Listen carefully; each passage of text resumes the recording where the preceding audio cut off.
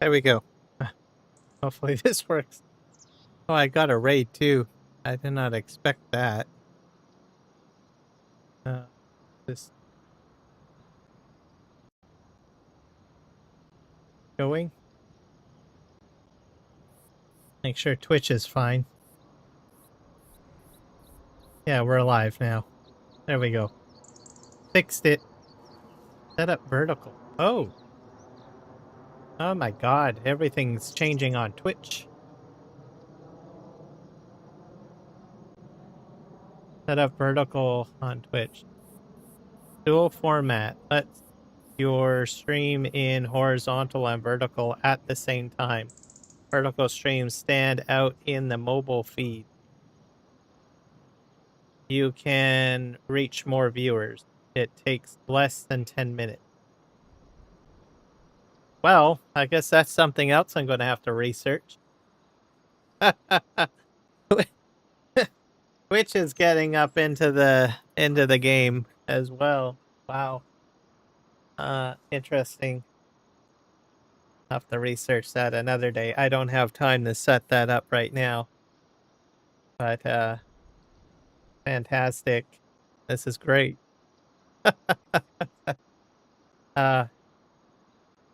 It's nice to see that Twitch is adding more tools and functionality to its live streamers. This is the second thing that I've seen so far this past week. Also, their AI clipping functionality, which I don't have yet, is coming as well. We're going to have vertical streaming. We're going to have voice commands for clipping. I think that's going to be a great option when I get that. Simply because I don't have to use my computer's resources to do the clipping. Saves me on resources on my computer because it gets directly shoved right into the Twitch studio or Stream Manager. So, fantastic. So, we're getting some amazing stuff coming for streamers. Same with me on YouTube, as always, doing well. Looks like Twitch and YouTube are lock in step together, which is kind of interesting. I'm not sure how well Kick's doing, but oh well. Go figure. Yeah, I'll have to learn how to set up vertical for Twitch. Apparently, it just popped up on my stream manager, so I don't know how that's going to get set up. I don't want to interfere with my current live stream at the moment, so I will figure that out another day. See what we can do. So this is great. This is just fantastic. Seeing all these extra little goodies coming my way. They never seem to stop surprising me. All right. We are going to head back into Farming Simulator here. Gonna go and headed and see if we can get the good old Premos going. Also, thank you, JBoy21616 for the raid on Twitch. I apologize. I just had an issue and I had to shut my Twitch stream down. So, go figure. I missed a step. But welcome in. I gotta fix my tracker here a little bit. It's a little bit off. But it's encouraging that I got a raid. Even though I always get raids at the worst time on Twitch. Because something goes wrong and then I shut down my live stream and then the raid doesn't happen. But I appreciate the sentiment, which is fantastic to see that we're getting raiding on Twitch. All right, let's calibrate. Also, we're getting vertical on Twitch, which I have to research. So that means cell phone users on Twitch will be able to see a vertical stream, I'm assuming. It was a nice surprise to see as a new setup option for me. So Looks like not only can I do vertical streams on YouTube, but I can do it on Twitch now. So all sorts of good stuff. Welcome in 45 Hawk. All right, let's go ahead and get our Premos going. I go get loaded up here with some straw. All right, he is back home where it belongs. Absolutely, I guess. That's a good thing, right? I take it you're happy with that. That Texas is getting more heat. That's good.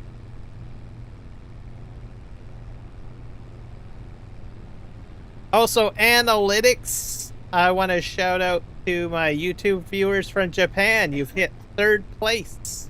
That's a first. I don't usually get Japanese viewers very often, so that's fantastic. That's on YouTube, so welcome aboard to all the Japanese people that are watching my live streams. 3rd place usually fluctuates. You've kicked the Germans down to 5th place. So, and then also it's neck and neck with the United States and Canada. I think you Canadians have to give you a good shout out because you guys have kicked ahead of the United States and pushed the US into 2nd place. I'm watching on my channel. India, you guys were strong for quite a while. Unfortunately, you jumped down the ranks quite a bit. But I'm imagining you guys will come back. You guys always come back. You've been 1st place a few times too. Kicked Canada and the US down the rankings for viewing on my channel. So it's great. I watch basically on my metrics where I'm getting my viewers from, which countries and stuff like that. So I find it interesting. 107 degrees high tomorrow. Wow. Yep. You're definitely in the kitchen today there, Michael. You're cooking up. Right, gonna go and turn around here. We're gonna get these pellets picked up. We're almost done. Doing a Friday stream because I didn't do a stream yesterday, because usually I do Western Australia on Thursdays. But I got distracted and I just thought, well, I'll just go and live stream Friday night. Dead. Texas is not a heat wave.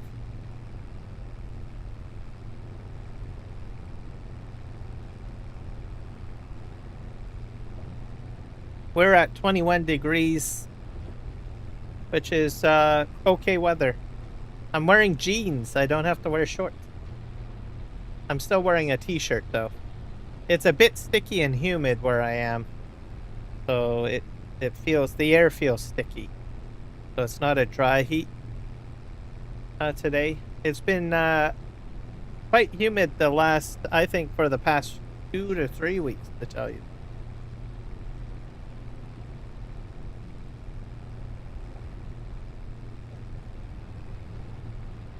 It's all good. Let's just swing around here. We're going to go right down the field here now that we're done the headland.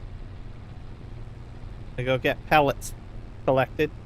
Also for people on YouTube, because I have polling, please answer the poll. Do you think we're getting bananas in the next expansion? I'm thinking that would be fantastic for Farming Simulator, bananas. Also custom modding. I think it's custom modding. No. Can't remember. Someone's making a map. I think. An interesting map. I gotta figure it out. I'll have to look it up. Anyways, there's all sorts of cool stuff coming down the road. The heat took a week and a half vacation to Canada. That's why it was so hot in Canada.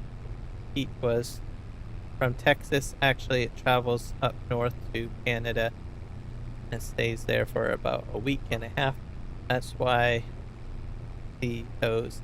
Yep, that's true. We see a lot of weather like that from time to time. All right, I gotta go ahead and unload my versatile tractor, my Premos. Have to kick out the pipe. Oh, the pipe's already out. Where's my tractor? Jump in here. Kick it out here. Gonna pick up my pellets. Gotta put in. Fill up the truck.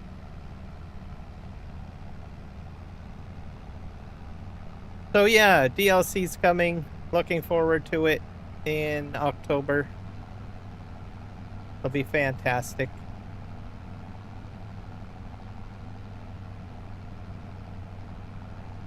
Go over here.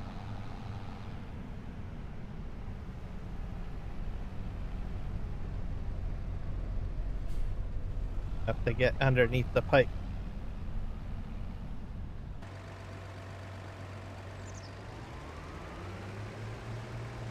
There.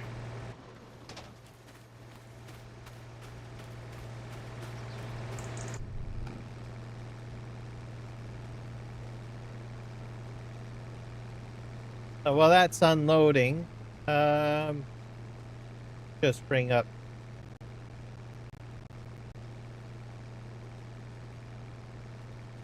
browser here.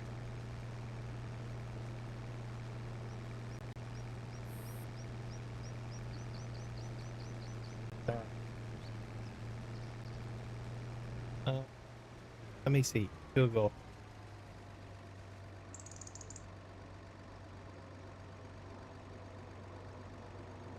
I forget the chat code. Who makes that? I forget.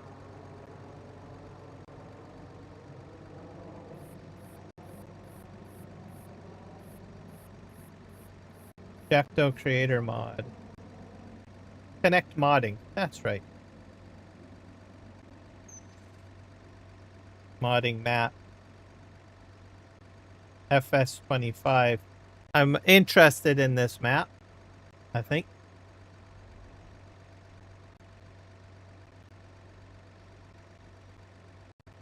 Can't remember which one it is. Mod network? I guess Google's not going to present me.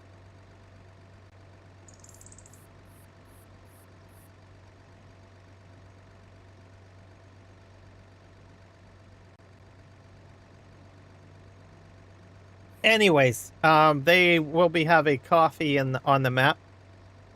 I can't remember what map it is.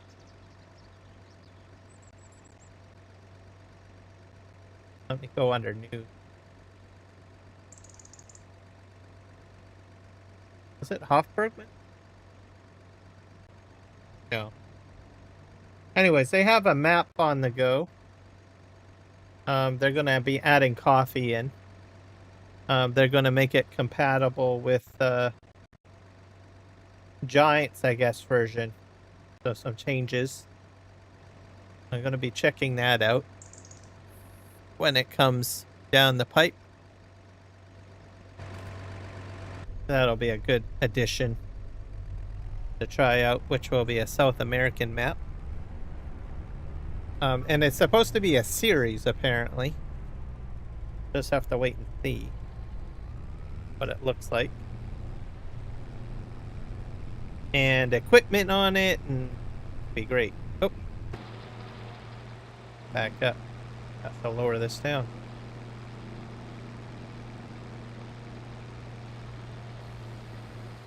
Go ahead and pick everything up.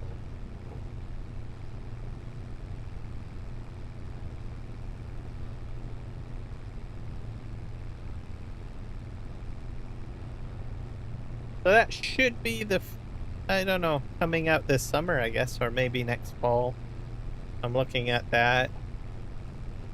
Yeah. That'll be great. I think it's a great time for a new map.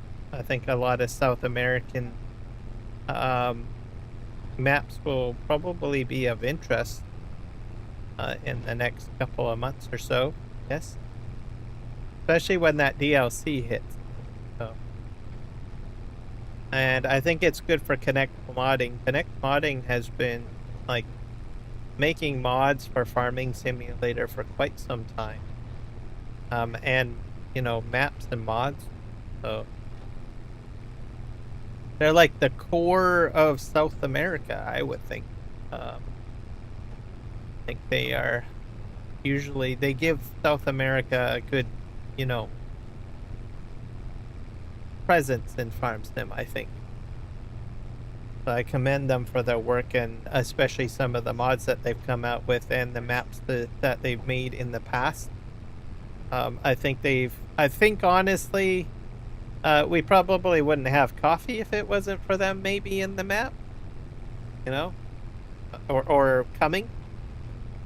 So I'm pretty sure other people have asked for coffee, but you know, someone that is you know, constantly, you know, building equipment and, you know, maps that are revolving around coffee in South America, I think it's a good thing.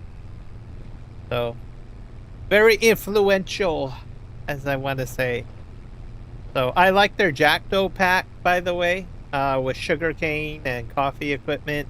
And they have that massive planter. I don't know of it. That allows you to do some pretty interesting things. It's huge. Like a tractor built into a planter. I can't really explain it, but it's there.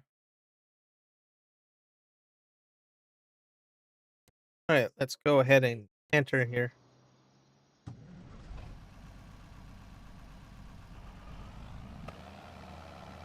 And tomorrow we're doing our test stream. I still want to do that. So more automation with the auto farm show, as I call it. So we will be doing that tomorrow. I think we'll be doing some planting and for grass. We're going to get into grass work, basically. Automating grass work tomorrow with Horseplay and Auto Drive. And probably finishing up slurry spreading, I guess. Do that. And we'll be, I'm going to be installing an older version of the pump system that I've been testing. Basically one that doesn't require putting water into the manure silo, just to see how it works. Unless there's an update to it, I don't know. Haven't looked yet. We'll look at that tomorrow. A lot of cool stuff coming for Farming Simulator. As for this map, I am able to cultivate with the disc harrows. I noticed that mod was released today, so I added that. There was also a liquid lime production or for sprayers. So I've got that added in too on this map. Should add some additional fun. The saying goes, oh, I gotta do that side. I gotta remember to do that.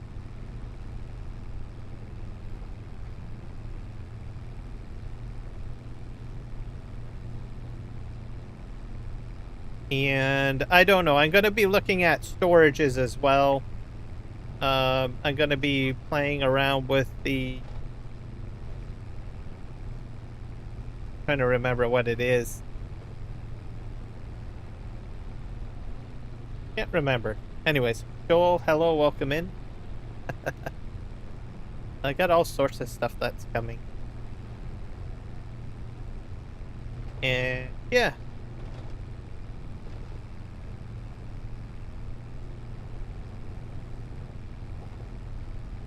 We're gonna make some pellets here. It's all set up.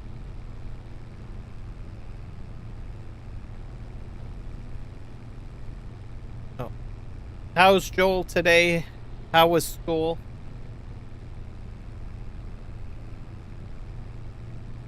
Hopefully it went well. Did you have to do a test today? Or anything?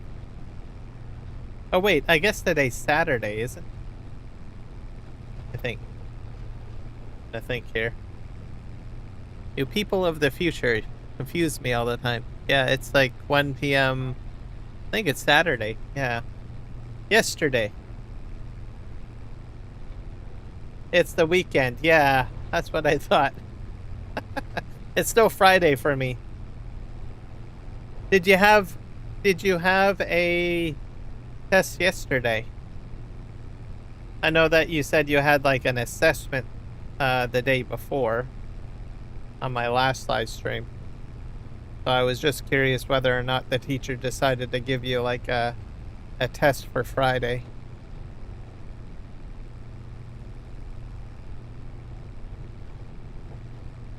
Alright, I'm gonna make it to the end here. Gonna need some water and molasses for these. Oh!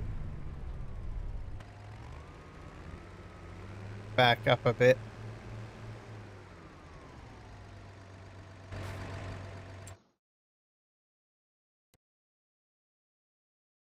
Oh.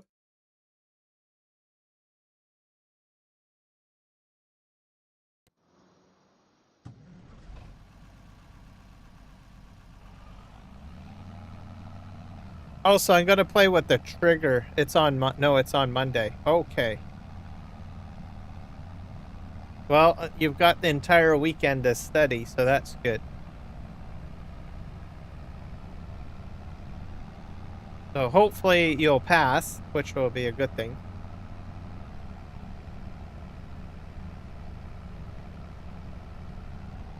I'm gonna play with the trigger point mod tomorrow a little bit. Because I think you're the one that told me to install it, I believe. I can't remember who told me to install it, but it might have been you. On Manitoba map. I'm gonna play with that tomorrow a little bit, because I noticed that I can use other trigger points. Just a little bit, not too much. I got other things that I want to try out. Okay, is this full? Yeah.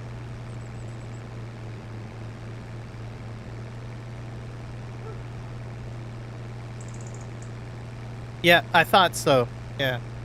See, when I was going through the triggers, what was it on a couple of days ago, I noticed that there was other triggers. So I'm going to try to play with them on my test map tomorrow when I live stream my test. Because I thought, well, there's some other triggers in there other than the house trigger. So I want to see exactly what I can do with the other ones. Probably won't take me very long to go through the triggers, but I thought about it. I think earlier today I was like, man, I think I want to know more about these the trigger mod. So I might play with that a bit tomorrow. And then ArgZ Gaming has a kind of a mod that allows you to convert a building into a storage, like kind of similar to the trigger mod. I'm going to probably install that too. Play with that because it's kind of related to the trigger mod. Because he has a mod that allows you to convert an existing building into a storage. So I'll try installing that and playing with that again. And see what happens. They're both related, so I figure I might as well test them both out. See? That way I'm not just doing complete automation all the time. And then, of course, I'm downgrading my the pipe system that I was playing with. I'm going to be installing an older version release of it to get the water out of it. So because I had to do the water, remember? And I found that it wasn't working properly. So I'm going to do that tomorrow on my test stream just to figure things out. I got all sorts of stuff planned. It'll be great.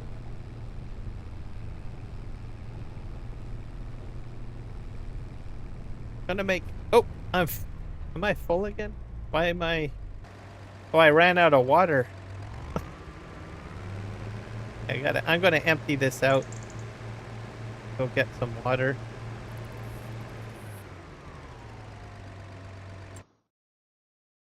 This. I better get some molasses as well.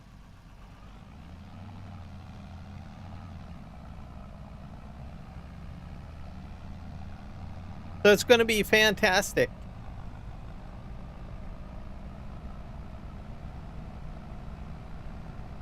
Make this down to the end here.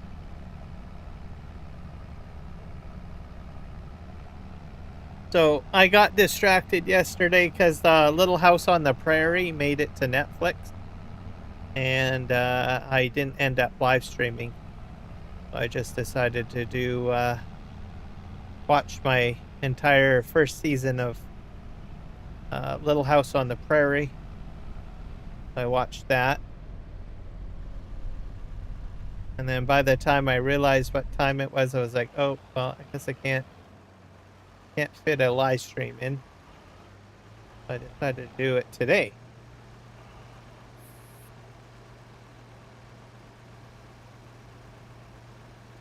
Turn that off.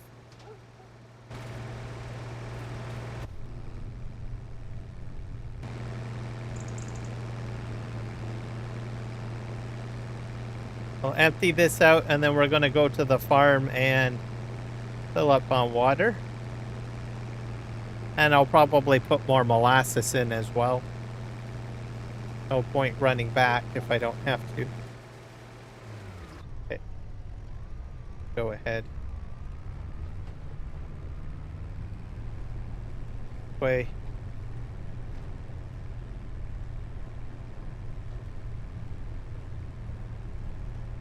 Also, Joel, how am I sounding? Am I sounding okay?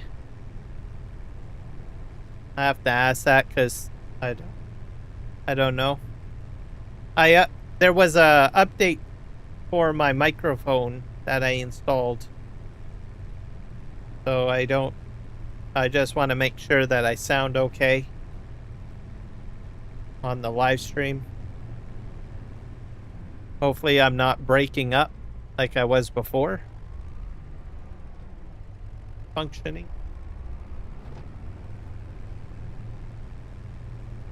I had a lot of updates. Okay, perfect. Yeah. I think it's because I was out of date too. A lot of the stuff that I have installed doesn't tell me if I need an update anymore. I had to update a lot of things. I had to update Windows, I had to update Atom, I had to update OBS, and I had to update my microphone. So there used to be a time where I would be told that I need an update, but these days, not so much. They want to make it a mystery or secret. But if I'm sounding great, that's good.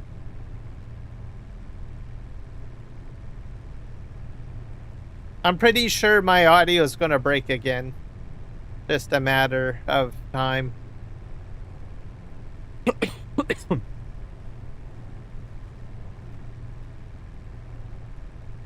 We're going to go fill up with water here. And molasses. And then hopefully I'll have enough money for a planter. A big planter. Will be good.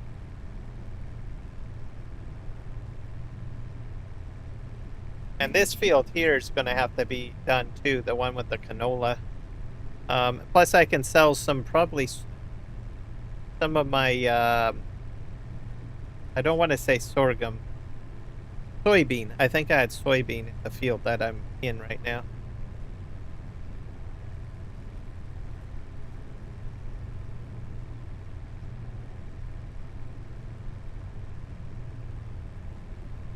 But we're doing great. Good, good.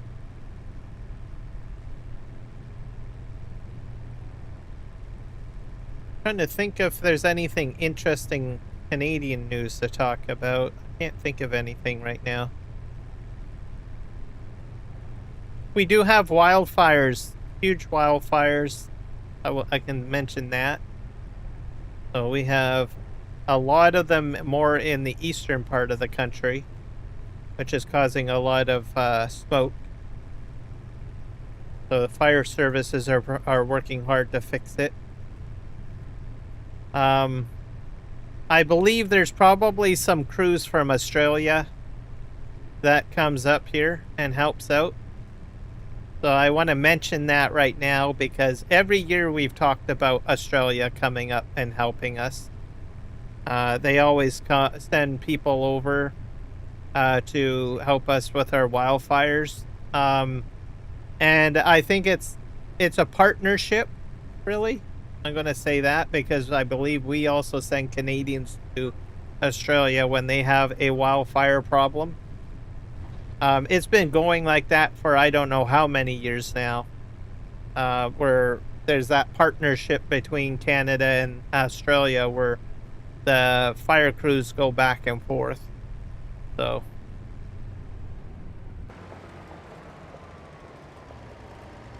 I want to thank any Australians that are actually coming to Canada to help out. You guys are fantastic. Yep, you're from Australia. Yeah, your guys come here. Your guys come to Canada, and you're firefighters, I mean. And they help out. They help put out fires and stuff like that in Canada whenever it gets a little crazy. And it makes the difference, to tell you the truth. And I appreciate it. I think I drove up to this the wrong way. And then, like I said, it's a partnership. So we actually send Canadians also to Australia to help out. We usually send planes and manpower, so it's a good thing. I like it.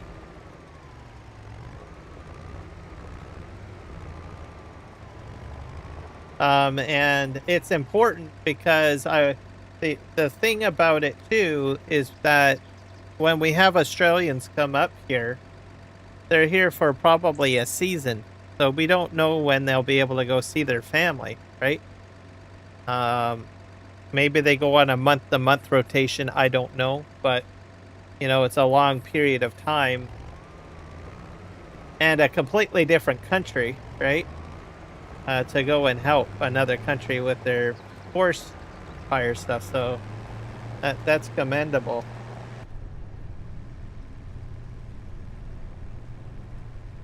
So that's why I say Australians rock.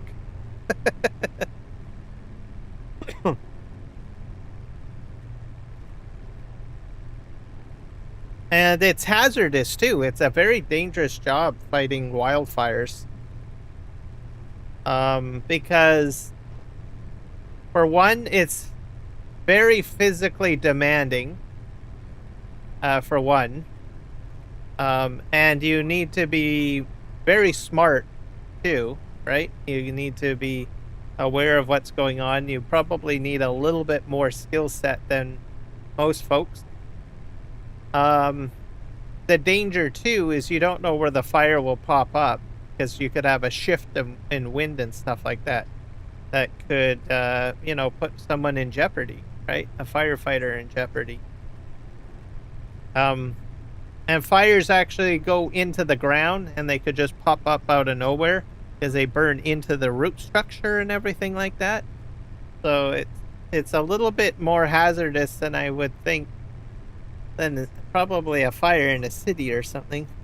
Not to say that both of them don't have dangers, but... Hello, Jody Beard. Welcome in. They are really bad. Yes, they are.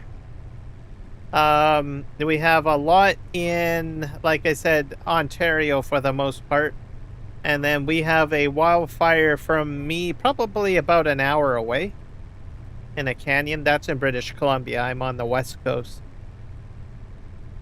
So, yeah, it's kind of gnarly. We are not, where I live right now, I'm not getting a lot of smoke, but I can smell it in the air. So I'm kind of monitoring that. The ones that you see on the news, no. That's on the other side of the country. But we do have only one fire that's really close by. That is a concern. But we're not getting like black or red smoke. We're not getting that. But you can smell it in the air where I live. So it's close, but I don't have to worry about like packing my bags and leaving.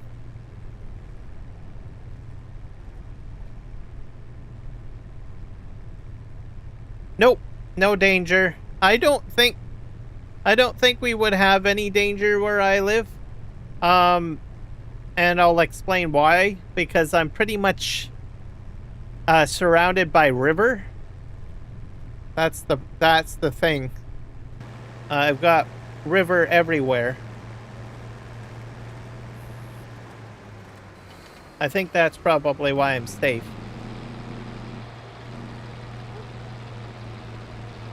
Well, most of it is thunder and lightning. So we've been getting, well, pretty much that's the major cause for the most part. Sometimes it's a human that causes it, but most of the time it's lightning strikes. They hit the trees and then it just starts, you know, starts on fire. You can get lightning without, we call it dry lightning, which is essentially lightning strikes when there's no rain. So we get that sometimes in Canada. So it'll hit, you know, dead trees or dry timber or, you know, dry conditions for trees, and then they'll just set them ablaze. The other thing is wind. We get a lot, in some parts of the country, there's a lot of wind. So with the both of that, that's what usually causes it the most.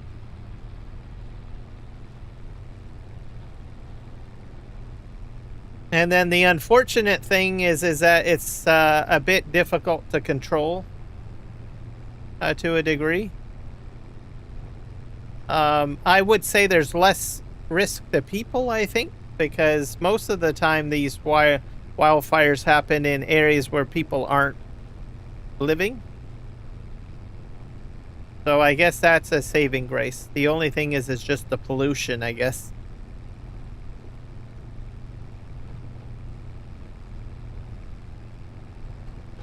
But I do know that Manitoba, Saskatchewan, and Ontario, they have gotten some pretty wild storms. So like tornadoes. And usually with tornadoes you get, you can get lightning as well. So you put all that together and you just got basically the right recipe for a wildfire.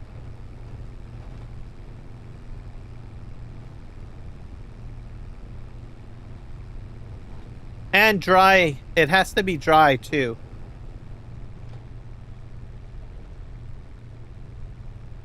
Nope, it's not. It's not the worst. I think 3 years ago we had the worst.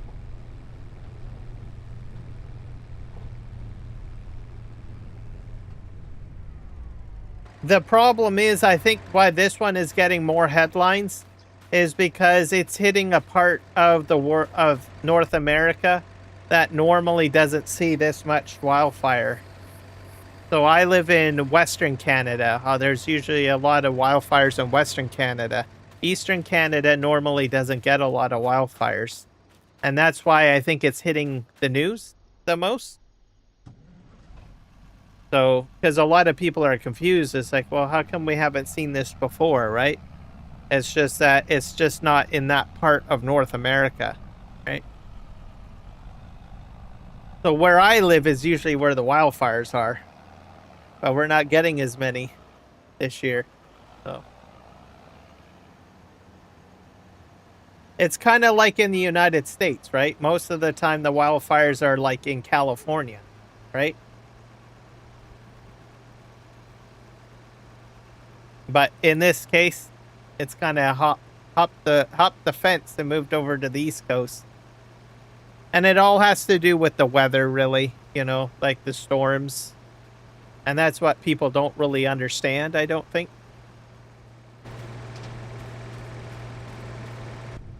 But I had an entire summer full of red and black skies. I've had that here on the West Coast.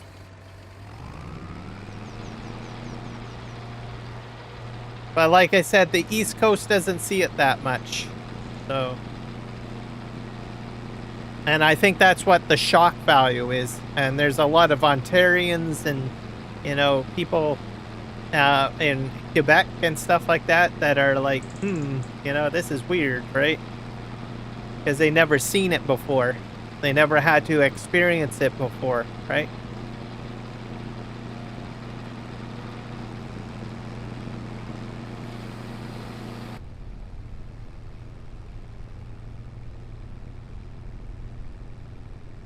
But some of these wildfires, they go on all year long, right? And then they go into one year into another year. And that goes back to my discussion about Australia. So, and how we're partnered up with Australia. So Australia has massive wildfires as well. So during their summer, Canadian crews will go to Australia and help Australians fight wildfires in Australia, right? During their summer, which is our winter time. And then eventually their fire season ends. And then our fire season in Canada starts up. So then the crews from Australia will come to Canada and help us out with putting out fires. And that's sort of how the partnership goes. So that's why I say it's really a partnership. We do get also firefighter services from other parts of the world too. I think the Germans have sent people, British have sent people, Americans have been up here too. We've had Americans have come up and help with their crews, usually from California, because California deals with a lot of the wildfire stuff a lot too, right? So they have the most experience. So we'll get a lot of people from California, maybe even Texas, I think. And then, of course, we send crews down into California. Like, I think when Los Angeles was was getting hit with fires there. That was a wildfire too, by the way. We sent Canadian planes to help put the fires out. So it's a big industry. People don't understand that, right? There's all sorts of partnerships going on. So you could be like a wildfire firefighter all year long. And sometimes it's all camp jobs. So what they do is they start fighting fires in one country, and once the season is done, they get on a plane and they go to another country and they start fighting fires. And it's a constant rotation, right? They keep on going to all these different places, these different countries, and just fighting dangerous wildfires, pretty much.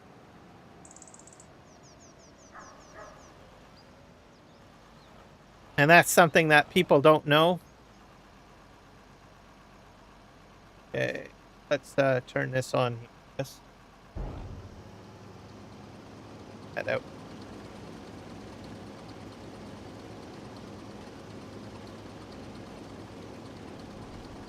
So hopefully you've learned something about wildfires and everything else that's going on in the background that most people don't know about. So if you see a firefighter, right, wherever you are, whether you're in the United States, Australia, or Canada, or Germany, Britain, Spain, Greece, there's a lot of great teams in Spain and Greece, by the way. They constantly fighting fires during the summer. Just thank them for what they're doing because they could be saving your home. They could be saving your life without you even knowing about it.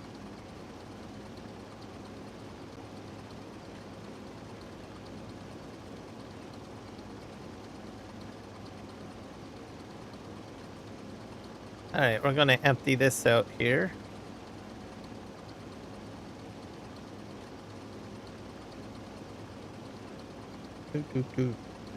Uptown girl.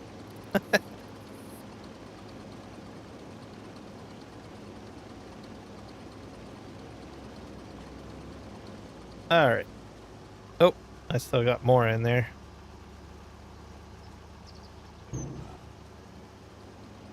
Man, that's full.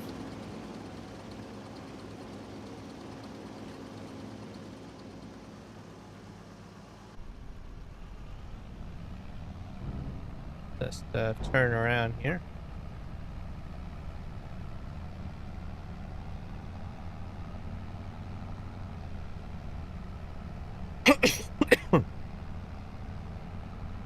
So I guess that's the biggest news for Canada.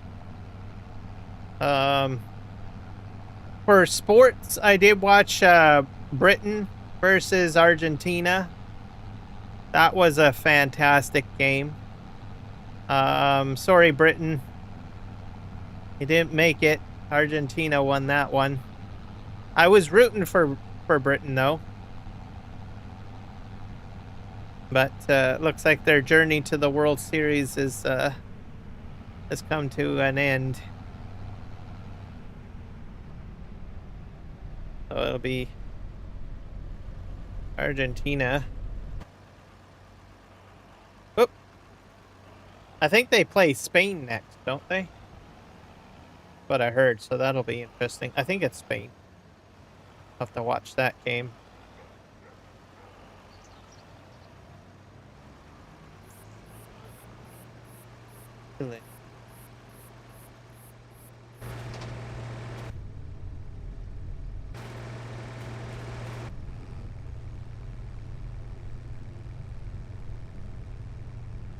Scoop my camera over here.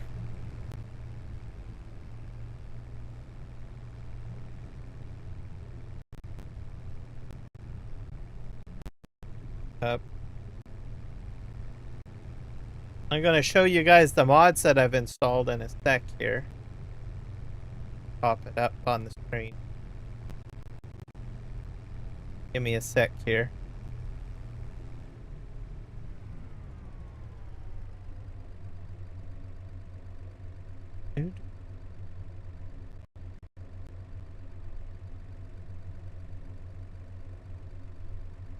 Okay, let me get the browser up. Go to the mod hub, I guess. Blow that up.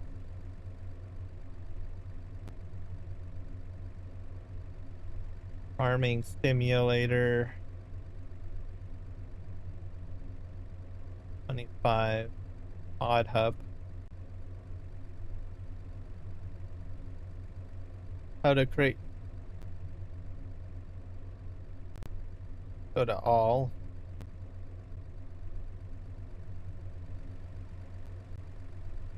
Farmland border display. Interesting. See. Create it. This is what I've installed. I've got this installed on the map. This Caros can now apply the mulch field state when working on stubble. This simulates the light chopping and mixing of crop residues during shallow tillage. This allows you to gain the 2.5% mulching yield bonus without using a separate mulcher pass for crops, where this method remains realistic. The effect is not applied to high residue crops such as corn, sunflowers, cotton, and sorghum.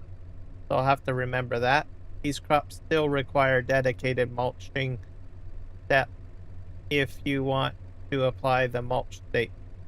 So I've got that installed, so grain crops I can easily use it, which I do have a lot of grain crops going on. So I've got this mod installed on this map and probably other maps that I will be playing. I have installed, reduce organic fertilizer usage. Use manure, slurry, and digestate without running back to refill after every few passes. This mod lowers how much organic fertilizer your fields need, so animal byproducts finally become practical and worthwhile to spread. Precision farming is fully supported, and multiplayer works too. This is a PC and Mac mod, by the way. I need to make sure I say that. Out of the box, it uses just 40% of the normal amount, roughly 2.5 times less material. Organic fertilizer usage can be set in the XML file created in your mod settings directory anywhere in the 0.01 to 1.0 range. So I'm using that as well. And I'll probably put this on other maps as well, like Manitoba. And I'll probably install it in tomorrow's live stream too, because I'm doing some slurry spreading. What else did I install? I think there was like a liquid lime mod.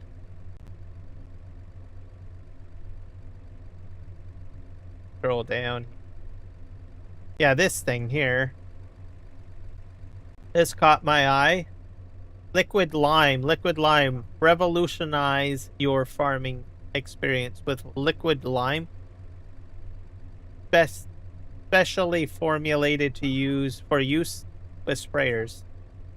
Helpers auto buy works when liquid lime is selected for last used fill type. If an empty multi-product sprayer, default to fertilizer, load liquid lime once before starting the helper. Key features: liquid lime fill type, add liquid lime to the game as a new material compatible with sprayers.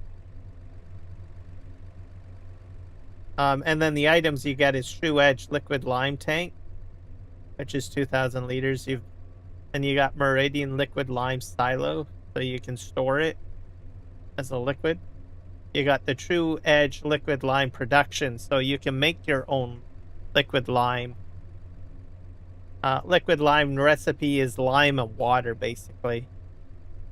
So if you have a way to turn your rocks into lime, you can then take that lime and put it into the other production to make liquid lime.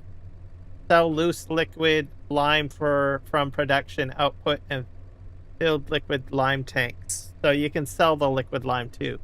Liquid lime provides a practical and efficient solution for soil treatment, aiming to replace the characteristics of real liquid lime as closely as possible. Please report any issues you may have here. So there is a GitHub. You can follow it on GitHub, I guess. Let me grab that.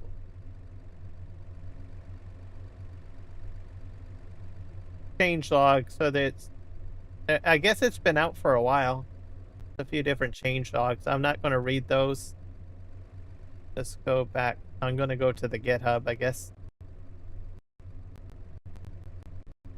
All right.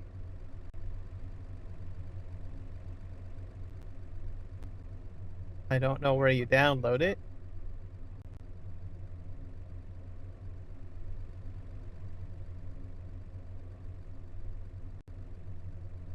Oh, here we go. It's been out since, I guess, January. That's the latest one. I think the one on the mod hub is the newest. But if you want to follow the GitHub, you can. I'm going to put this into the comments.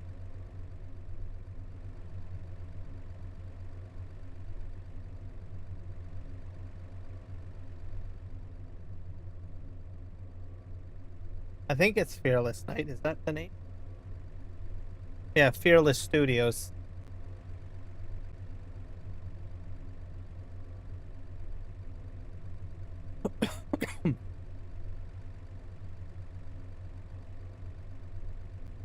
There you go.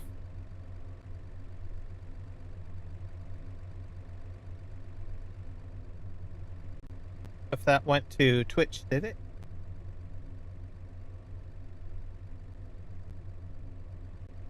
Nope, not there. Let me dump it in Twitch.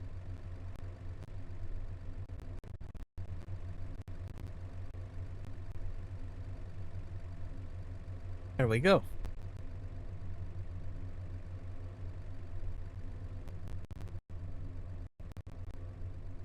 All right. Let's minimize this.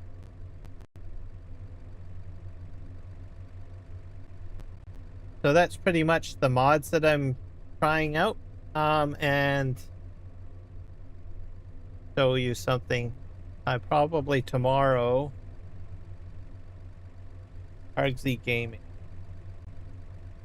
I think he's got it up here. I can't remember. He's got a few on here. Actually, he's got a lot. Oh, wow. Some of them might be from 22, though. I'm not sure.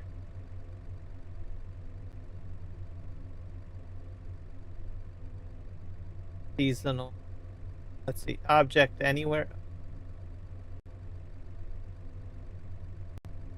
Just go in. I'll click on Argsy Gaming. So he's got seasonal milk, seasonal wool. I probably would like to look at those down the road. But this is what I want to look at tomorrow. I think this is available in 25. Yeah, it is. So do you wish you could use any shed for bale and pallet storage without the hassle of having to stack annually? If you answered yes, then the anywhere object storage is a tool for you, designed to be placed within a wild variety of base game and modded sheds. So I might look at this a bit tomorrow as well, which I think would be great. That's the base game shed right there. And that's how you use it. You can take that shed and make it into storage. Another example. I played with this in 22, so I'm a little bit familiar with it.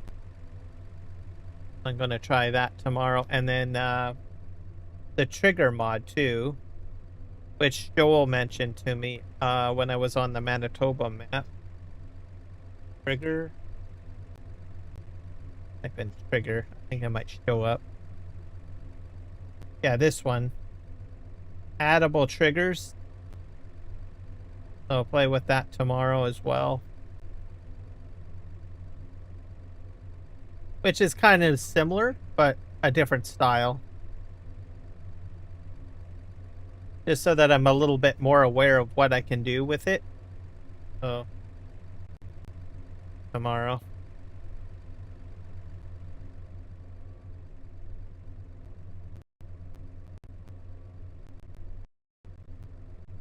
There's something else I'm going to try to find too. Google. What is it called again?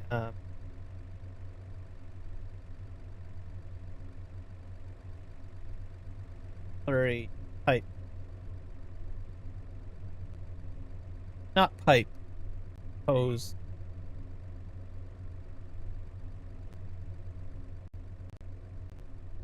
Go to the GitHub. Is it the itchy? Can't remember if is it Oscar's.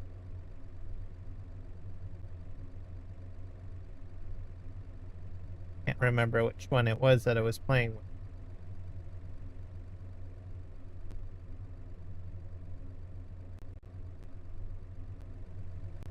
Yeah, I think it was this one.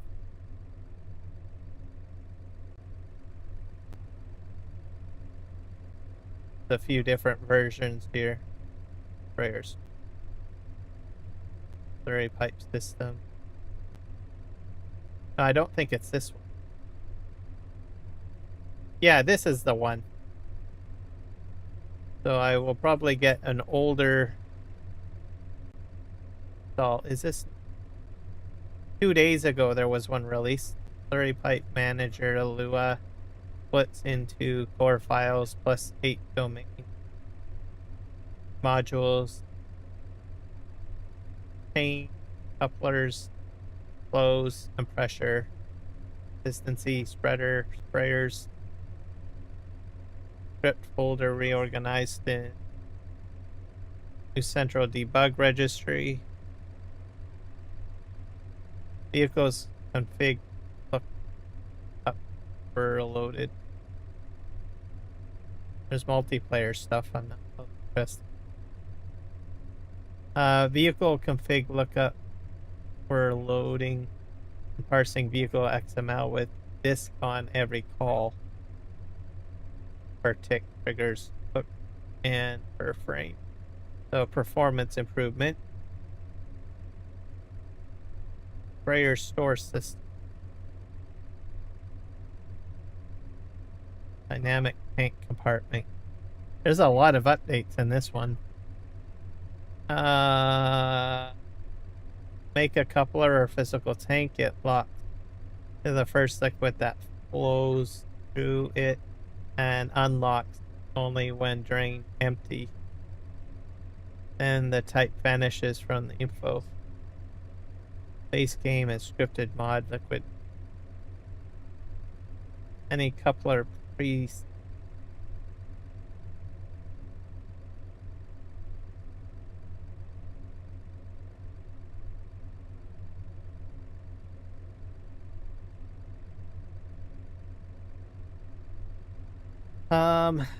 Interesting.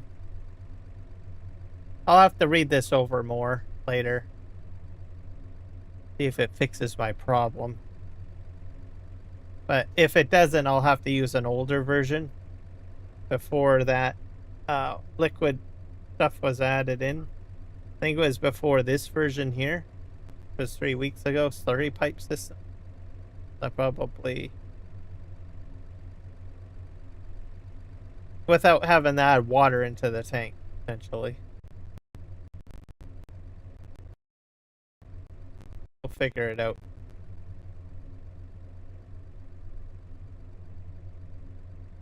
Load that out. Anyways, a different version will be in. And I need to...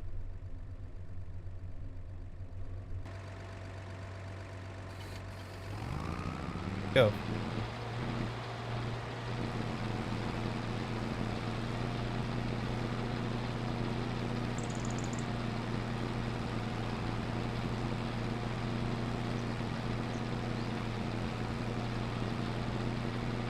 Okay. So I've got only a few more rows on this side, then I have to jump over there. Grab those. We're doing fairly well. How long have I been streaming for? About an hour.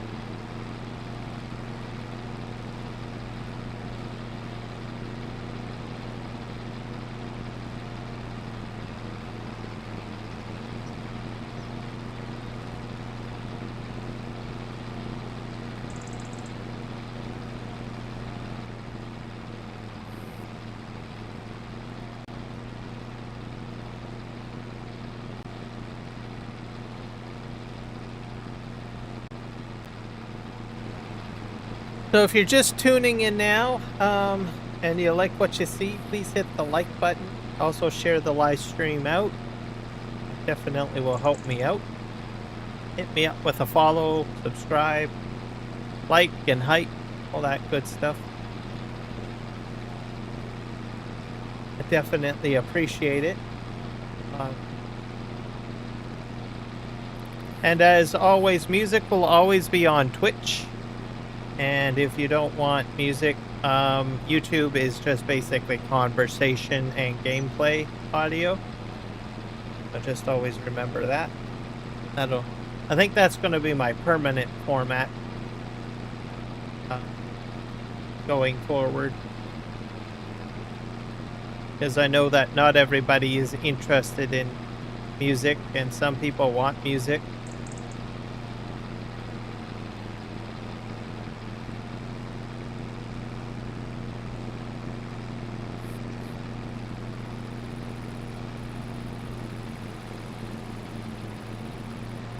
Go down the road here.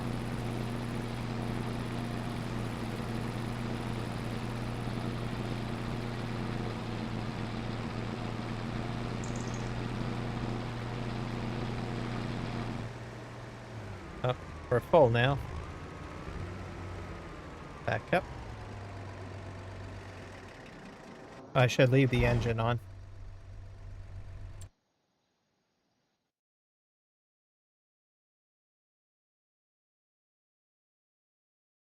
Say hi. Hi.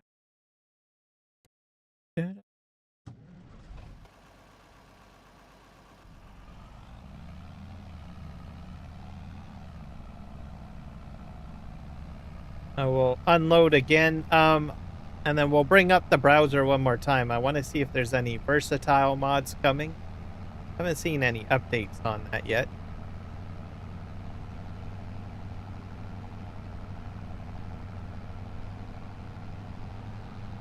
To be a bit patient, I guess. Oh, I probably can go Connect Custom Modding, I think, is making that. Or is it Connect Modding? Get those two mixed up. I'll have to see if it's on the Patreon. Might be.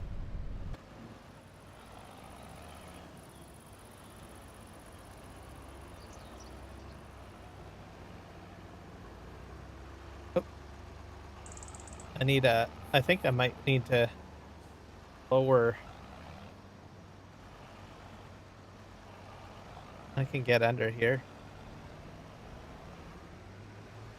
Let's empty that out. Let's jump back to the browser.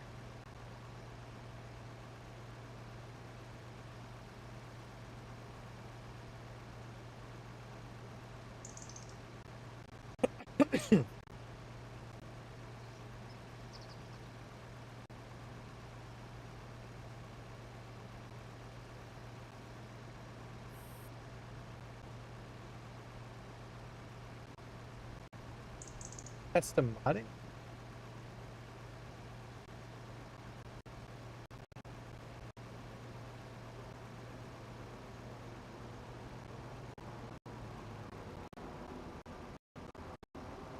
Yeah, this one, June 20th.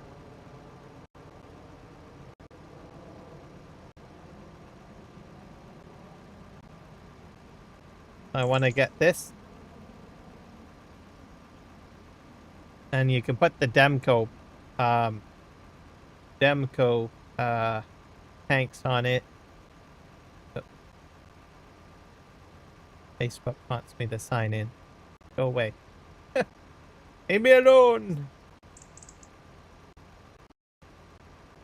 I think it might be on their Patreon.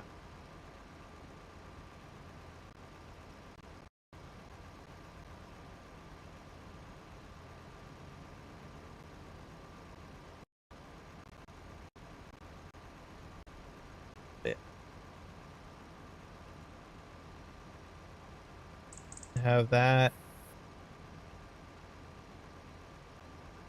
Release PC full 4K. I don't know what that is. Blandall. I think we saw some news on that. Then we got the Case IH, which we've seen some news on that. Or what's being built. Yeah. So wait till this comes out.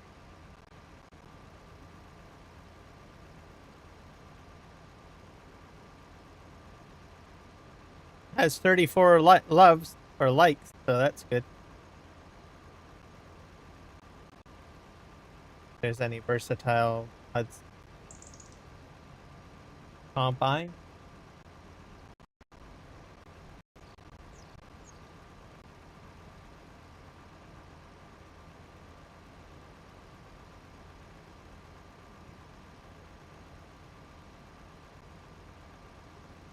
Exoblode.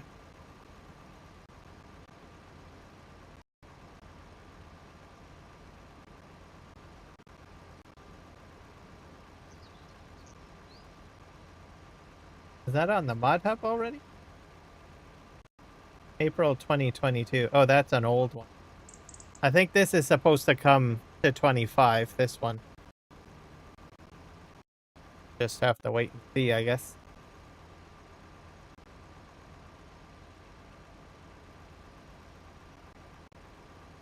But that's pretty much it for versatile mods.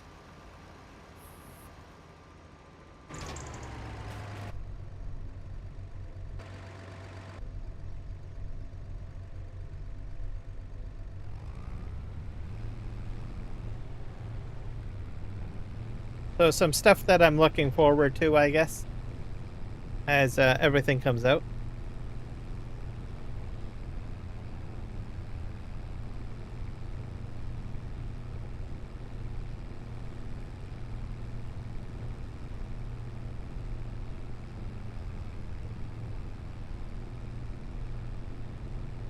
Good. People are crazy. All right. Got only a few more rows to do.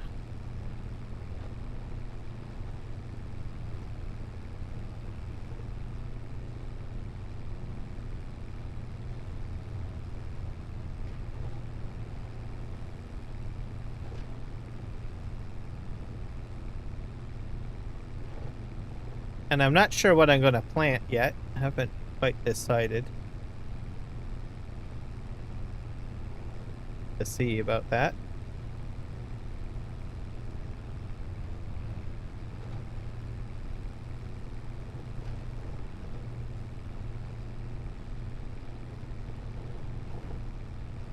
I'm feeling the band.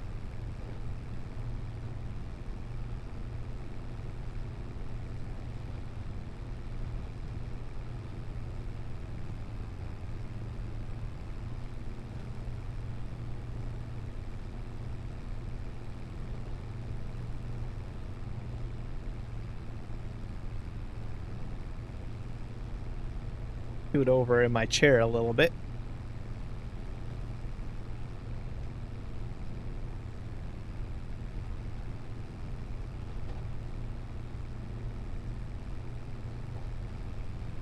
I can't remember if I bought like some planting equipment yet. Yeah. Let's take a look.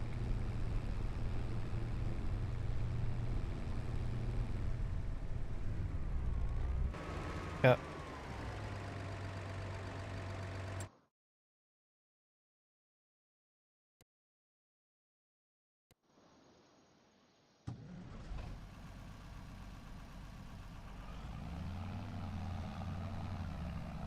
All right, let's mosey on down here.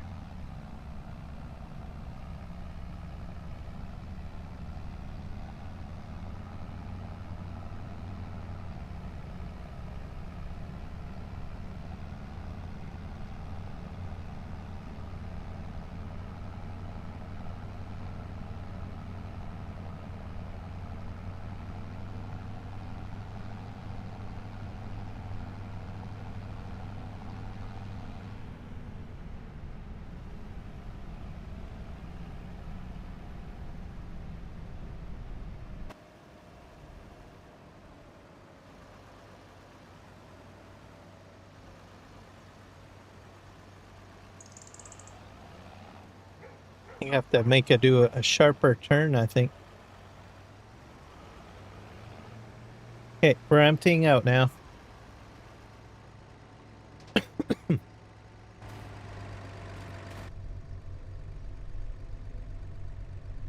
Is that full already?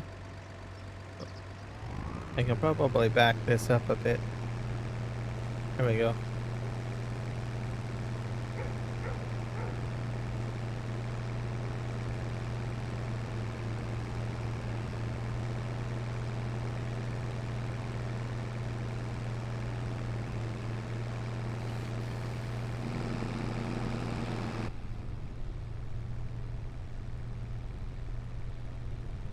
So neat.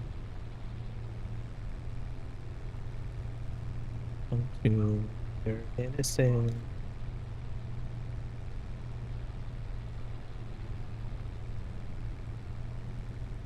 All right, off we go.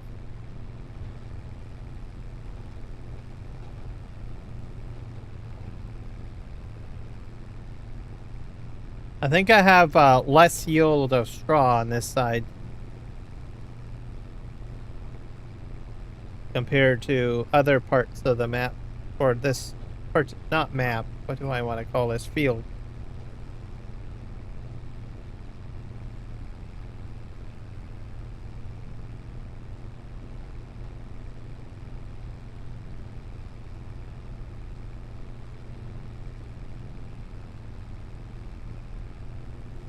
This is a manual compared to an automatic. I didn't think I would like this one because I thought that it would be a bit janky where it's trying to shift gears, but I think it's smooth.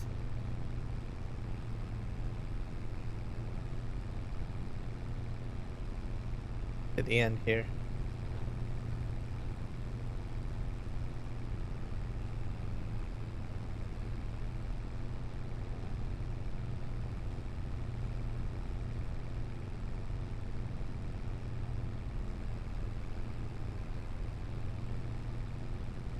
I think I might have to buy some more tractors for feeding, I think. See.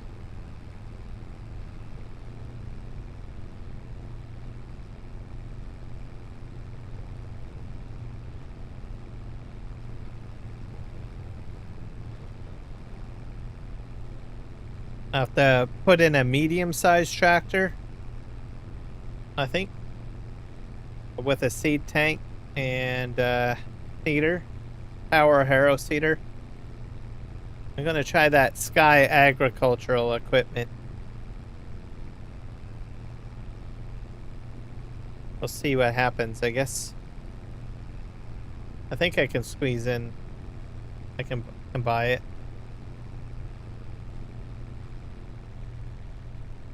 At 98%.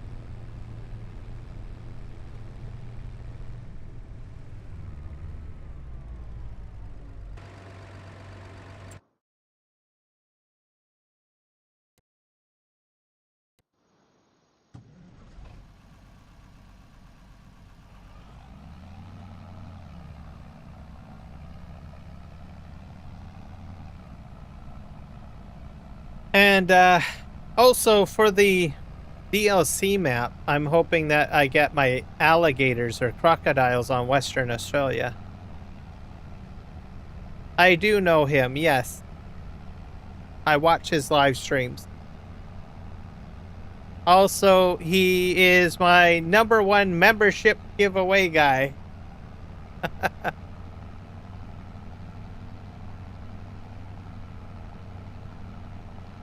So I wouldn't have as many members as I do now if it wasn't for him. He's a very generous guy.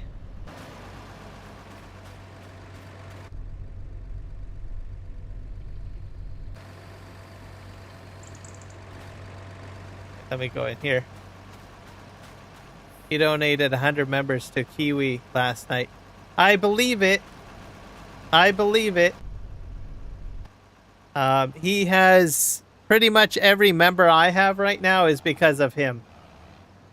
So if you ever visit his live stream, you have to thank him for donating, I guess, not only to me, but he has also donated, I guess, to Kiwi. So I say, thank him, thank him, thank him. Everybody's got to go to his stream. I did not know about the 100. Wow. Okay. I'm sharing his channel out for everyone. Because that's crazy. Let me... Gotta get his channel. I'm gonna bring it up. Here, the Crazy Viking. I've got it in here somewhere. There it is.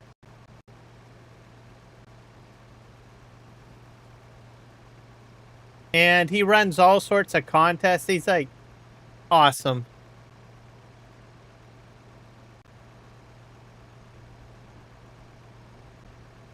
He is incredibly generous.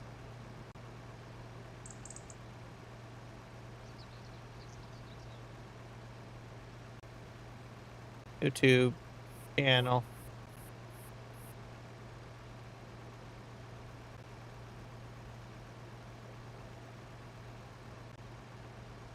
Copy that.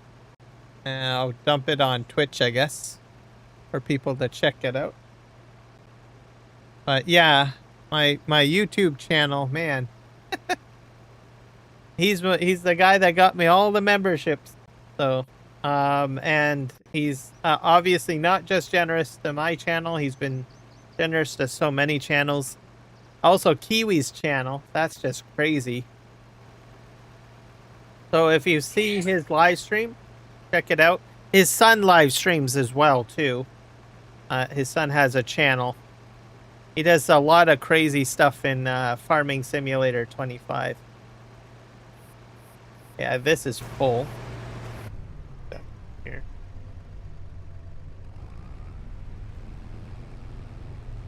And I think he's on vacation right now, if I'm not mistaken. But he'll be back. He went to Legoland. He's just a great guy. That's all I can say. I have no words to explain how generous he is. Also, if you need like anything, like if you need like a copy of Farming Simulator or the DLCs, or you need a, I don't know, steering wheel or joysticks, he is a partner with Giants and he's a partner with Thrustmaster. So during his live streams, he gives equipment giveaways. And in some cases, he will give money away too. So if a person doesn't play a game or is interested in Farm Sim, he has matched the prize value. So like, I don't know, Thrustmaster steering column, right? With the pedals and everything like that. Someone doesn't want that, they can take, sometimes he'll match the cash prize. So that's pretty cool.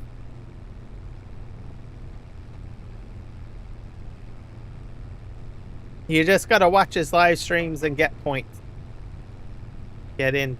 Yeah, usually he raffles it off to the top 10 point gatherer. And if you watch the live stream, you get points, basically. If you watch his content and everything. You can gamble the points away, too, by doing a heist. I've done that.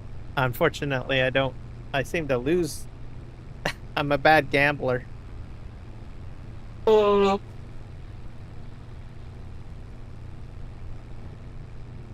check it out. Say.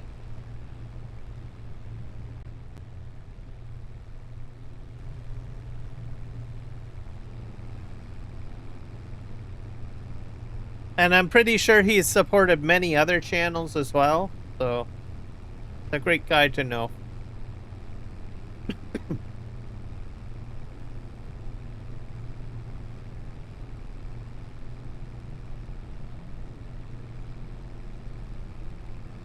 Make it to the end here.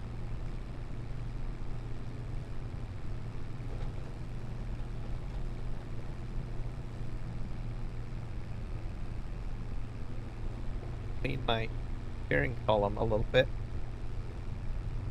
I'm almost full.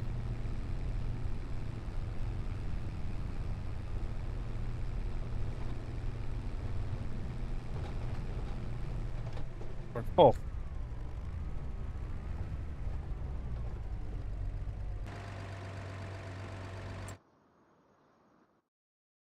I think I gotta empty out this other tractor. I'll probably take him to the truck, I guess. Yeah. We're at 70%, so I'll go empty this out.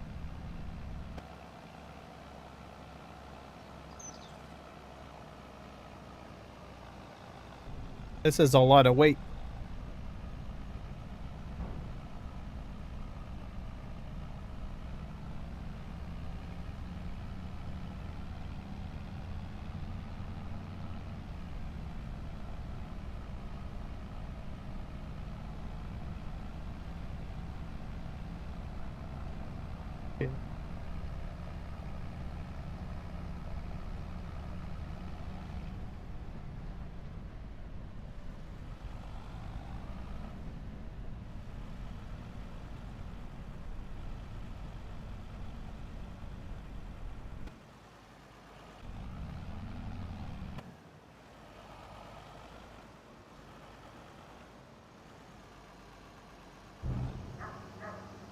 Push that out. Oh, dang. Some of it's going on to the... That's not good. I'm gonna need a front end loader.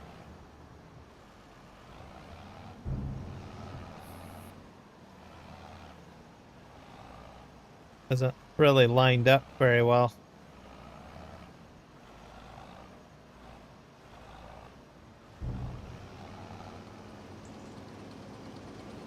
There we go. I don't know how much product I just dumped.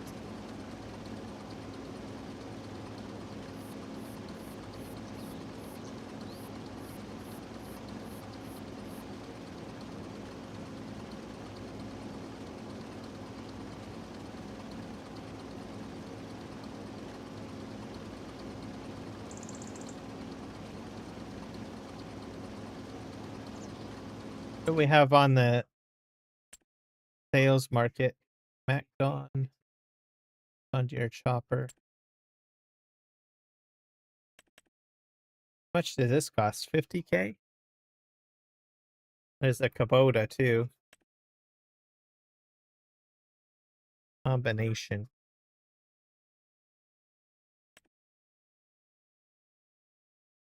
Does that hold 1,000? A lot.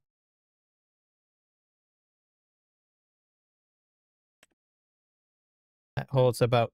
Can I put other stuff in there? What about pellets? Maybe I should get the ruby. The ruby might be a good one.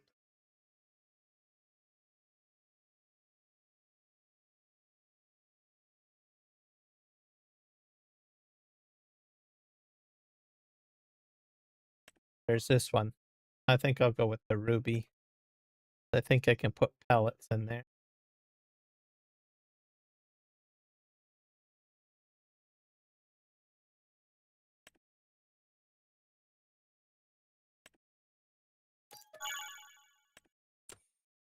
We'll buy the Kubota.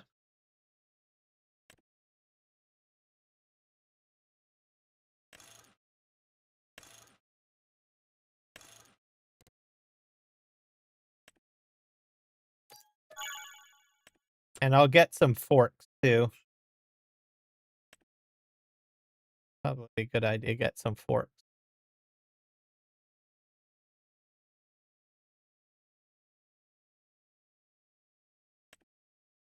This would be my fork.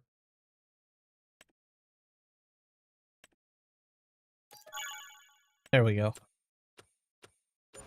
And then I'll clean this up later. Probably when I move the truck.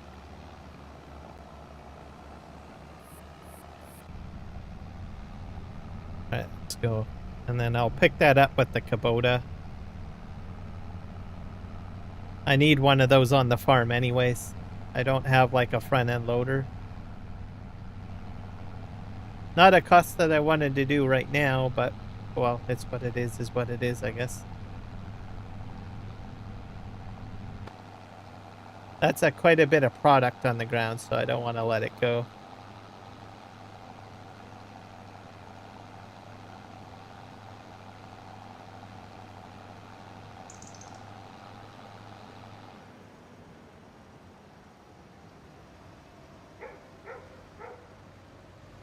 So.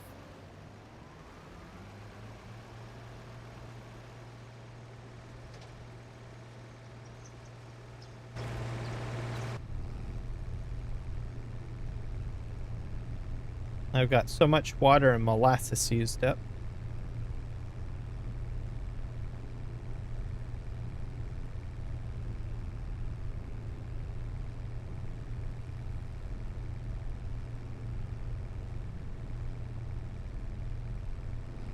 Turn that on.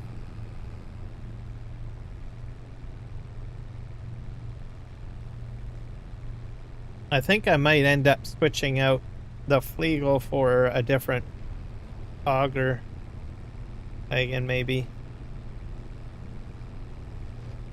Because I have a feeling I'm going to make more mistakes like that.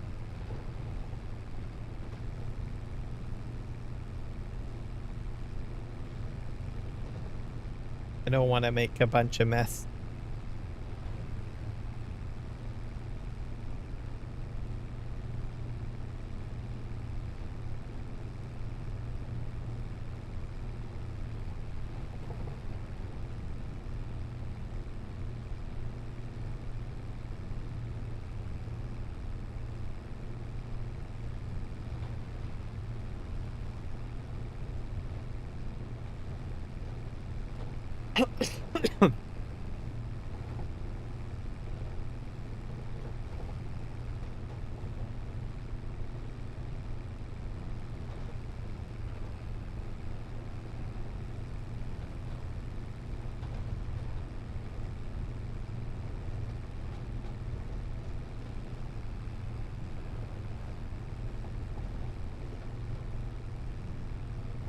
I got Rib Fest coming up, not this weekend, but the next weekend.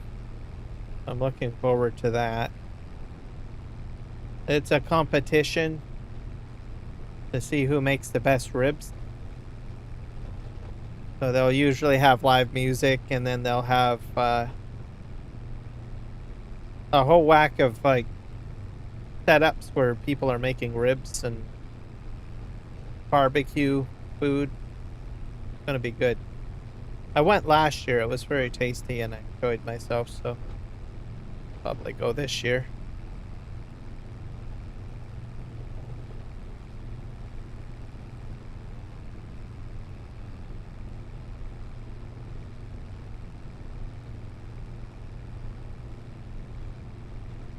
$87%.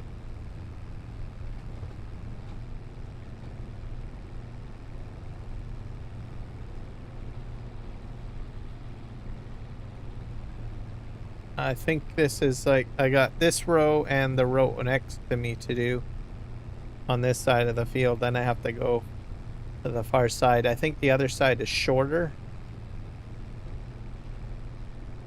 A bit shorter, I hope. To stop. Yep.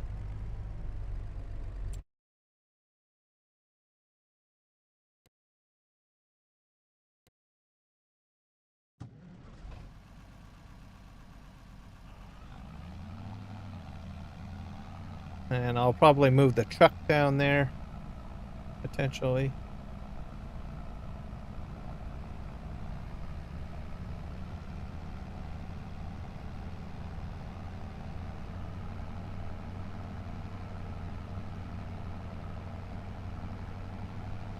Let's make it to the end here and we'll unload. Or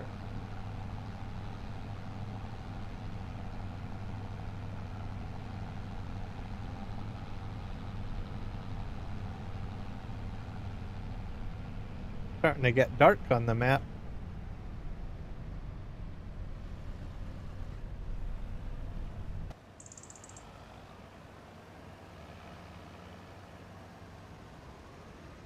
There we go.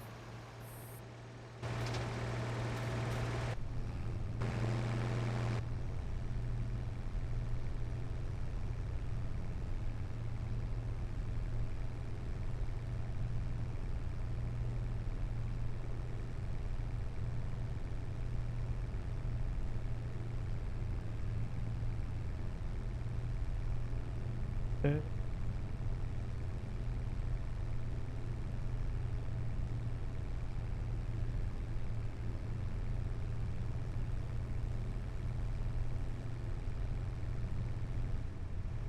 Okay, off we go.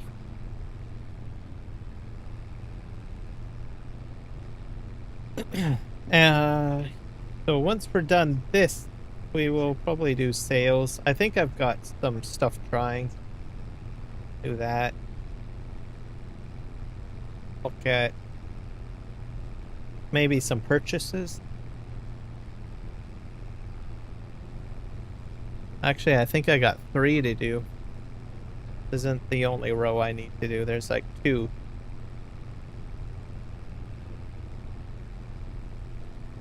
Oh. I'm probably going to get like this truckload filled, and then I'll have one more truckload, I think. Maybe. Of pellets.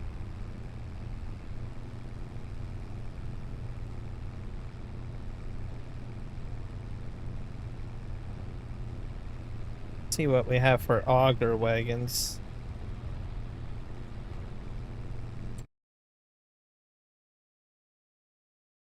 I think I need to change it up. How much does 95? These things are a bit big. These hold 140, 11, or 43. Not sure how much the one I have right now has.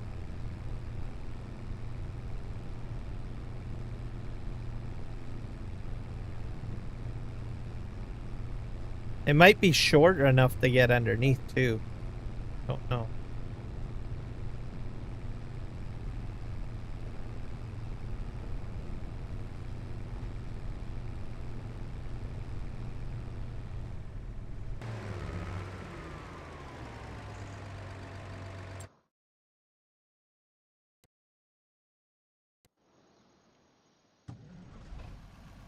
At about 18,000 right now. So maybe the other auger might hold more.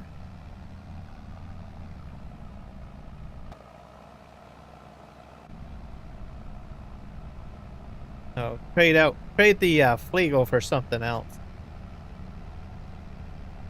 So that I don't make the mistake of dumping on the ground.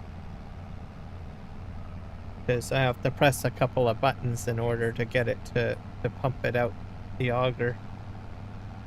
Unlike other auger wagons that you just put the pipe out and it'll dispense it.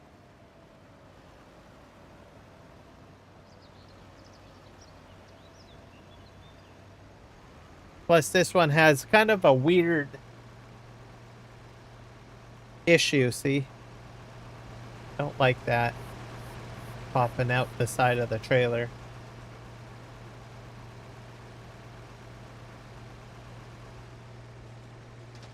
This is up to, I think this holds about maybe 45,000 meters. Guess we'll find out once it's full.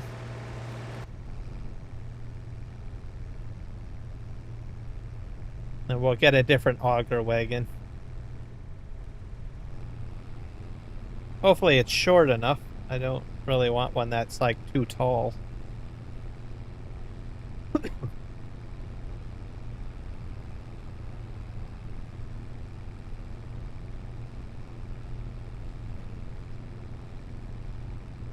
But we'll just have to see, I guess, right?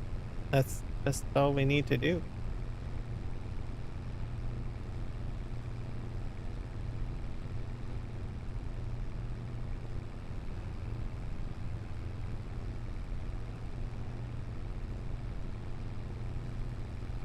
Get to the end here. Sail away.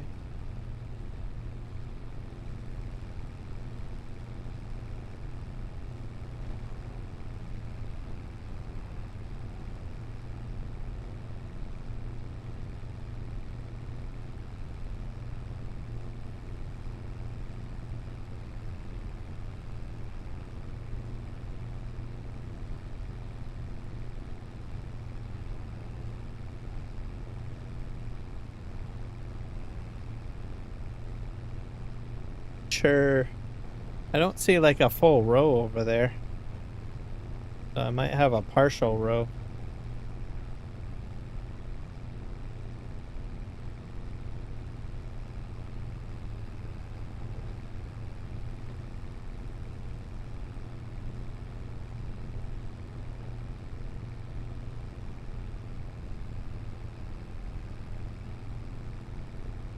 I think oh yeah, it was probably a headland. Yes, maybe that's why there's a little bit over there. Sure.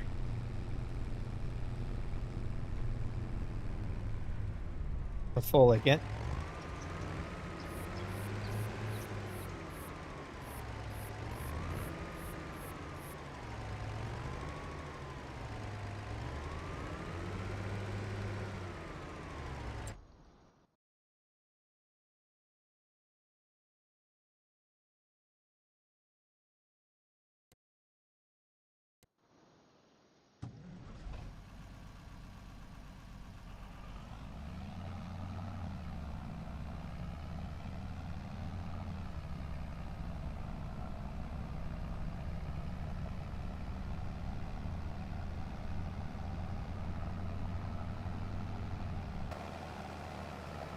Yep.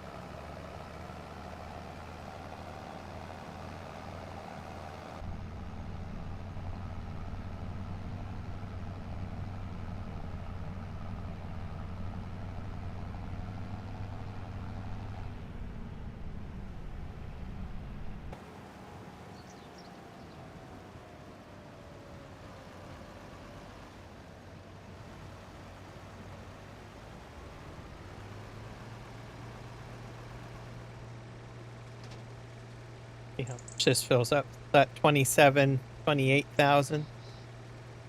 Gonna keep on climbing. 29,000. 30,000. 31,000. 32,000. 33,000. This keeps on going up, up, up, up, up. So I think this is probably maybe a 45,000 capacity. At 36 right now. Let's see. So hopefully I can find something equivalent that's not too large. Let's see. Oh. Am I picking up? Yeah, I am. I'm gonna have to turn my lights on.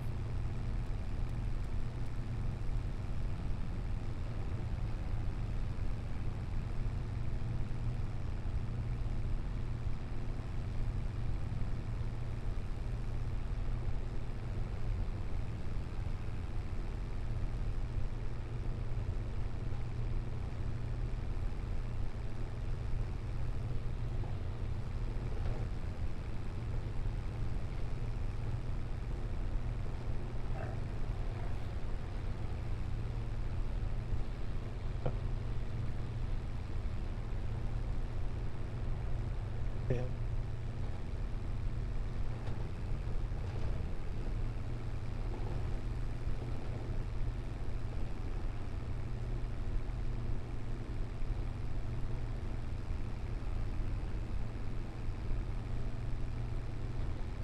So hopefully we'll get crocodiles on this map. I don't know if I will or not. I guess we'll have to see. Because they'll be available when the next DLC comes out, the major one, with the map.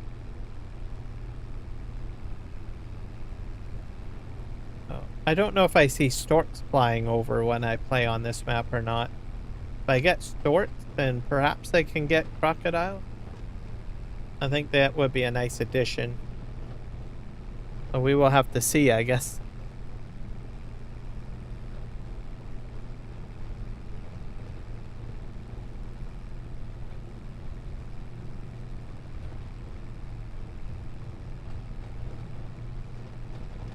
And then hopefully maybe if they do another year, another season's pass, like a season pass free, which I would personally encourage, maybe get an Australian map next year or a New Zealand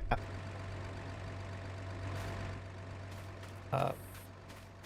I would be big on supporting that.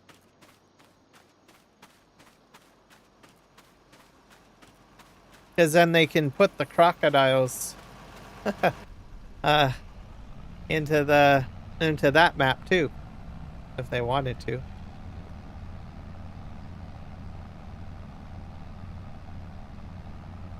So we'll have to see.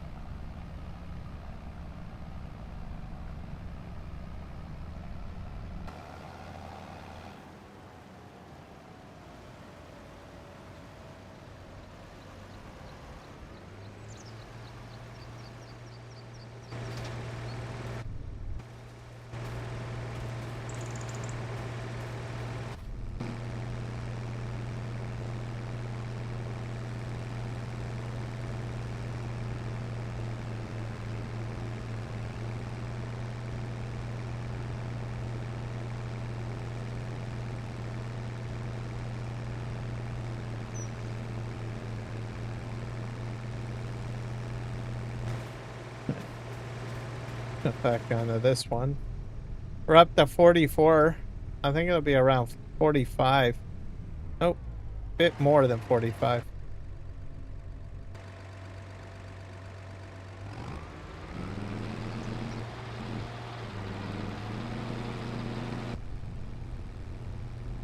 So that's my hope.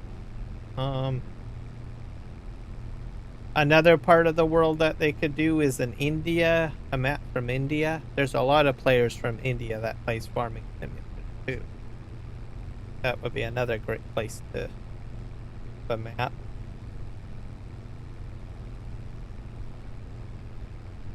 And then I don't think we've ever had any on the African continent. There's any African maps. I don't know if they have any large equipment or large farming fields in Africa. I'm sure. Egypt. They could do one in Egypt, as they have huge agricultural zones in Egypt. They could introduce adding pivots, I think. I think they use a pivot quite a bit. Just the way that they've incorporated it in. They have a lot of Egypt focused on agriculture. To the point that they want to actually take out a large chunk of the desert. I mean, a huge chunk, and make it into a part of the Mediterranean Sea.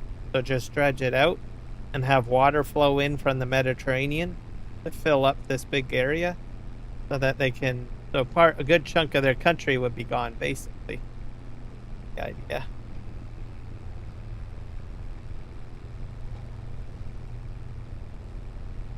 Create a brand new agricultural area or something.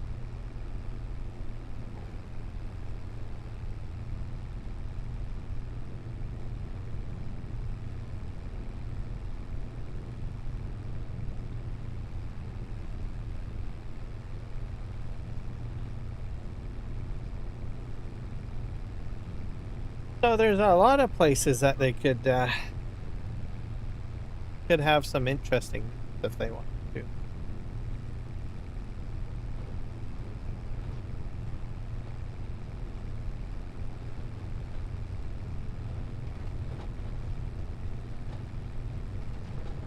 At 90% full.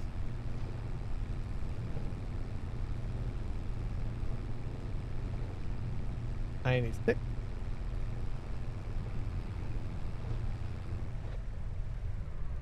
Full now.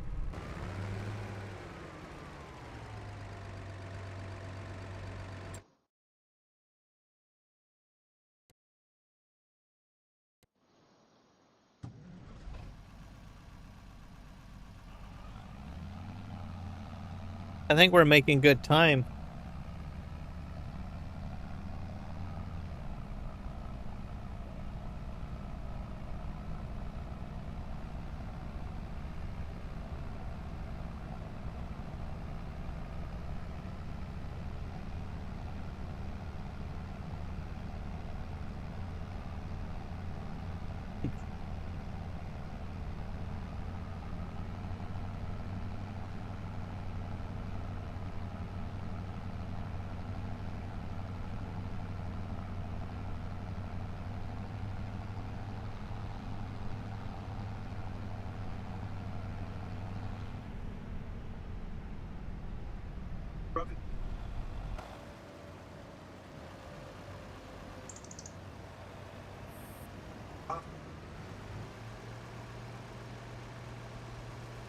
This is going to be full, I think.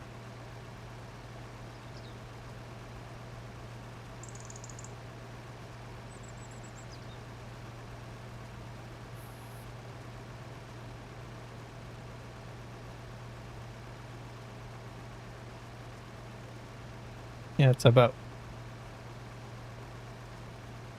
51,000. I don't know if we have a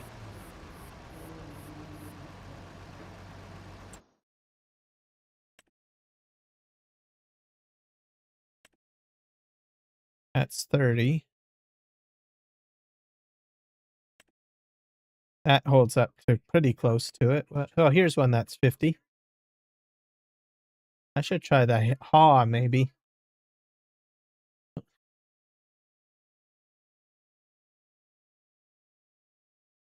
Over the weekend, I'm not sure.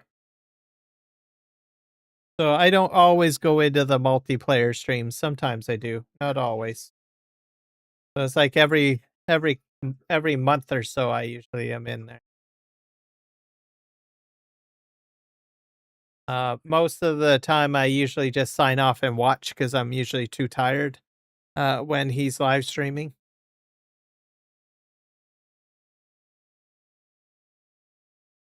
Because it's too late. So I usually catch every so often I'll usually pop in.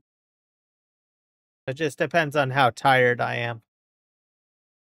Because by the time he's live streaming, it's like 1 a.m. in the morning. So that's why I don't usually join the multiplayers.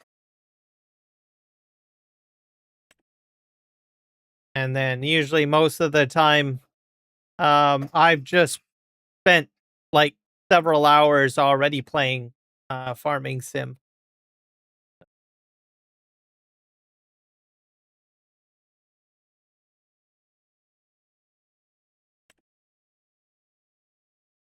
So we got Demko. Here's another one. That's that's at 43. And this one might be a better one. The 50. Maybe I should buy that one. How much is the one that I have?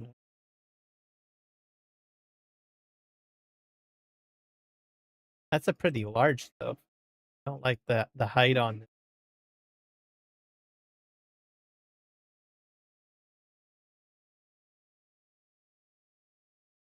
It dumps out the back too.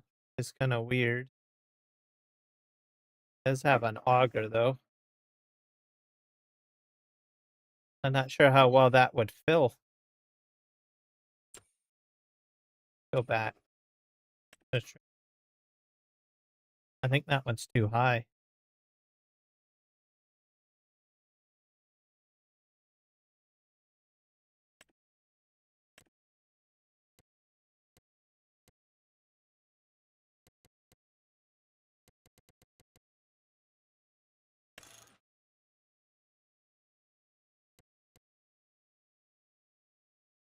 That's a spreader. Is what I'm using now, I think.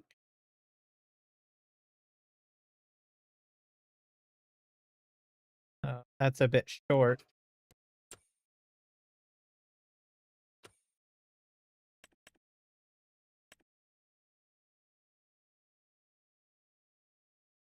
I was going to use this one, but I think it's too high. I can't get it under the auger.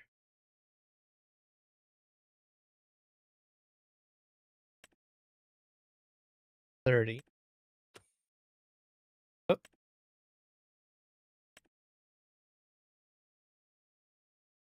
What about this thing? Oh, 60.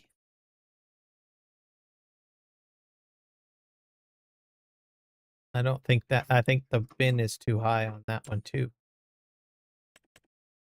This one. This one might be doable, but it's a pretty heavy one, isn't it? That holds about 50 as well.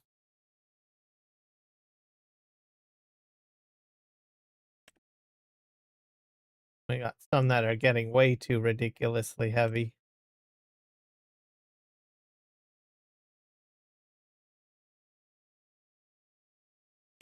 How about this one? That's 41. This one's 13. I could probably try this one. Pretty expensive though. Eesh. Oh well, I'll just stick with this one for now. Figure it out later. Right now it is 7:30 p.m.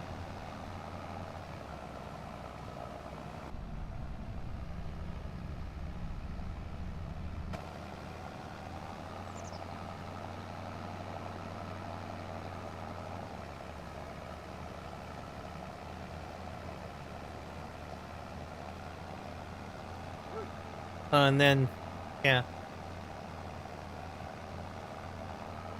So in New Zealand, I think it's what, 2:30?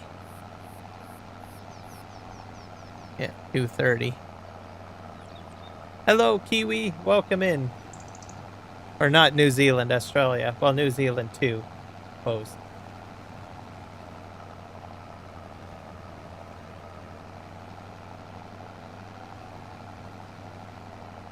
How is Mr. Kiwi today? I heard you got 100 or 100 memberships yesterday. Congratulations.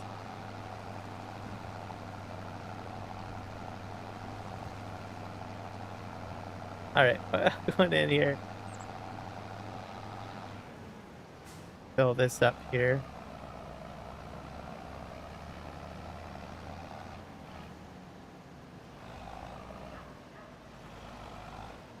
I decided to live stream today because I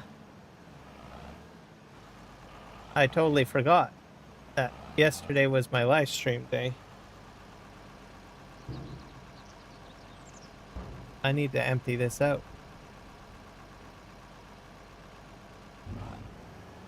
It's gonna go in the trailer. That's good to hear.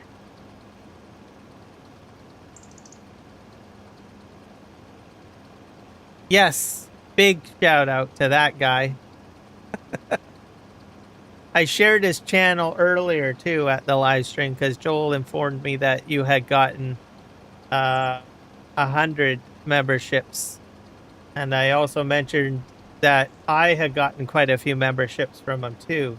So I think everybody should go to his channel. Oh, this the hard work for the 100.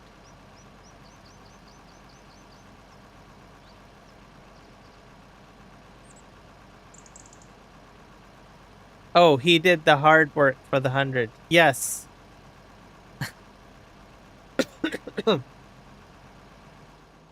I'll turn that off.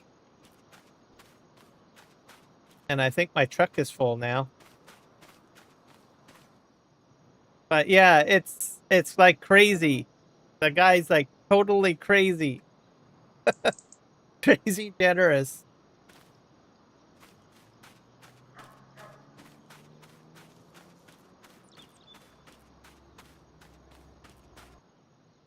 Okay. Empty this out, I think. Go and sell my load. I don't think I've ever had that myself for my channel. I've never had that many membership giftings.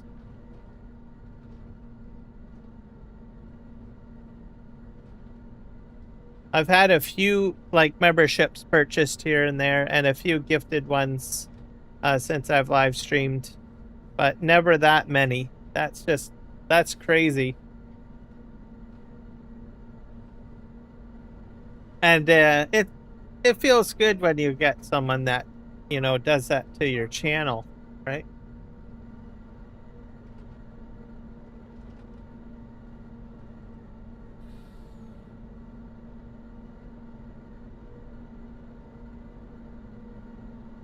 And as he always says, it's his way of giving back to the community, essentially, which is a great attitude, I think.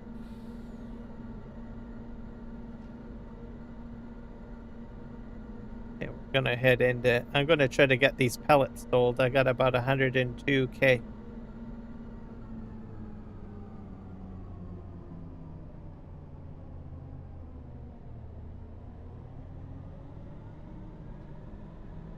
I was never expecting 100. Yeah. Well, even getting like, I don't know, about, 15 or something like that. I never really expected that many. Like, I would have thought, like, probably like 5. Yes. Because that's usually what most people don't, if they do gifted subs, they usually do about 5. So, any more than 5. is great.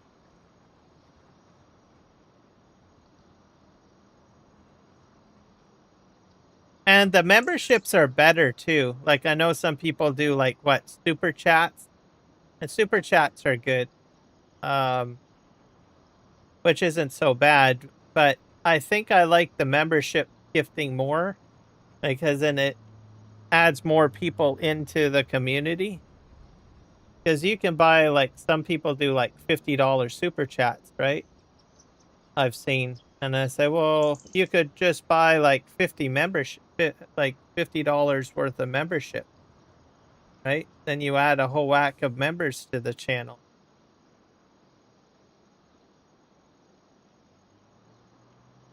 Because then you're building the community metric a bit more.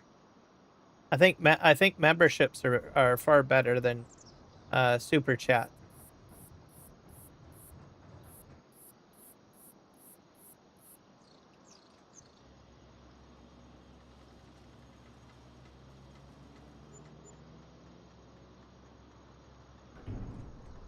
Yeah, that would be him. That would be totally him. I think I had one live stream where he dumped about 3 surprising membership gifts as well. So you think he's done, and then poof, he does another bunch. And then you're like, holy crap. Where's all this coming from? Hey, we're up to $233.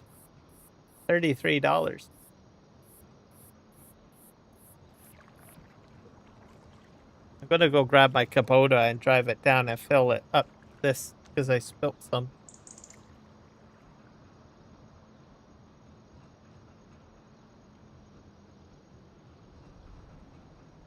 Yep, they could increase. Yep. People get curious because I've had him gift, right? And people say, "Oh, well, what did I do? I got gifted a sub, right?" So I always tell people to say, "You gotta go thank Eric. Go to his channel." And then they don't know what membership gifting is too.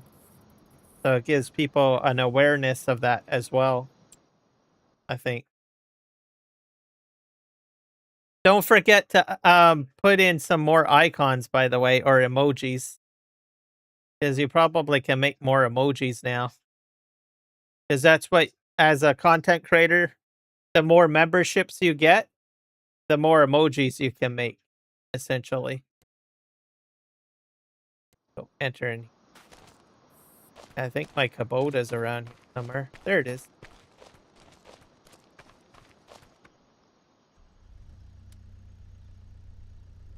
Move that cable out of the way.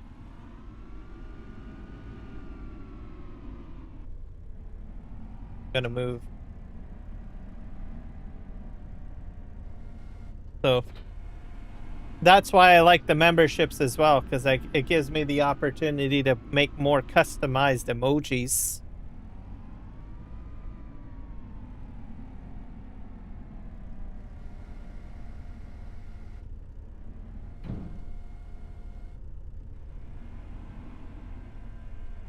Put this on top of here, and I'll try to grab a stack of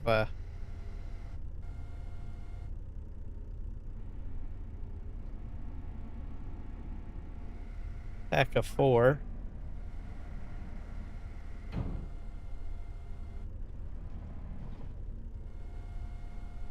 Nope, that failed. These always seem to be a little jittery, I find, on the Kubota.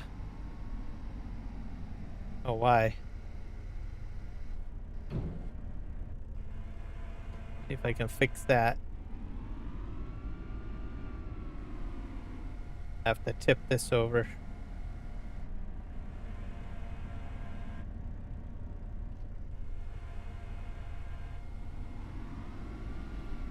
But yeah, for me, I usually prefer the memberships more, I think. That's why I make the memberships really cheap on my channel. Like, I think I can make it, I'm at the lowest amount So like if someone is budgeted for like, well, I'm going to donate or contribute like, I don't know, $10 to a channel. I don't know how people think about when they do that, if they budget it or think about budgeting, but I set mine to a very low price so that the value of that, like, I think of like $20 or $10 goes a lot longer way, right? For memberships. At least that's how I look at it.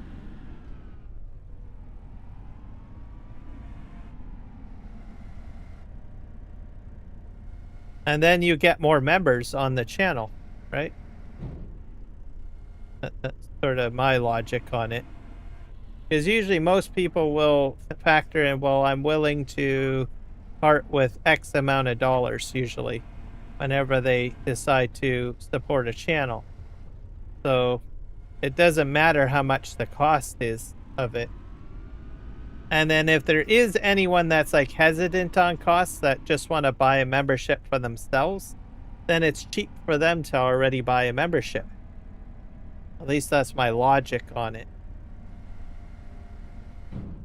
So then for the people that don't really like basically have a higher amount of money to donate, right? They can impact the channel more because their $50 will contribute a lot more memberships. And then if your membership is low, right, someone that is more cost conscious and just wants to buy a membership for themselves is more affordable. At least that's my logic on membership.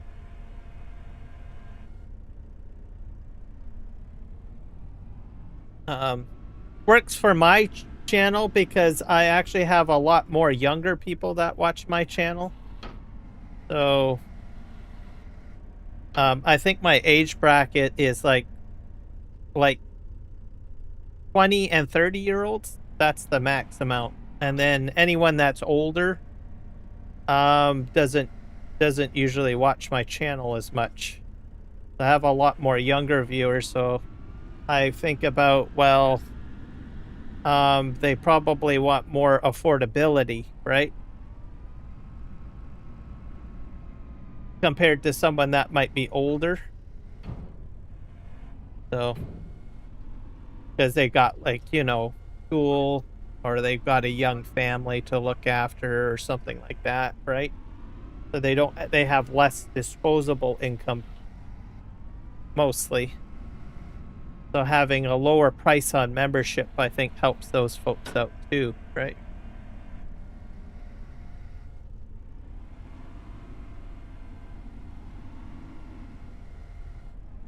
That's my logic anyways. And how I decide to have my membership pricing set.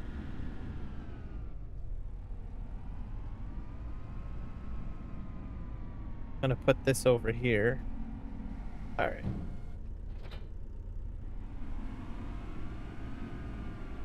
We're gonna grab the ruby and we're gonna take that down.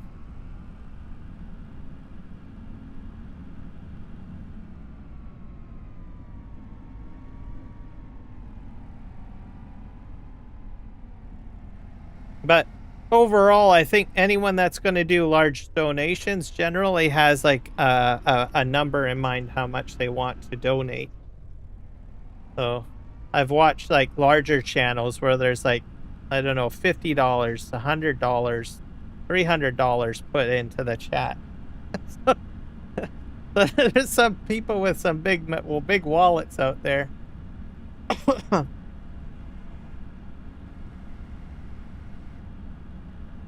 So I think in their mind they have like, well, I'm willing to contribute this amount of money to a channel, right?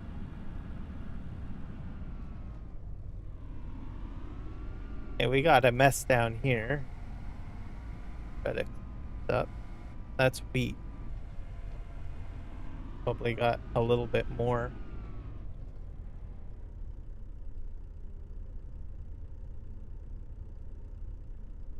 Yeah, I've got mine set to that too. I think it was 2 months ago that it allowed me to change it.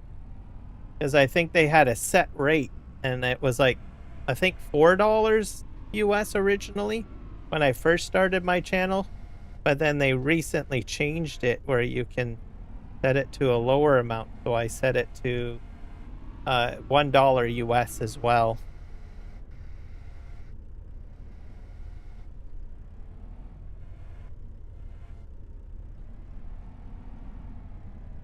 But anyways, that's my thought on it. I'm not saying that I'm correct, but it's just based on my observations of other channels and then people's habits, right? So some people just, you know, do super chats all the time and they don't even think about it too, right? You get those folks as well. And I just sit in the chat watching the behaviors and habits of people when they donate to a channel or something like that, right? But yeah, it's kind of a crazy. Even myself, when I see like people donating to the larger channels, the amount of money that gets dumped in, that's like, holy crap! That guy just made like $2,000 from a live stream, right?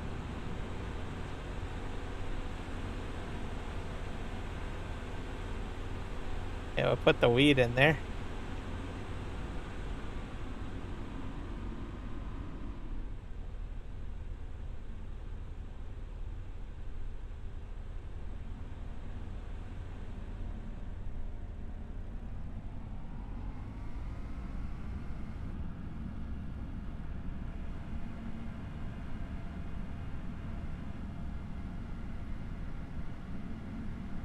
Okay, we're gonna get this to the field, and I'm going to fill up. Also, Kiwi, Twitch is now doing moving into vertical live streams, by the way. I just noticed today that there's like a new little question mark thing. Do you know about vertical live streaming for Twitch? I just noticed that when I just started live streaming today, and I was like, oh, well, I guess that's something else I'm going to have to research.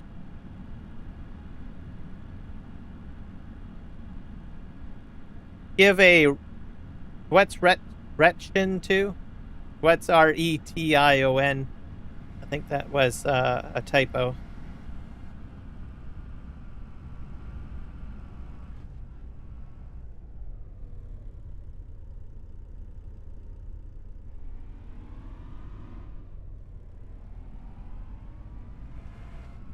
If you mean like give it to a specific person, ration? Wish we could give. Yes. Well, I've seen in the past of gifts to subs. Okay. Well, there's a problem with that because there's what I have noticed is that people who get what it does, I think the reason why they don't do it, and it is true, if you choose someone, your rest of your community will be upset. They'll say, how come that person got one and I didn't get one? Even with the gifted sub system now, streamers on larger channels have to explain, I have no control over it, right? Because there are people that will say, how come that person's more special than me, right? And I think that's probably why they never set up the gifting system to select a person. And people will do that in the middle of the live stream. Like if someone gets like even gift subs on YouTube, there's always people that will jump in and say, how come that person gets it and I don't, right? So there's a downside to it, and then you have to spend like 5 or 6 minutes complaining, listening to the complaint, right? You could also have people unsubscribe. I've seen that happen. So if a person doesn't get a sub, they'll unsubscribe. So it just causes a whole whack of negativity on the live stream. So I personally wouldn't want that. I'd rather have it as a random raffle of whoever's watching, so that, you know, I don't have to feel bad that I'm choosing someone over another person, essentially. So I think that's probably why it's like that. But it happens, even with the current system. Like I said, there are people that will say, how come I didn't get one? I didn't get one. So, and then you try to give an explanation, but they won't care. And then they'll just unsubscribe or something.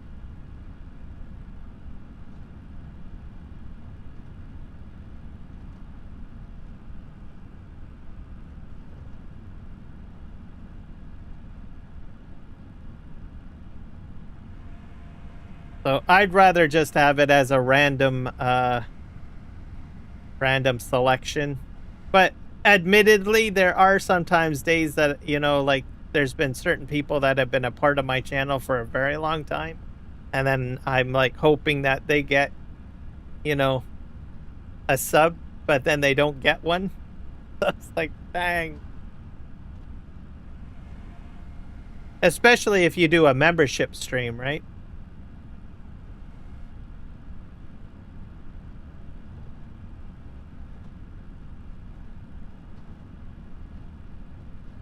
All right, we're gonna go pick this up because I spilt it. Yeah, I can pick up my straw pellets. Not sure how much I spilled.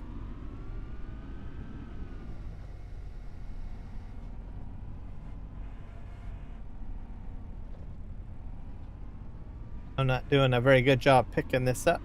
It's a bit difficult.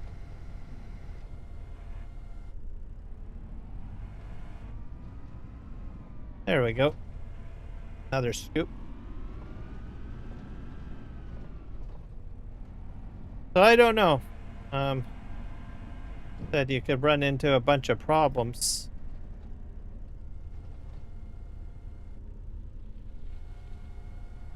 Get up there.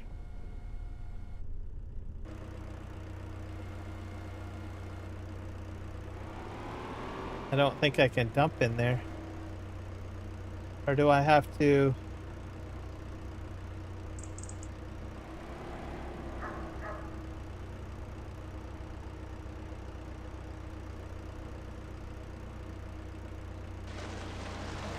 Spitting out.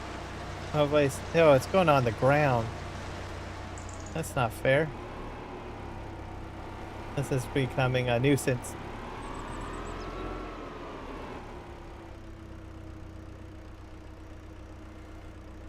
Can I get that over at least this bucket? Let's see.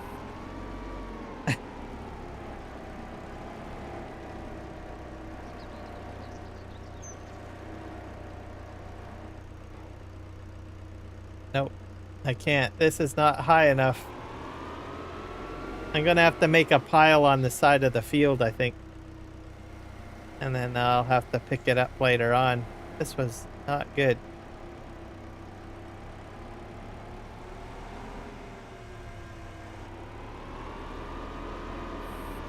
Very sad. It didn't work.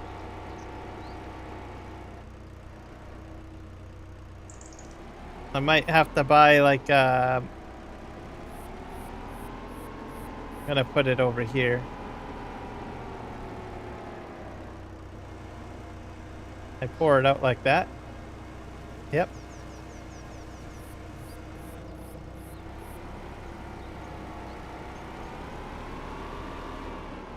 I'm not sure how much is in there though. I need a real front end loader, I guess.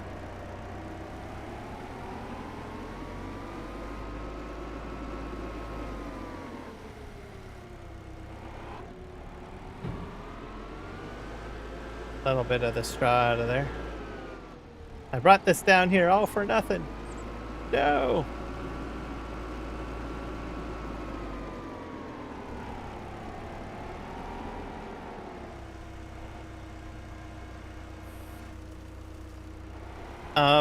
One thing that I would like to see with YouTube is like on Twitch they have like a free Prime membership. So like I'm a Prime member, so I will actually gift my Prime membership to a channel on Twitch. So I do that quite often too. I'd like to see that happen with YouTube. I don't know. Like, I know that you can get, like, YouTube TV or something like that. But I don't know if they have, like, a gift option. Maybe it is there, but they don't talk too much about it.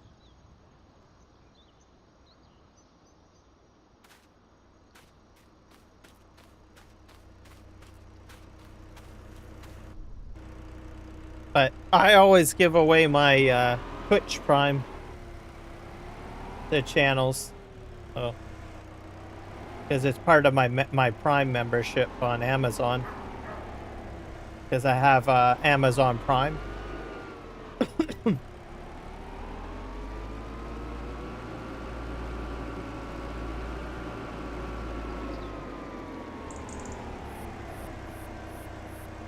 Dump that there, I guess. I'll just leave this here for now.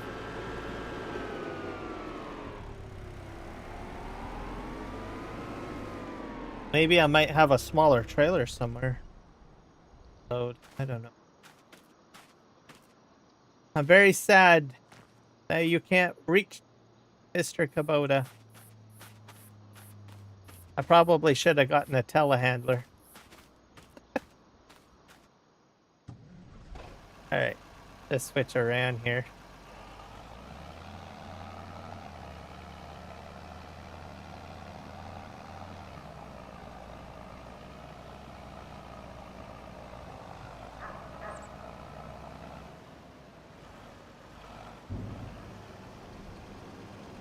So Twitch is also, by the way, Kiwi, going the way of vertical live streaming. They're promoting that you can reach a wider audience, similar to what YouTube is doing. So I'm going to be researching that, I think, over the weekend a little bit. Because I was only made aware of it just today. So we're going to have, like, vertical live streams for Twitch, I guess. So everybody's going to be vertical live streaming eventually.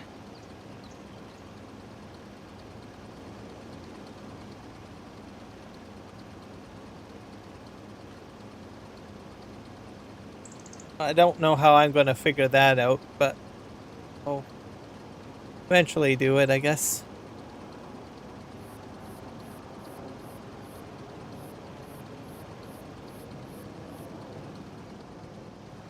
They also have like a phone app, I think, too.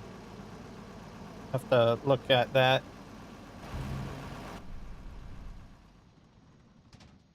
Okay.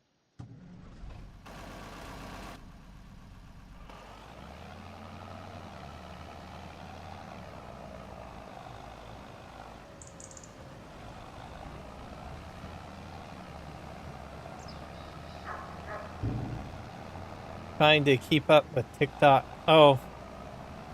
Yeah, that's the one thing I know nothing about. I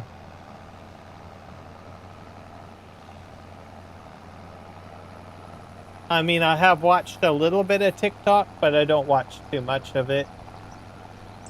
I noticed that there's a lot of user engagement on TikTok.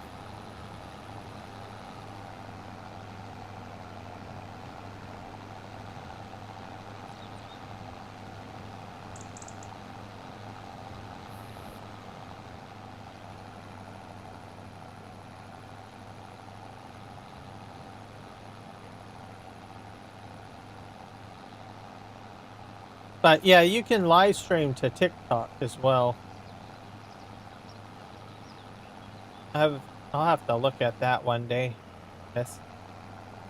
For now, I'm just kind of building my Twitch base.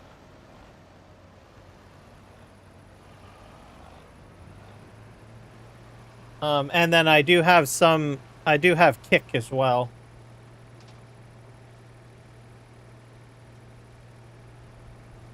But I haven't live streamed on Kick for quite a while. I think that was just more or less an experiment. I think for me, I might go back to Kick down the road. I don't know. For now, I'm happy with YouTube and Twitch.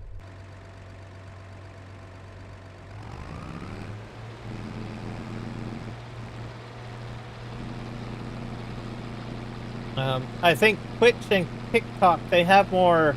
What I like about them is that they have collaboration functionality, where it makes it easier for you to collaborate with other content creators. We get it a little bit on YouTube, but it's not as user-friendly, I think, on YouTube. On Twitch, you just hit a button and away you go. The other thing about Twitch is that they're moving into voice commands too. Like as an example, you can clip, instead of using your computer to clip scenes, you can use voice commands to clip, I think, a little bit. So, I don't know.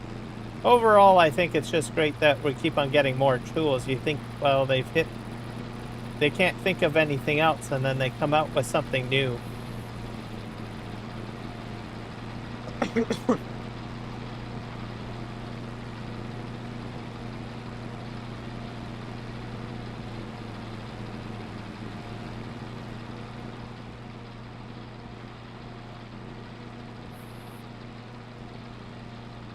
Alright, we're gonna go get this last row, and then I think we're doing the last half of the field.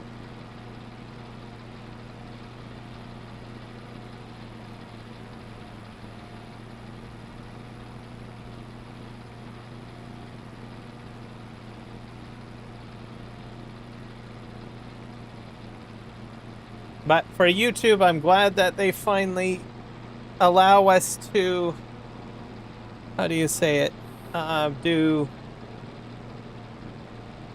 the vertical and the horizontal in one studio instead of having two studios up.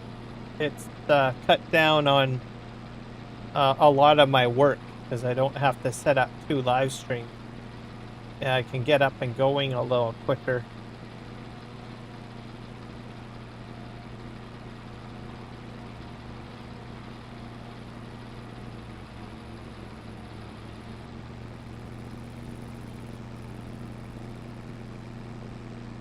He's got it. He's got it. I'm for being missed. Five is. Well, probably not me. Obviously, the singer thinks. So pick up this.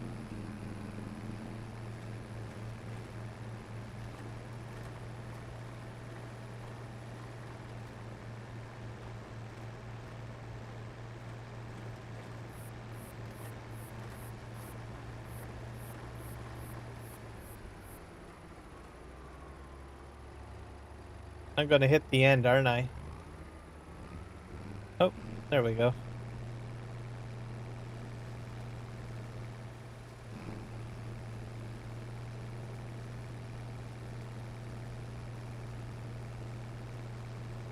And then I just got the last bit of the field over there to do.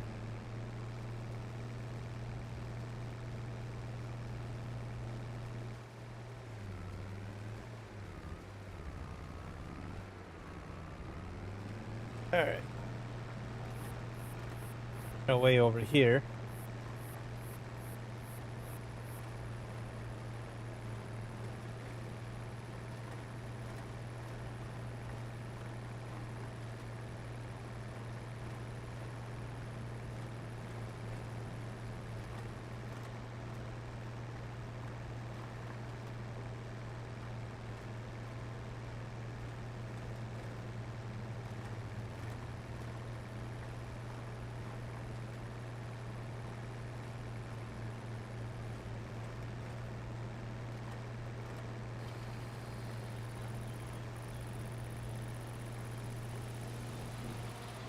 Okay. These rows are a little bit shorter, so I don't think it's going to take as long. And they're thicker, too. Because I think I got a higher yield of straw on this side. Is great.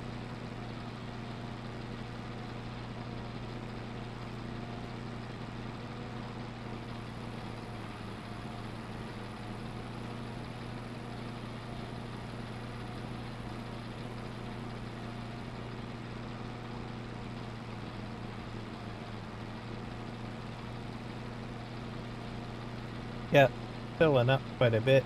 I can tell that the mounds are quite thick.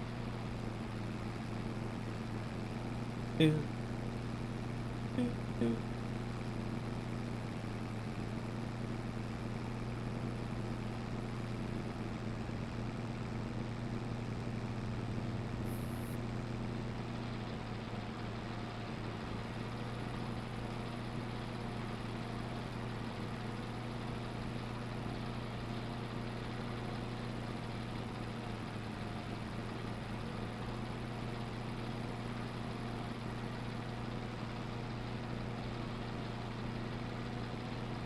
For me with TikTok, I'm not too sure if I'll get into it yet. Down the road I might. With me being in North America, I know the United States has had their issues with TikTok, so I'm not sure if we're following suit with that or not. I don't know the whole situation. Actually, I haven't heard any news about TikTok. Because I know that Donald Trump wanted like a deal. You gotta sell TikTok to a US-based company. I really don't know what happened to that whole situation. I should look it up actually right now. Curious.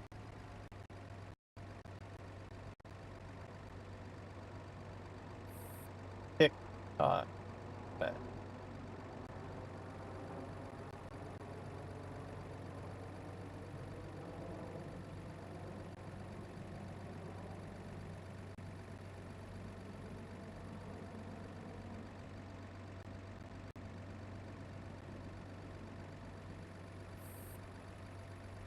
I'll say Donald Trump.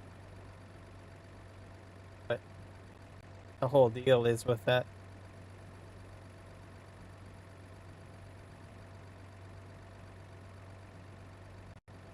TikTok influence. Trump has repeatedly talked of his influence on TikTok over the past year. He's #1 on the platform. Okay. Somebody get Grandpa is trying. Well, that's not what I want to know.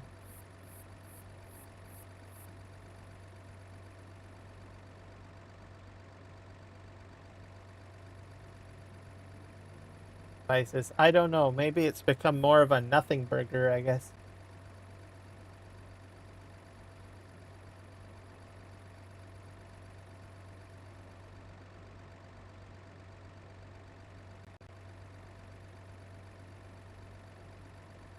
TikTok sale.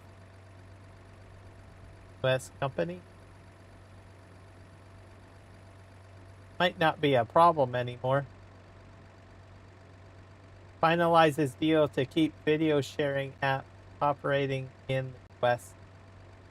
So I guess they did do about it.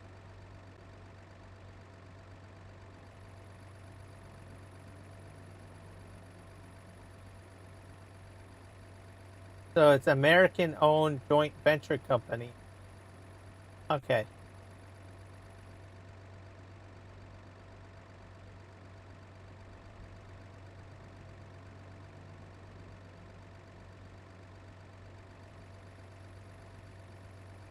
Video app will create a new US TikTok, while its Canadian business will be allowed to continue operating. So I guess our Canadian, even if something did happen in the US, I guess we probably would not be affected.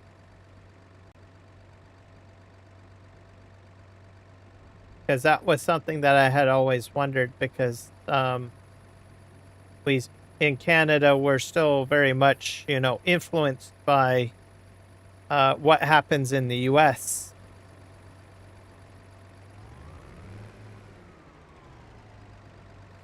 It's always been traditionally that way for us in Canada. So if a certain US company does something or some sort of service company, uh, because we're a smaller population compared to the US, usually a lot of companies will set up base in the US, especially when it comes to digital services. Um, so usually if something happens in the US that will affect Canada, but we're transitioning a little bit differently, so it's kind of in limbo, right?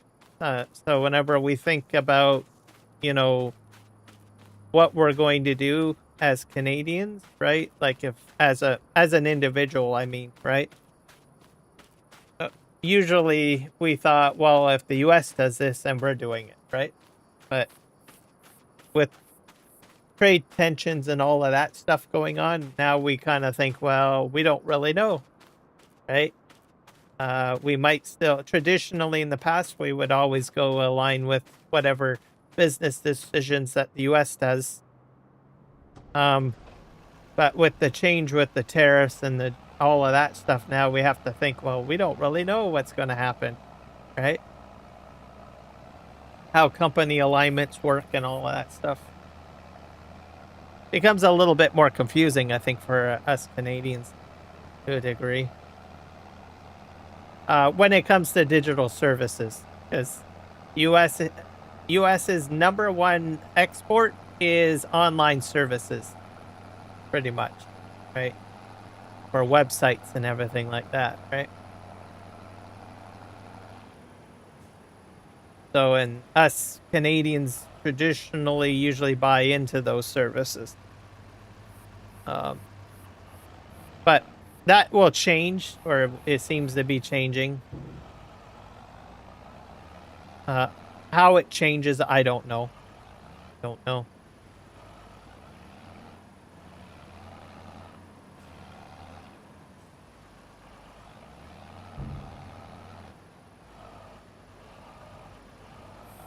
Gets a little confusing, to tell you the truth. As a consumer, Canadian consumer.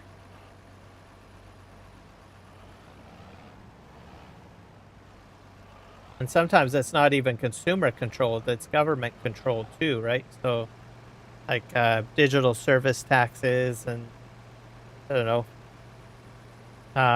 Sovereign AI. There's a lot of countries that talk about sovereign AI, which means that you got to have your data centers, like if you want to do business with information, right? Profiles and all of that stuff.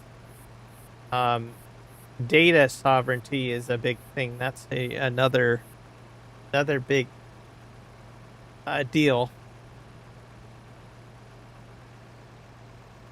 These are all new concepts that I read about, but don't fully understand what it actually all means as a person that uses these digital services, right? Most of the time, you don't even think, well, okay, well, what company is Facebook housed in? Right? Where's Google housed in? Do they have like data servers in my country? Right? So these are kind of the new questions that I think people ask, right? I know, like in the European Union, I listen to some of their political stuff, right? They're talking about building data centers that are more sovereign or changing laws and stuff like that. Just gets a little confusing. Then you get new terminology that you have to learn about at the same time.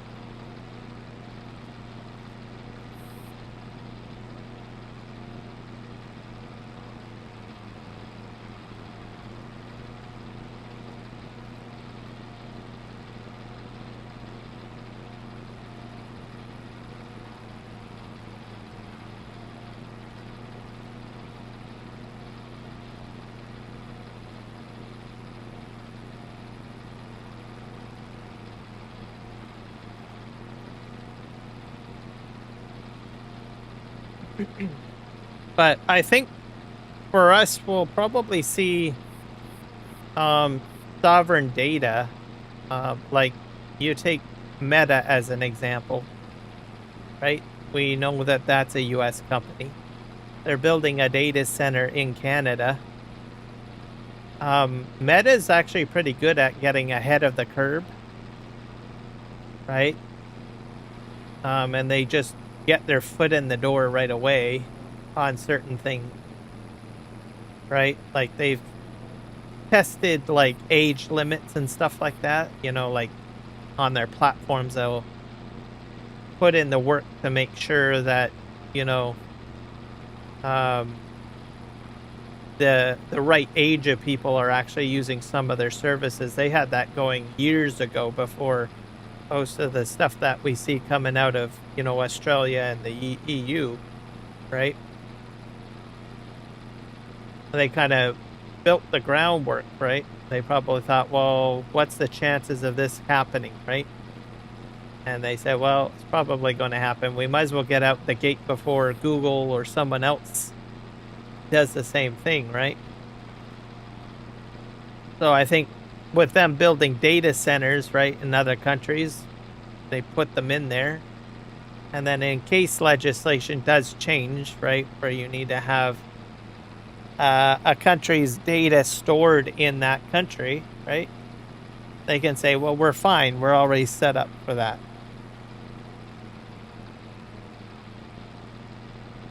So I'm guessing that's why Meta has decided to put a data center in Canada, maybe.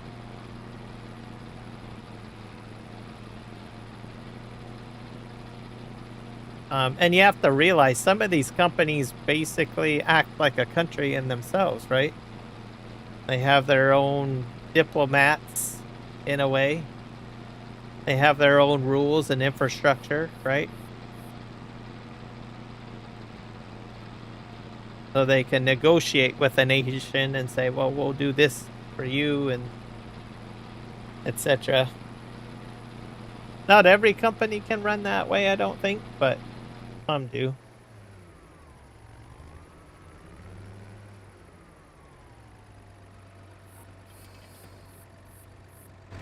That up.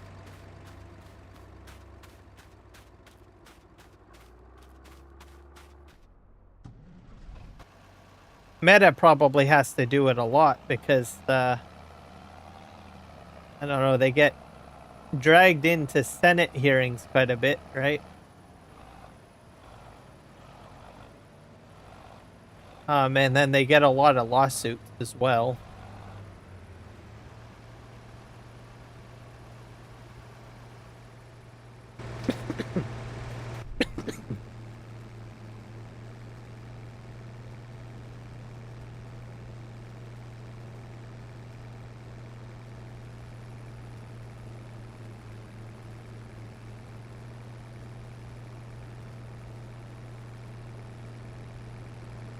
All right. I'm gonna turn my music down for myself.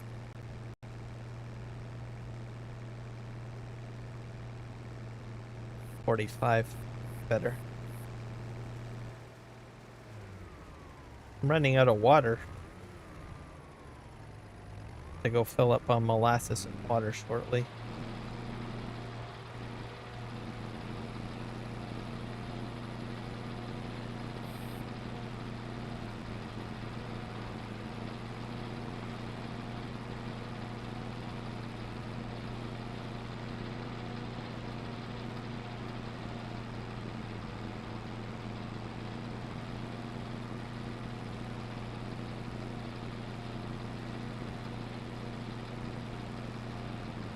So on the Egyptian thing that I was talking about earlier with the sea, I thought about that. You know how we are always concerned about the ice caps melting, right? And that there's a lot of water that that could end up causing the water level to rise, right?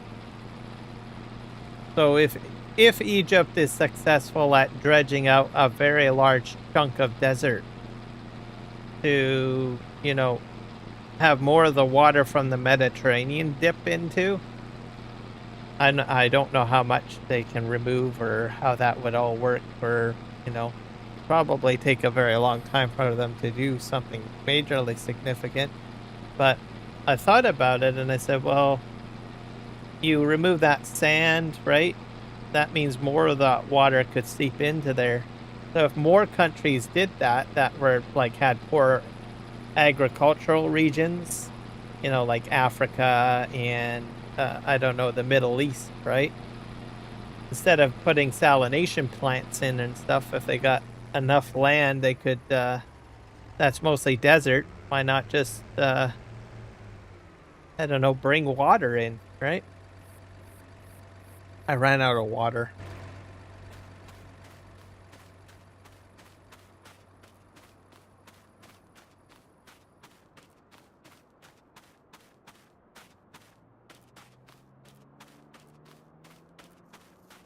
All we can see, oh, at the moment, oh crap, thank you. Forgot to minimize that. There we go. Thank you, Kiwi. I was done talking about that a while ago, or looking at it. But thank you, yes. I gotta pay attention to that. What I do is I usually dump it behind a screen. I don't usually display a browser very often during a live stream. It's just something I started doing recently.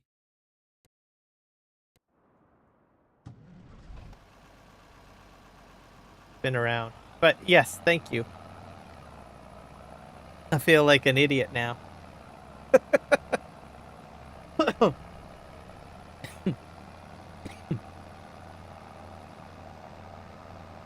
I'll have to, I don't know, eventually I'll get into the habit of figuring out how to, instead of minimize, or I'll use minimize as opposed to just switching tabs. I like to do alt tabbing a lot.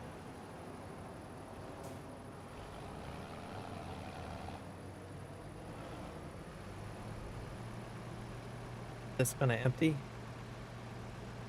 to get water now.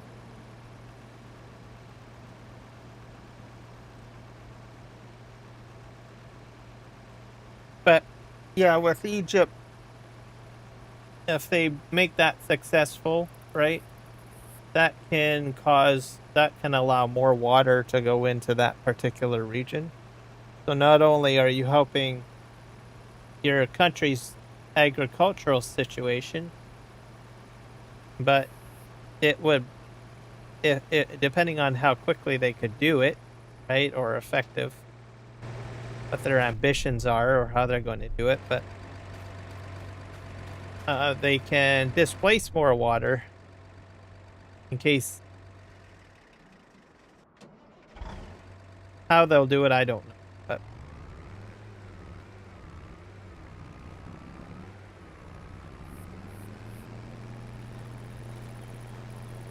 where am I supposed to go? Is my roadway over here?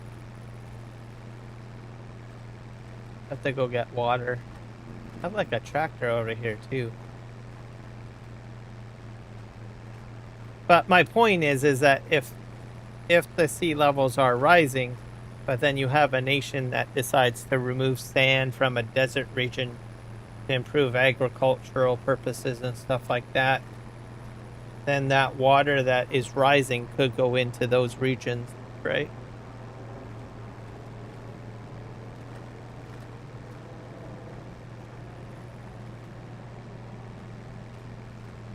There's other programs that they're running too, like similar to China. In China, they have got programs where they are turning desert into, plants, like putting plants into desert regions, stuff like that, on a massive scale. So if you have vegetation holds, what is it? Holds moisture too. That's what people don't really think about, right? So a lot of the water gets held into the fibers of the plant. So if water levels go up, you put in more trees, more plants and stuff like that, the volume of the water on the earth doesn't change. right? It just changes shape or it goes into different structures. So either it's ice, right? So usually, traditionally, ice is what holds the most amount of water, right? The other option is, physical usage, which, we consume, right? But eventually it goes back into the environment. And then you've got plants, right? So so in parts of Africa, and China has done this too. It will basically uh, they have programs in China where they go into the desert regions to encourage natural growth of natural plants. And that's not just for agricultural purposes, it's for, wild shrubs and trees and stuff like that. And they've seen success where they've reversed desertification to make it better, essentially. I mean, it's just desert, just sand, right? So you can add more value to it if you generate programs that allow you to put more trees into a region that normally wouldn't be hospitable to it, right?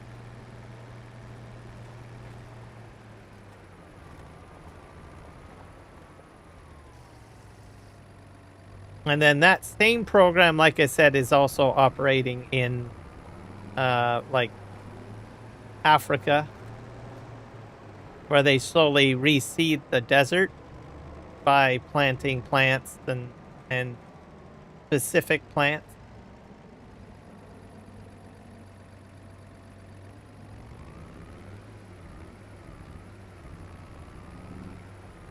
It's I think more of a more natural way of doing it. Um, some countries just basically put, cloud seeding, and that's been going on for quite a while. Saudi Arabia does that with their program, and salination plants, right? Which I think is probably a little bit more expensive than some of these other programs that are happening in countries.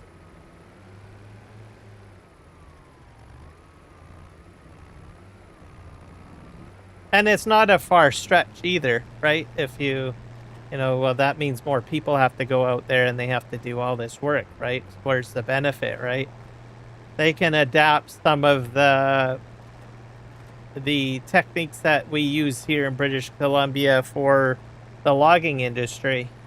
So we mandate that we will give a claim to a logging company to log out a certain area. They can't do the entire mountain. They're only allowed a certain area, right? That we allot them to, and we just manage that, right? The other aspect of it is when they take those logs out or those trees out, it's the responsibility of the logging company to have loggers go in and replant the trees, right? So that's normally what we do in BC, anyways. Part of our logging practice. Well, it's the same thing, right? And then you can adapt that in Africa.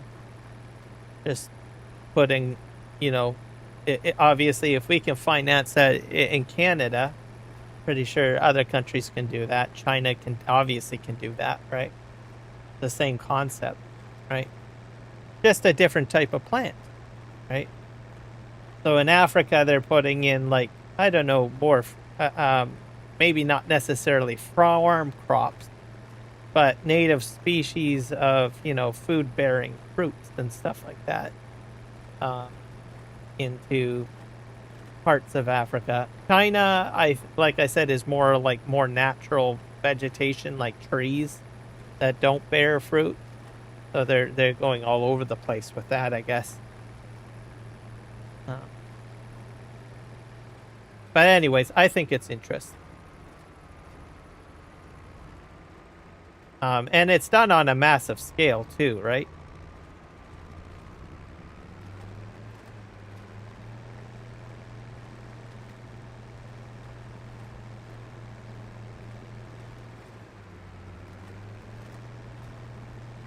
As for, I always wondered about South America, if they have such programs.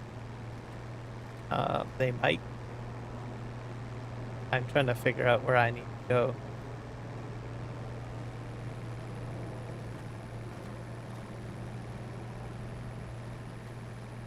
They go way over here, I think.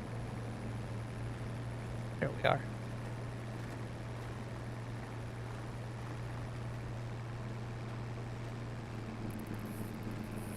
So I kind of geeked out a little bit on this big projects of the world, I guess. Environmental, yes.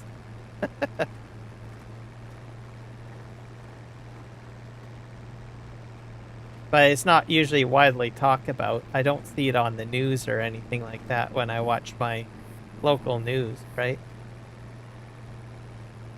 I find it kind of interesting. It's like, well, I never knew that.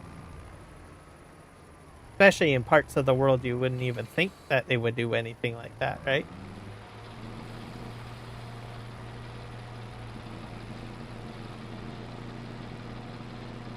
And then I say, well, if people are willing to do that, then you start thinking, well, could it make an impact? I think yes. South America too has projects as well. They did experiments in like parts of South America where they had a lot of cattle grazing that was done too much, and it basically caused natural plant growth not to happen. So a bunch of team of scientists decided to go to local juice companies and say, well, we'll take your leftover, rinds and plant material, whether that's husks off of oranges, fruit, stuff like that. Because juice companies, basically all they want is the juice. They have a lot of excess, like, bio plant matter waste, right? So they said, well, you need a place to dump it. We want you to dump it in this area, right? So they have they had this area where it was used to be cattle rancher land in South America, and they just had truckloads upon truckloads of oranges and all this other plant matter that you would have from an orange or a banana or whatever, and they would just basically dump it into this landscape, and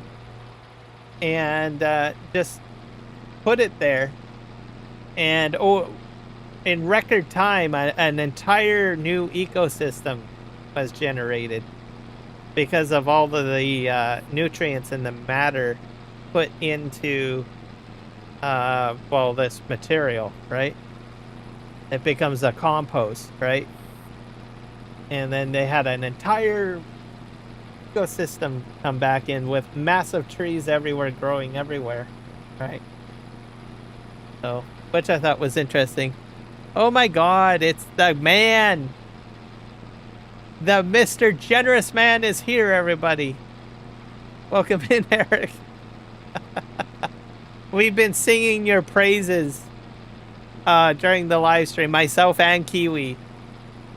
So, you are a fantastic person. Everybody needs to click the link and visit him. This is the man that has been donating memberships. So he deserves all the praises. Gotta go like his videos. You gotta subscribe, comment on his videos, tell him how wonderful he is. Doesn't matter which video it is. You just go to his channel and you just choose a video to watch and hit the like button and comment. You are an awesome person for donating memberships. Okay, I gotta get my tractor. Here it is.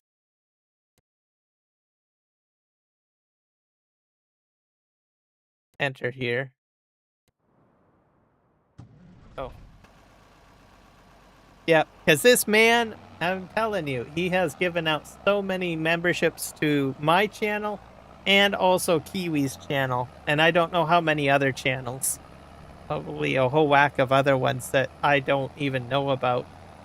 So, and his biggest motto is that he just loves giving back to the community. Exactly. There you go. Just sharing back to the community. Which is a fantastic way of looking at life.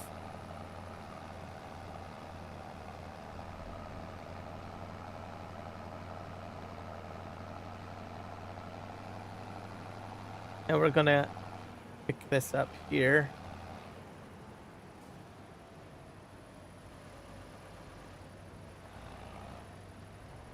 There. So how was your vacation? Are you still on vacation?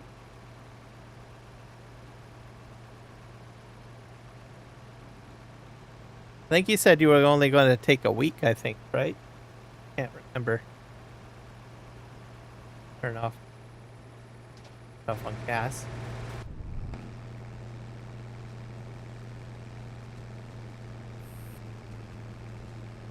Here.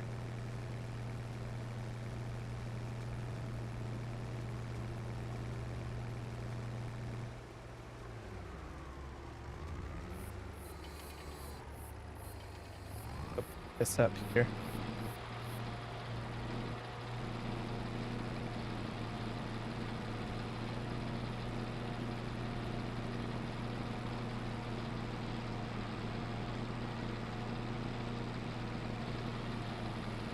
We're getting pretty close to August, so for me, we're starting to see like more community events happen. Not this weekend, but next weekend is Rib Fest, and then when we get into August, hopefully we'll have agricultural fairs. We sail back to Norway at lunch my time.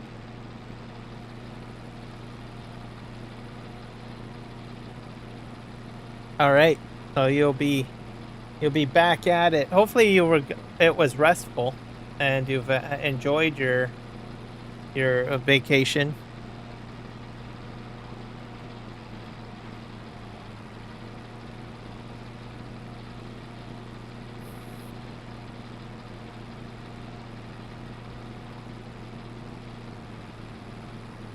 Exploring new places and going to other spots is always a good thing.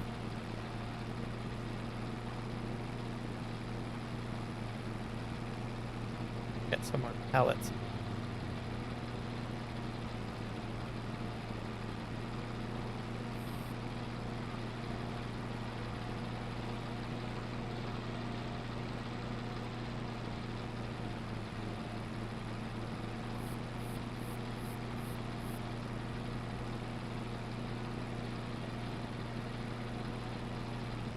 I got a few more rows. I have a feeling maybe I might be doing this till the end of the live stream. Sure.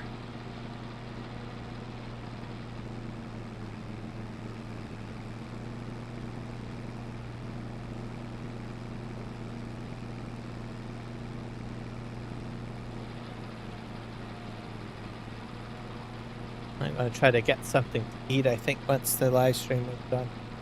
I didn't eat very much today. I think, what did I have? I had a Yukon today, which is basically an ice cream sandwich. I had some tea, and I had some boiled eggs. That's about it.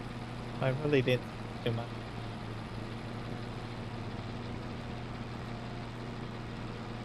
And that's since this morning, so... And it's already 8 p.m. or almost 9 p.m. my time. But I don't get really that hungry, I think, when it gets hot. But I think probably I will have to eat something.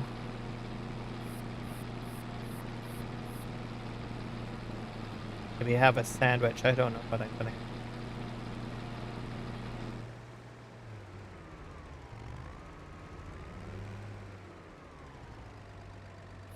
Put that. Some people just eat 3 square meals a day, but I'm not usually that way. Most of the time it's 2 meals a day or less sometimes. Uh, just depends on sometimes the weather. If it's too hot, I'm not usually all that hungry.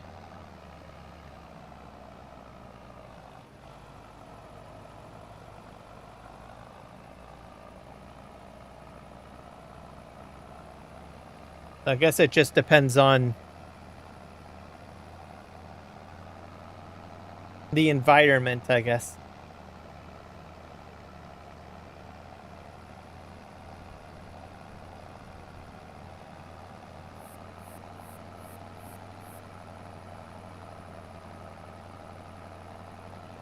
This up. Oh wait, I don't actually need to open that up. Wrong thing.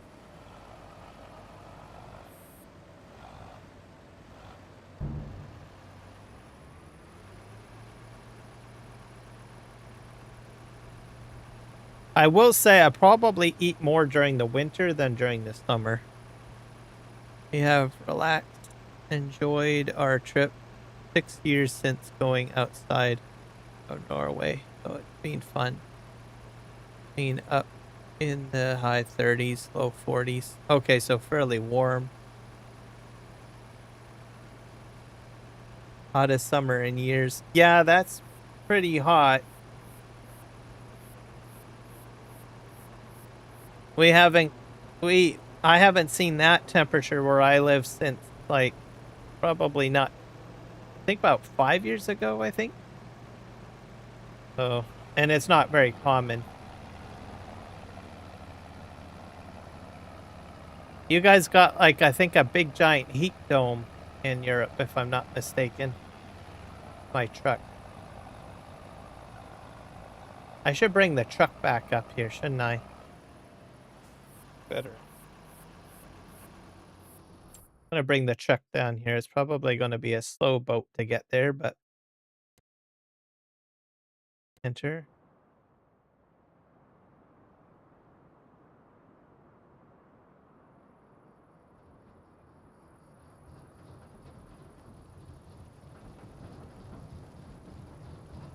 Go. I'll just fill up down here.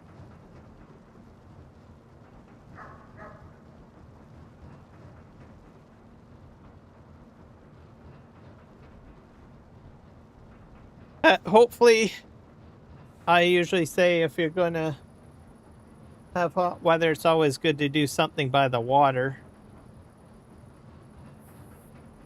I'm actually kind of glad that we don't have a lot of hot weather this year. Because our water slides are currently down. So we've had some accidents and stuff like that. So they've kind of closed, I think, both parts, I think. So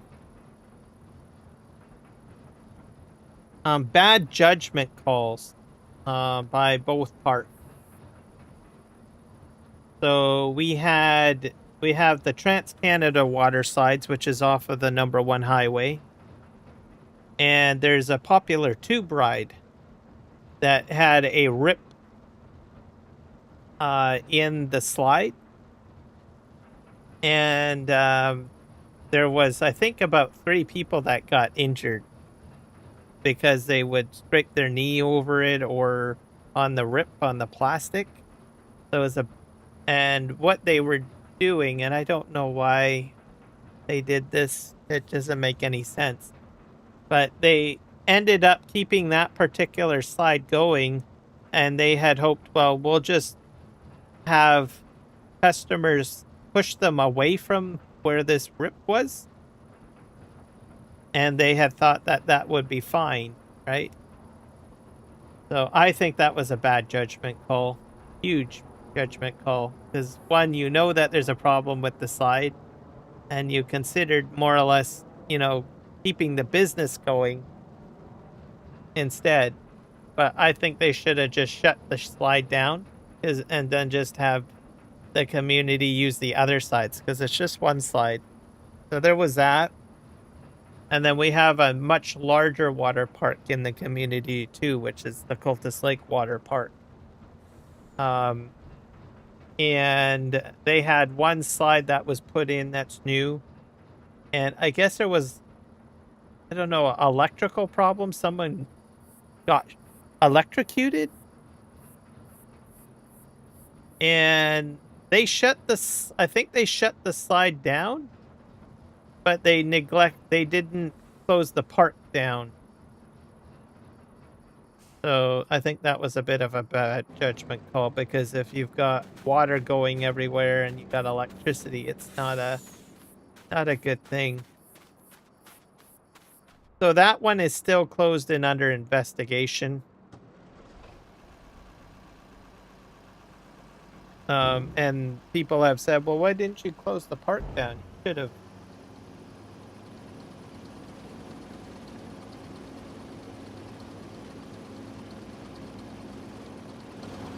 So whether there's any lawsuits and stuff like that, I don't know. I imagine there probably could be.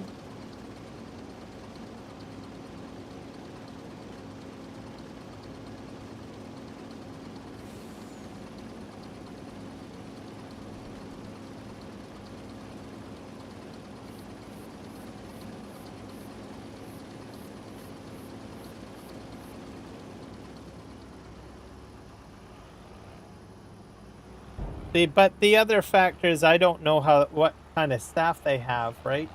So I don't know. Is the owner on site? Because usually a lot of these locations, they usually will hire like students, right?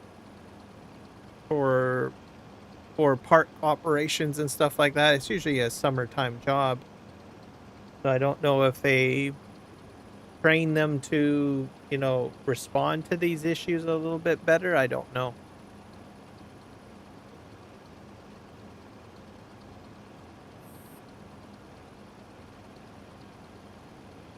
But this happened to two of the waterside parks for Chilliwack.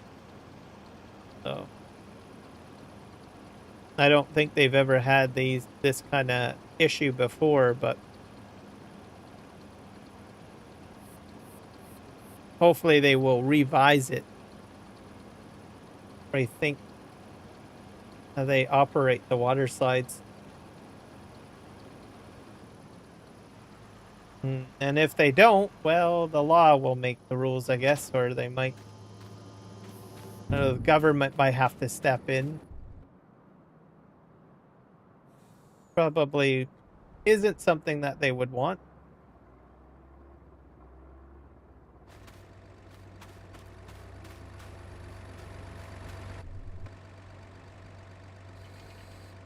But anyways, yeah, that's been closed for a while.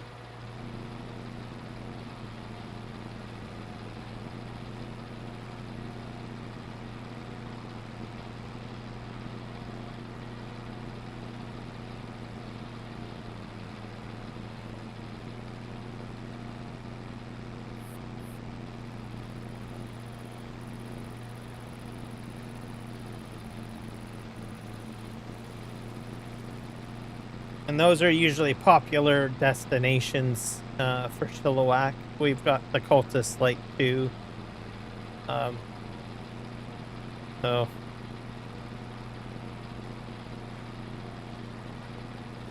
the other thing too is all of the schools usually in the Lower Mainland will, or even in the Fraser Valley, will just bus students up there just before the end of summer. So what happens is that all of these high schools and elementary schools all across the Lower Mainland, from Hope to all the way to Vancouver, will, have students get on board a bus. That's an entire school, right? They'll just go to the water sides at the end of the summer as a field trip.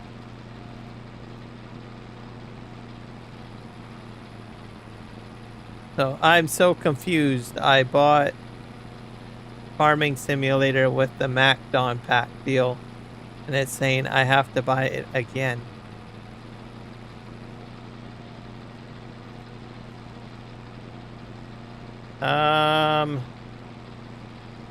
That doesn't sound right. Is that on, like, is that on console? That's on console, right, Joel?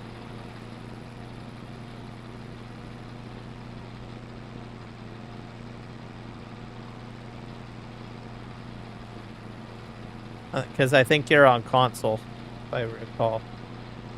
Maybe turn off your Xbox. And then I think you're on Xbox, or are you on PlayStation? Can't remember. Turn it off for like about a minute or two, and then turn it back on. And unplug it. Unplug it from the wall too. Just unplug it. So turn it off, unplug it. Let it sit for about a minute, and then power it back on. And then go back in and see if it says that you still need to purchase it.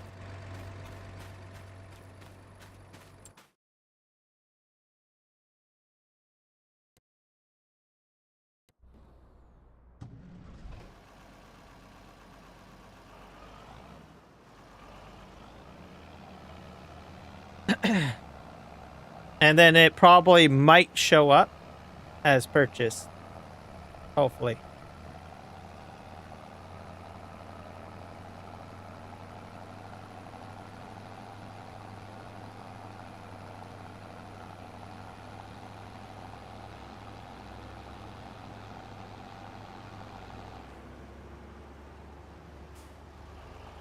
I like the MacDon pack. It's a good one.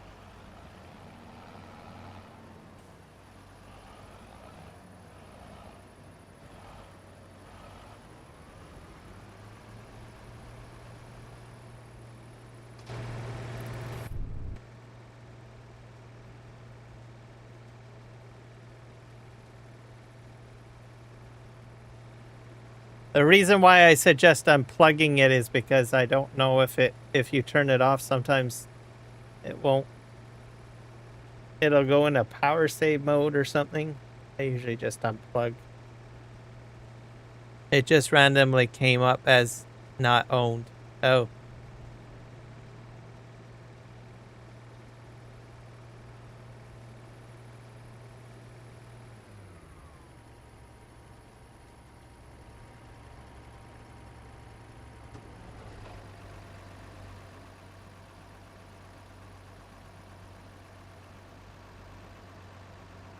Unless you can refresh the information, I would probably maybe just unplug it, like I said, just for a few minutes and plug it back in and check.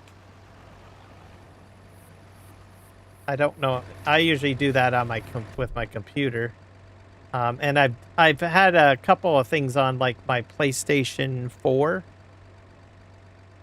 or 3 actually. I have a PlayStation 3 where things didn't look right.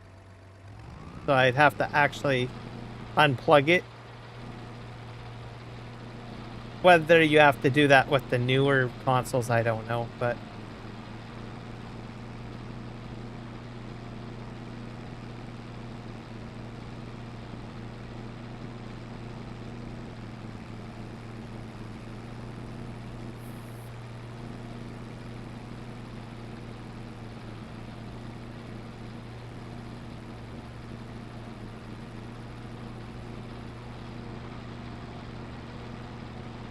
now, the interesting thing too, is it inside the game that it tells you that you need to buy it?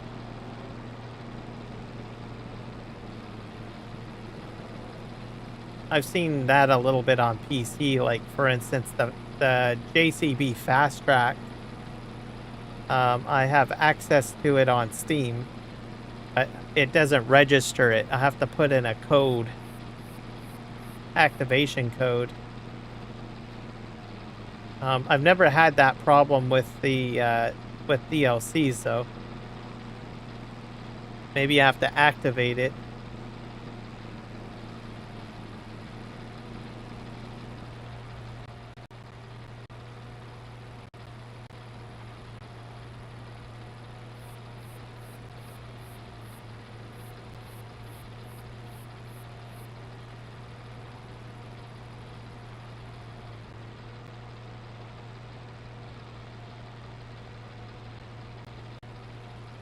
Sure if it's a known issue.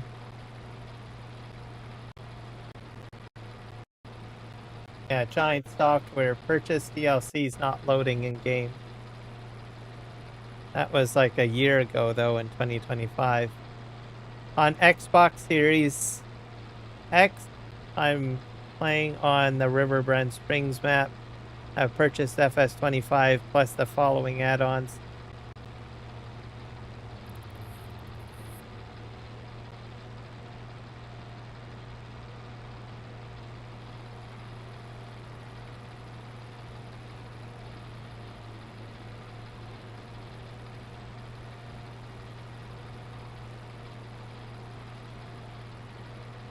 Okay.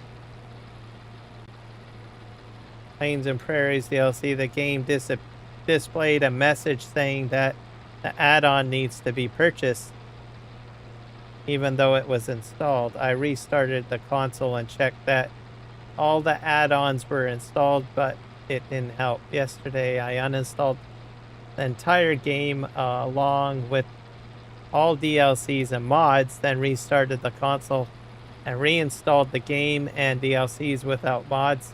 After starting the game, only the following mods were visible. The rest were listed as required purchases. That's almost similar to your problem.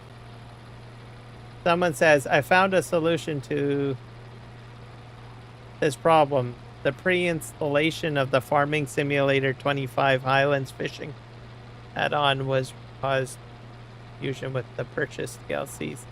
For uninstalling it from the console, all purchased DLCs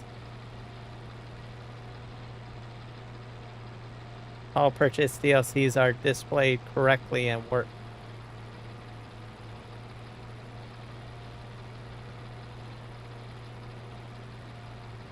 After restarting the Xbox? Yes. Okay, good. I was getting concerned after reading all this stuff. It's like, oh gosh. Yeah, so I always recommend restarting if something doesn't look right.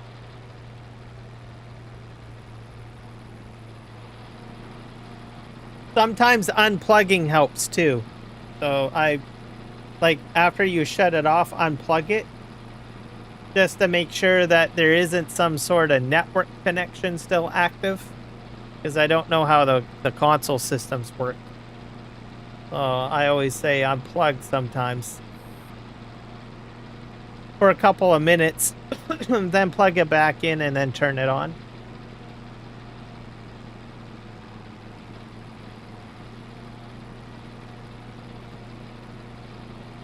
But I'm glad that it's back up and running. That was a lot easier than what I was just reading.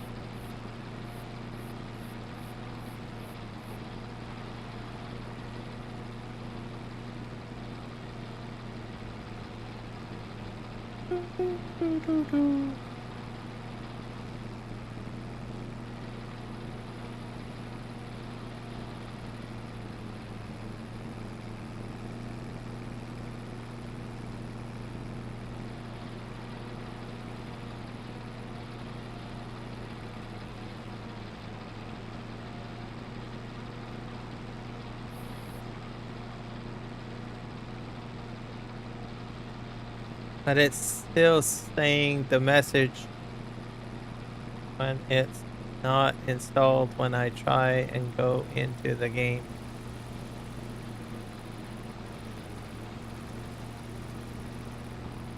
When you load the game save, you mean?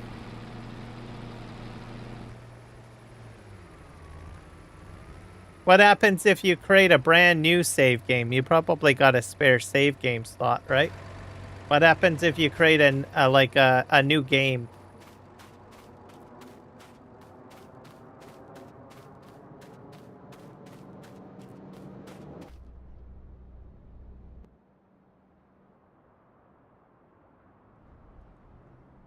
Yeah, the game save. Okay. And if you create a brand new save game, does it do the same thing?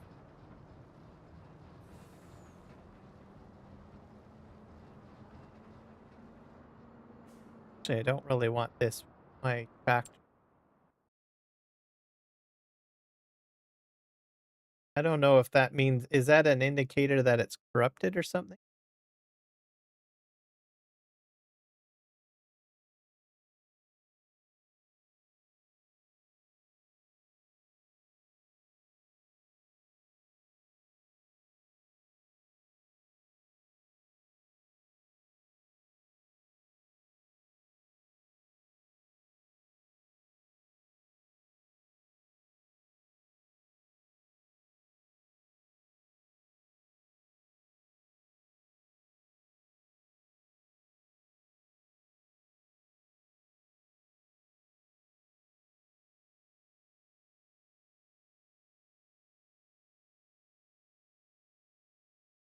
After uninstalling from the console purchase, please play new games save. It still won't come up. Do you have the Highlands fishing DLC as well? I don't know if this is related to it. Probably not. This is like an older post.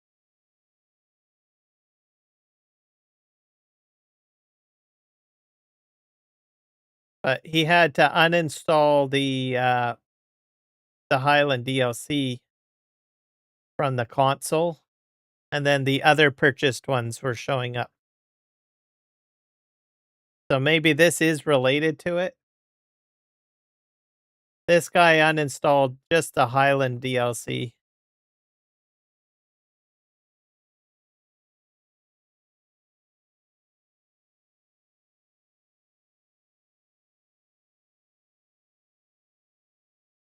So why it's happening now? So you've had it for a while?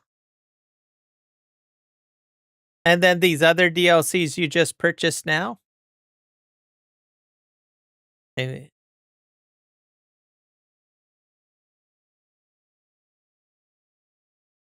I have to open up chat a little bit.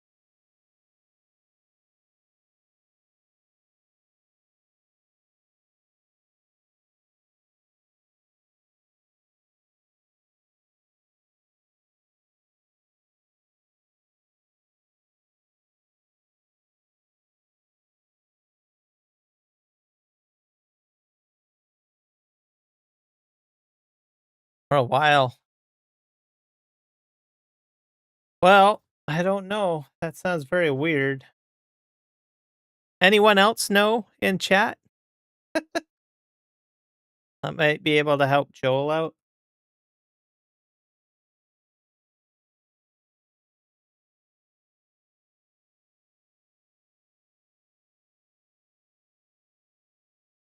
Reddit's even got a post too.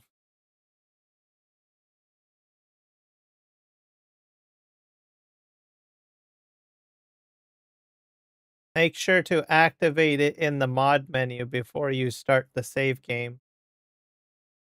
That's standard. Everybody knows how to do that.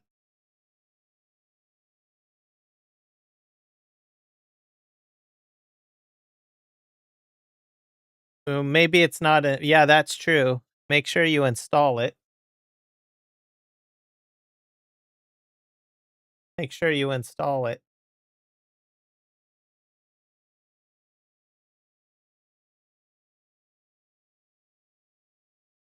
Says to fix no purchase error on your Xbox, you need to force your console's internal license cache to sync.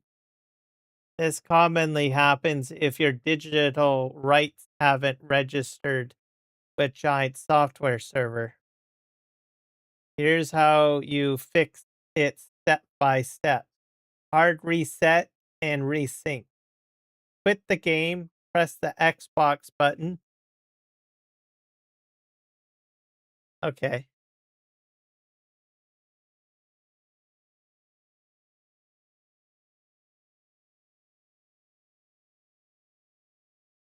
Let me know if it works before I close this out.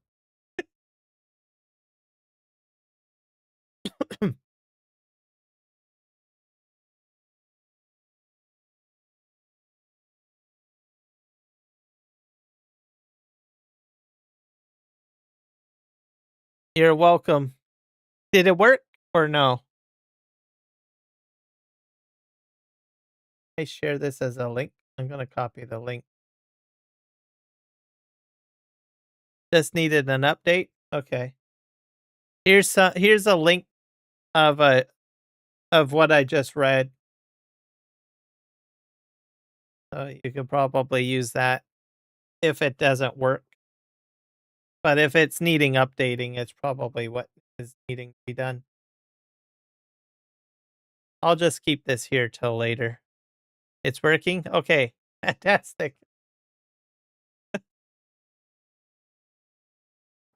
I'm glad that it's working.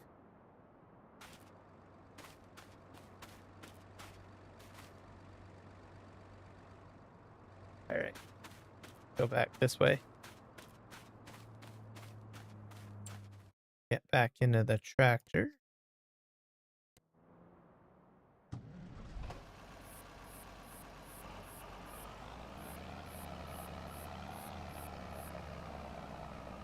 Please spend a little bit of time and put two brains together and we can make a brain omelet. No, we can fix things.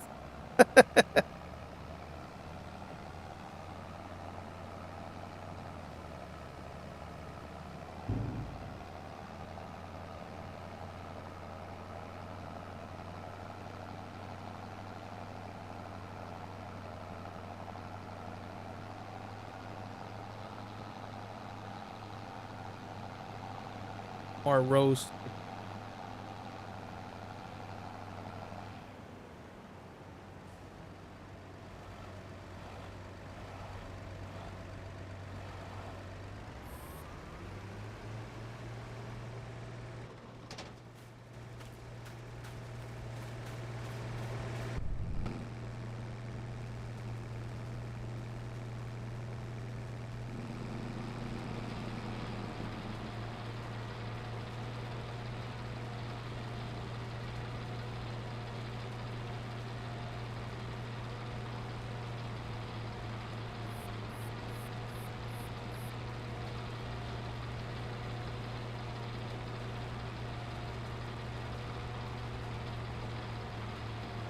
Okay, we're almost there.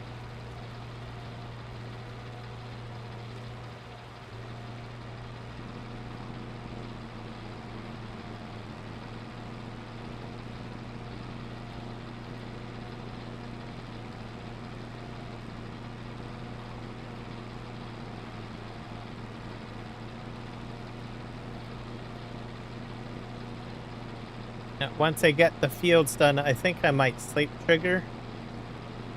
Just to brighten up my world a little bit.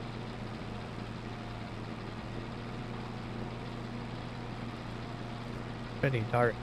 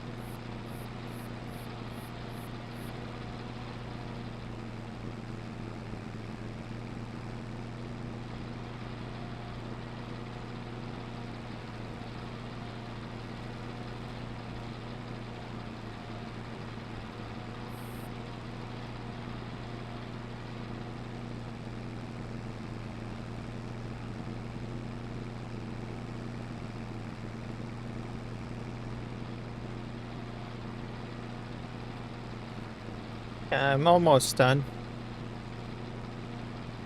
Also, this is a much shorter distance compared to the other part of the field that I was working. Going quite quickly. And my windrower's over there too, which is great. So he's ready to do the canola field next, which is, I think, almost ready for harvest.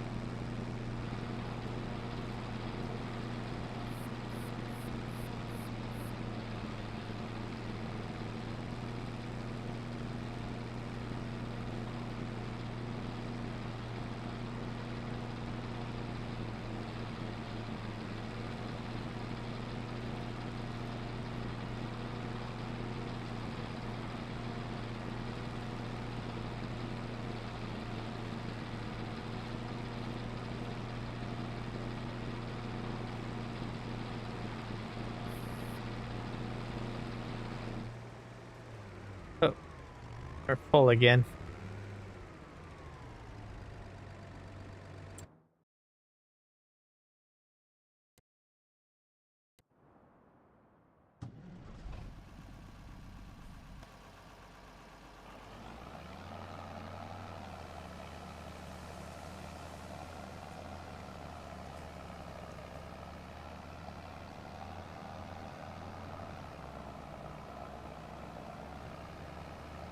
I think I might want to invest in a baler. I think that would go a lot quicker, clearing up the field.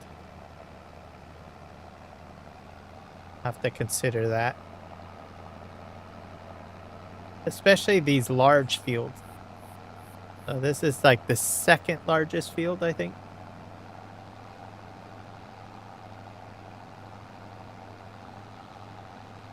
And then when I put down a straw harvest haul or straw pellet haul, I could probably put this in there.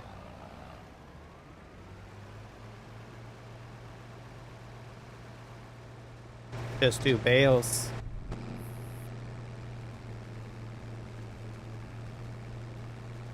Future investments on this map.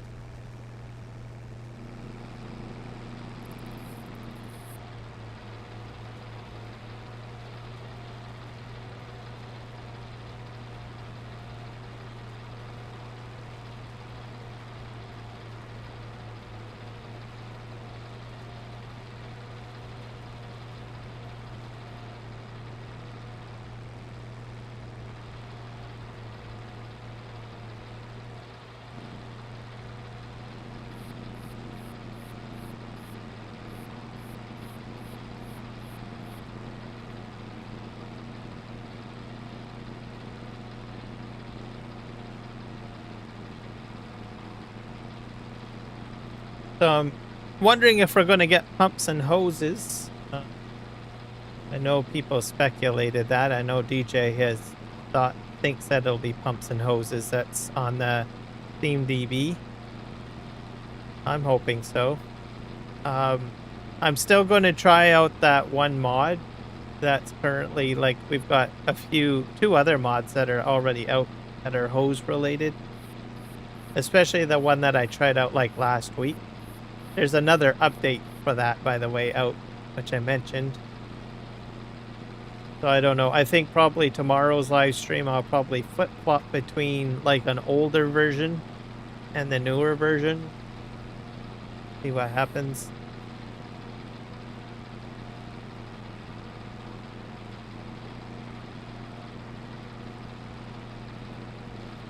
To read through it. But hopefully pumps and hoses will be just as impressive or better than the mod that I tried recently.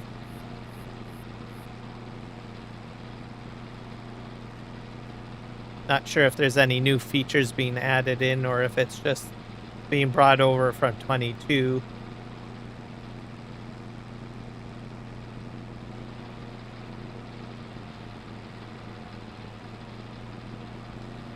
But I know the mod that I played with last week definitely has more functionality than I think pumps and hoses.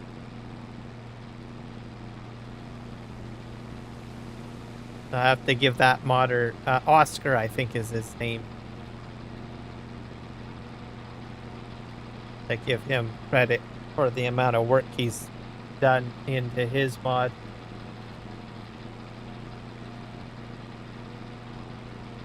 Taking something like that was already an option from an older game and then adding another bit of flair to it.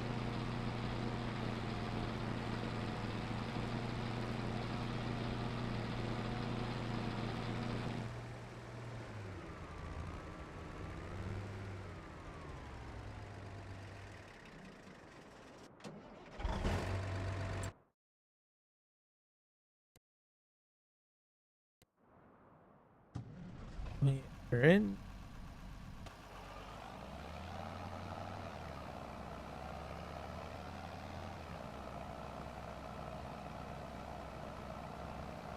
This is row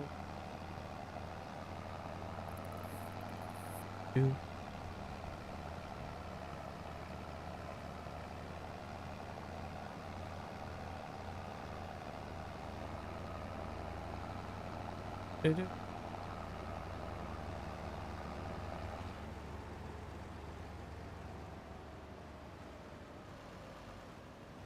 Let's spin around, try to empty out.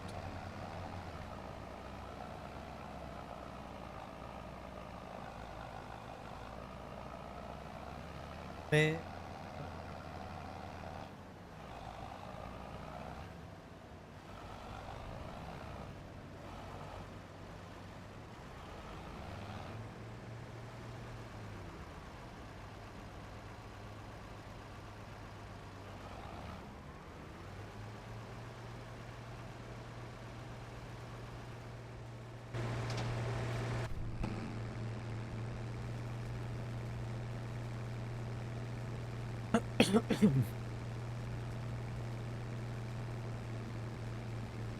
I can't wait to get back to the Manitoba map too, as we're just starting to plant lavender.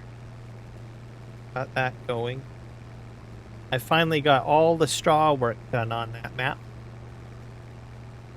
Have to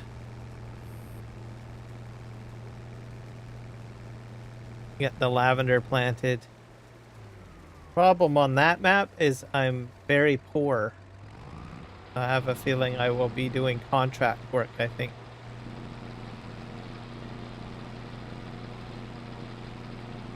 So we'll have to see.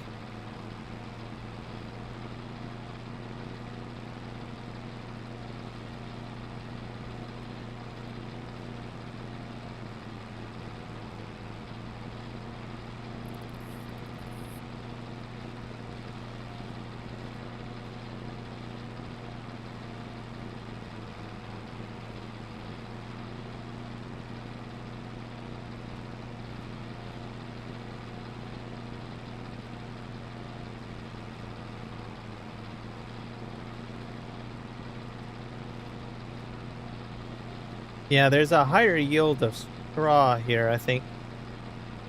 I'm filling up a lot quicker.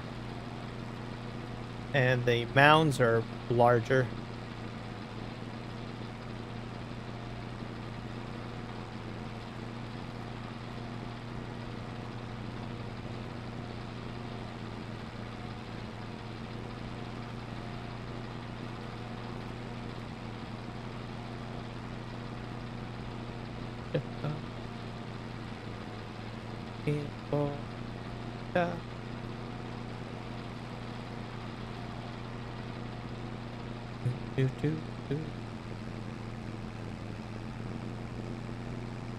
Remember.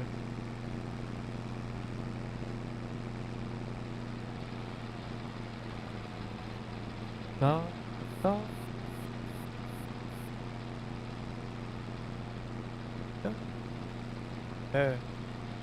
This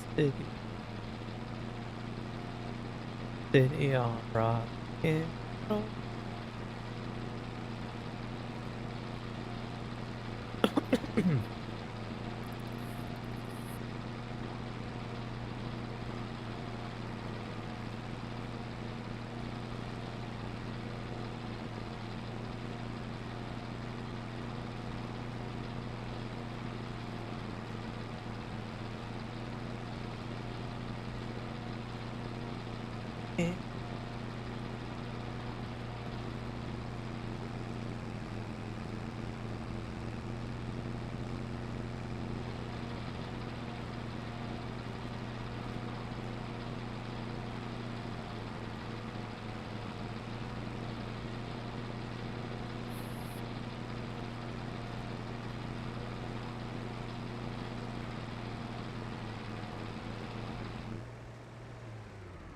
full again.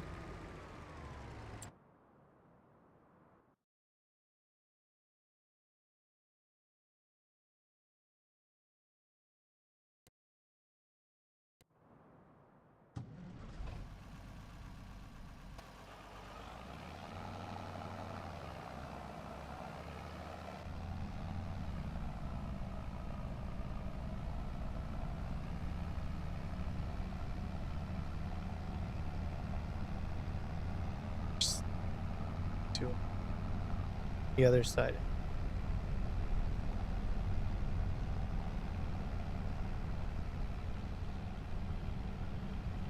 All right.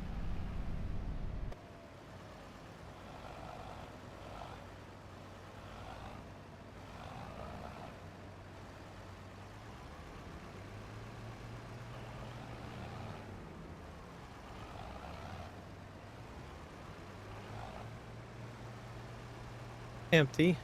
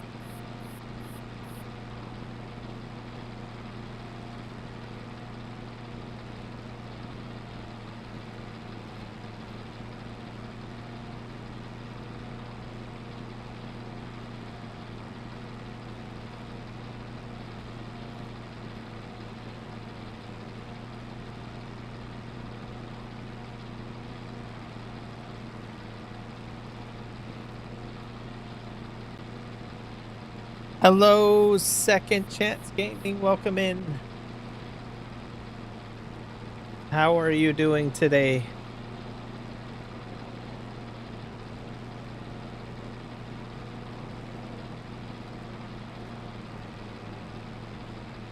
I decided to live stream today. Yesterday, I ended up binge watching a Netflix show called Little House on the Prairie. So there was about 10 episodes in it, so that's why I didn't live stream yesterday. I am live streaming today. You're good? Excellent. You're working on pellets at the moment.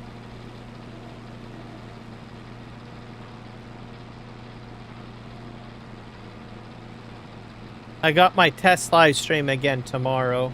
I'm going to be doing some more stuff with the slurry pumps again tomorrow. And finishing up a few other things. And then trying to get grass work going. Remember the old show from it being a kid? Yes. It's on Netflix. It's got different actors in it. And season 1 is before they moved to the prairies. So it's almost like a prequel to what you watched on as a kid.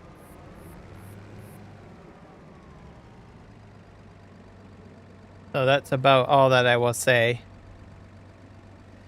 But it's very interesting. I don't know if there's going to be a season 2, or if they're just going to treat it as a prequel to the show that you and I have grown up watching.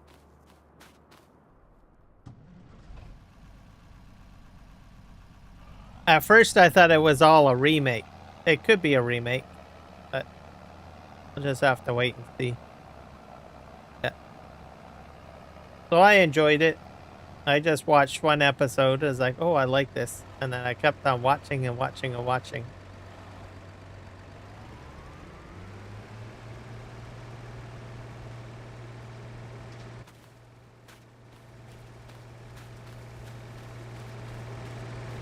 I'm hoping there will be a season 2. Just have to wait and see.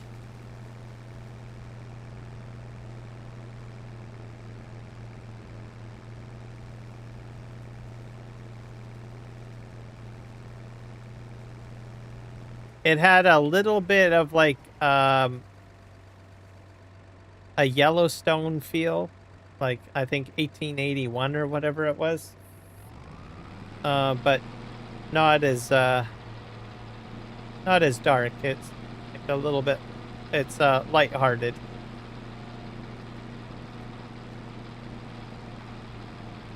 Kind of like seeing like old countries things coming back. Yeah. Yep. It is, unfortunately. Why it's doing that, I don't know. And I haven't seen any updates to that mod pack yet, so. But I'm going to be selling that. I think that's legal. I got to replace it with a different auger wagon. One that can fit underneath the pipe on this guy. Hopefully.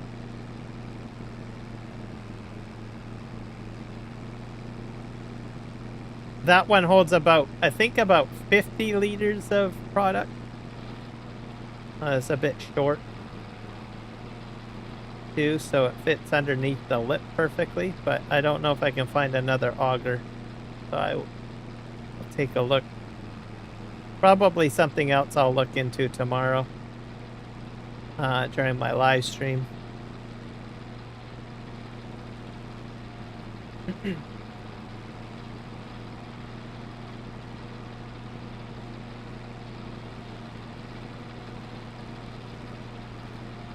But it's only with the auger part that it does that. So that trailer can be configured for auger, manure spreading, and for standard tipping as well. It doesn't happen on those other ones. Well, maybe the manure one it might do it on. But I don't know if many people use it for auger wagon very often.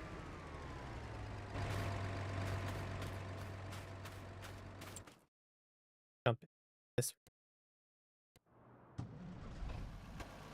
But yeah, that's just awful.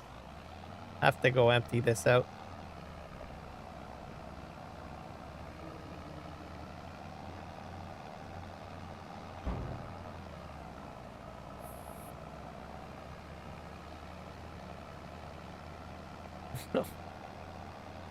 I think it's because it's too long or something. If they straighten it out, would it hang out the front a bit? No. Kind of weird.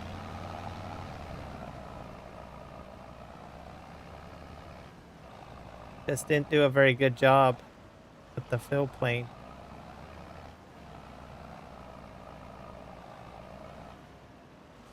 Back up.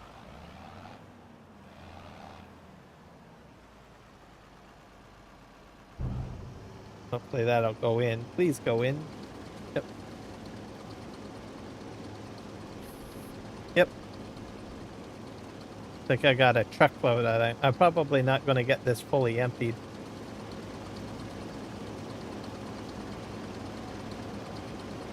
Yeah, that's just awful.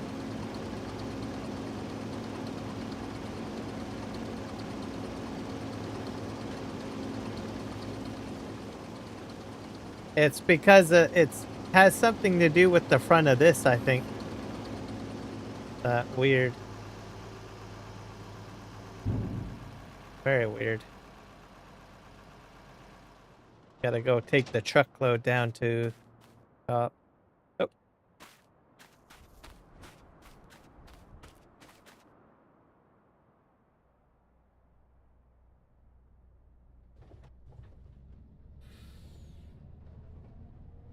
Oh. I don't know how to do that, though.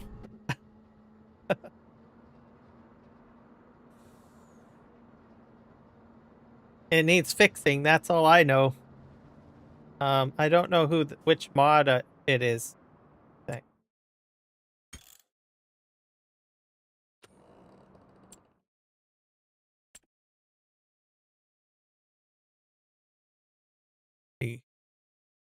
It's one of the Fleagle pack. Is it this one? That's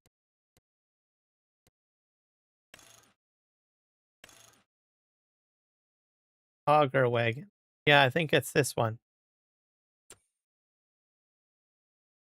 It's the Fleagle ASW pack that it does it in. And they all do it. I think they all have manure spreader improves. I think these all can be configured with an auger. I don't know it's every one of them though. Yeah, they all can have an auger. But it's that pack that's causing the problem. Legal ASW pack. I think it's let me see.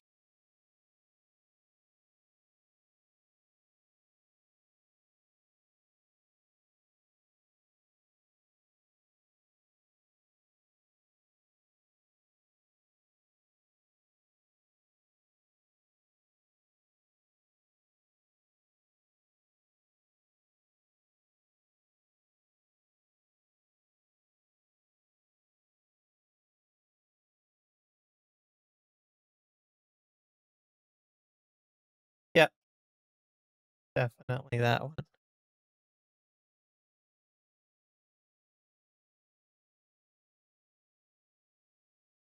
Yep. It's a nice pack too.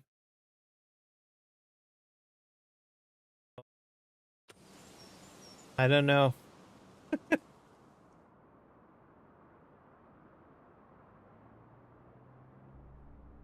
Engines on.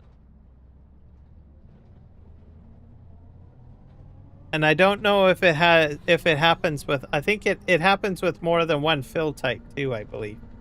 Because I think I was putting wheat in it as well. So it's not just pellets, it's other stuff too, I guess.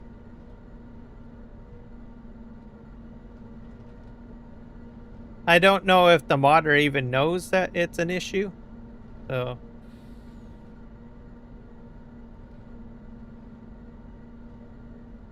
because maybe it's a feature that most people don't use. Like, I think most people use auger wagons like other auger wagon models. Nobody really thinks to go to a Fleagle for as an option for auger wagon.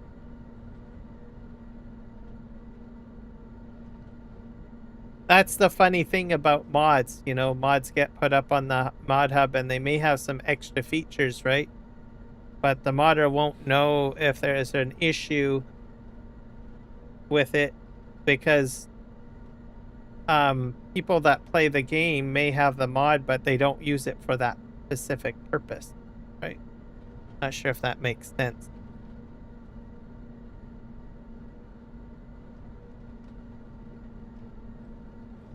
Where do I go? I think my exit's over here somewhere. This is so much weight.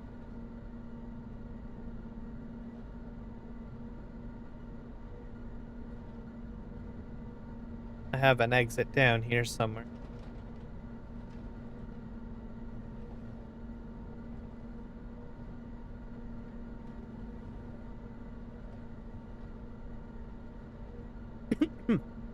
At least that's my theory.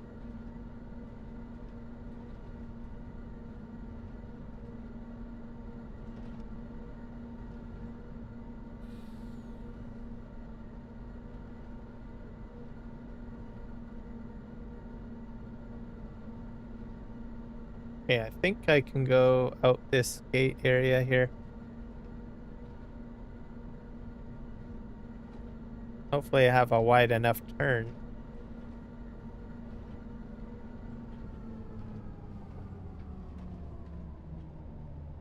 I have 2 trailers on the back, so there we go. The main road now.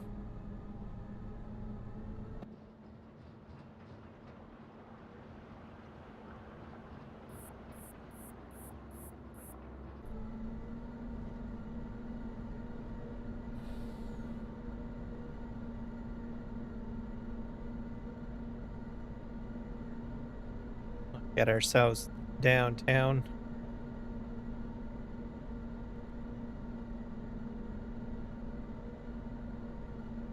Where do we go?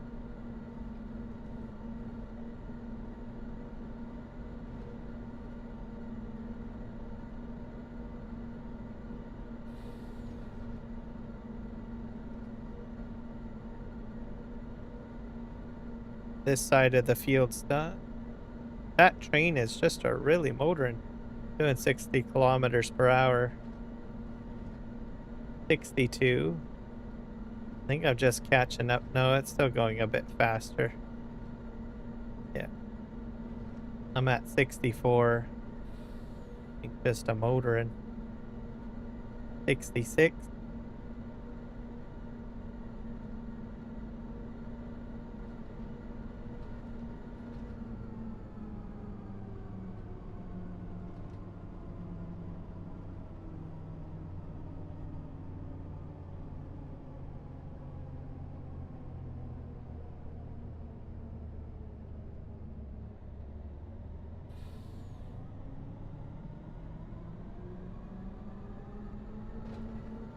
All of this unloaded.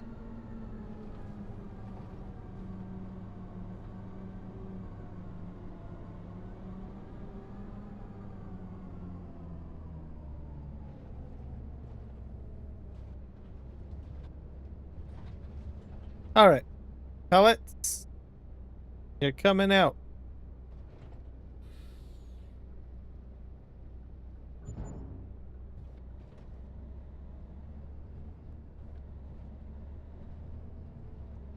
Three.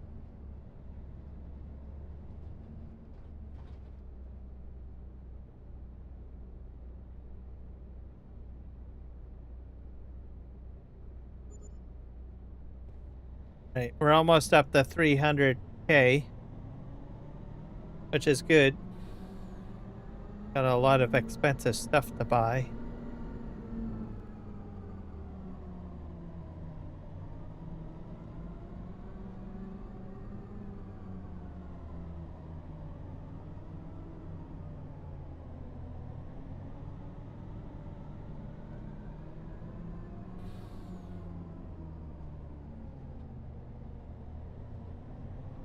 Go, made it onto the road just fine. Without scraping the fence.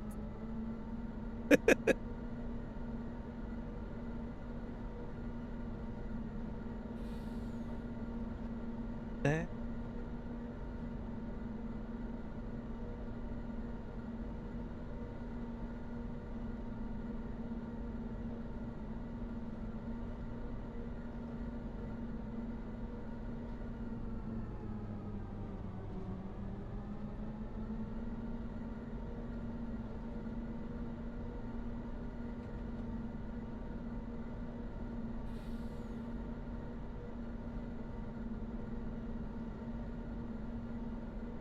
Gonna try to enter the field just the same way I exited earlier.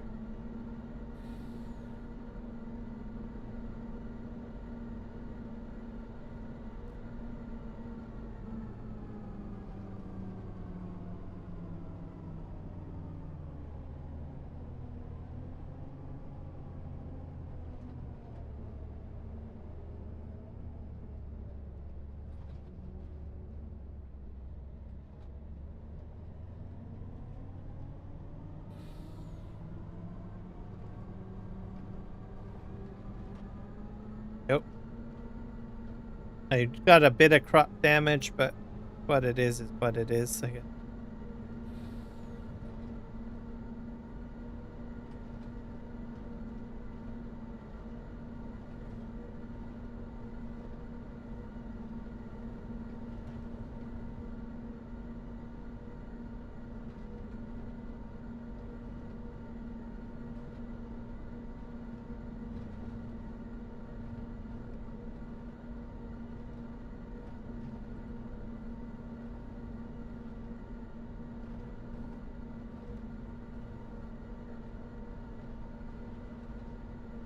way over here.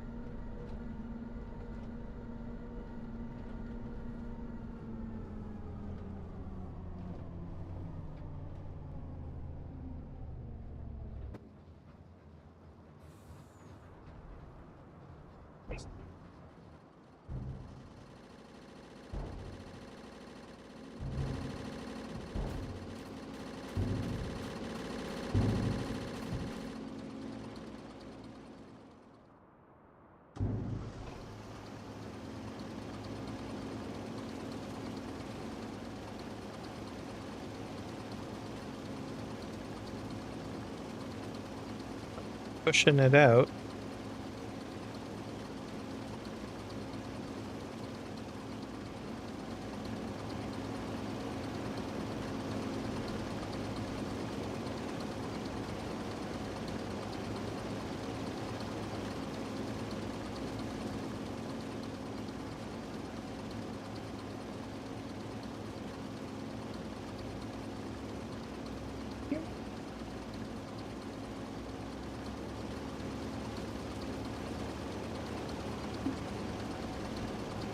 I think it's slightly disappearing right here.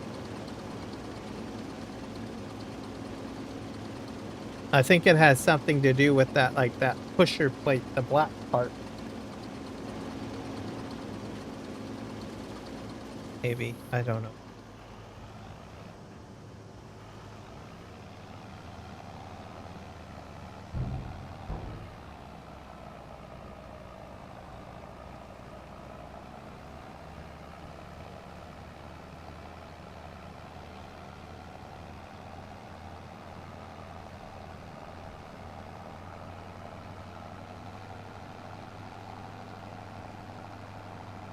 A few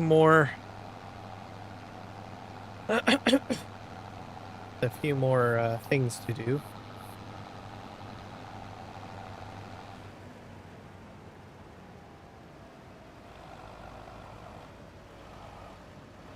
A few more rows.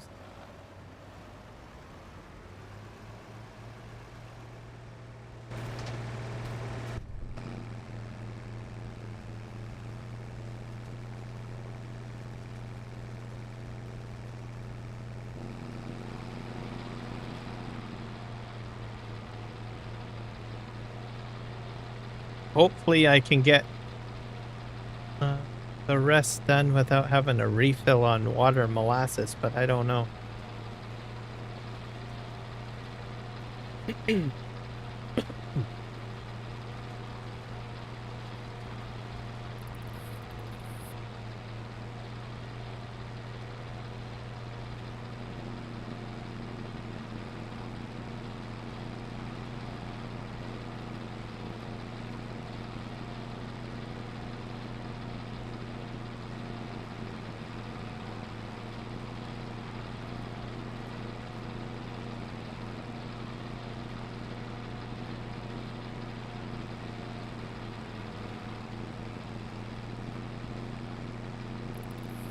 I don't know what happened here. I got like a couple of strips there.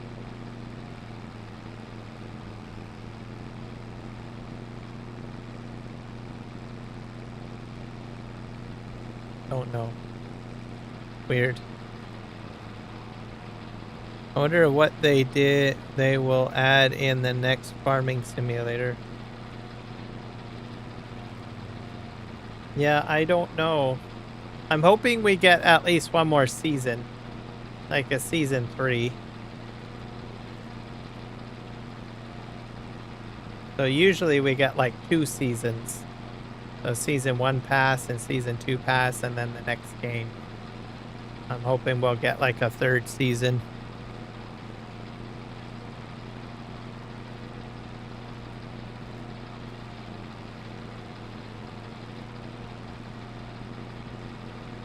Because I just don't see that much of a difference between games.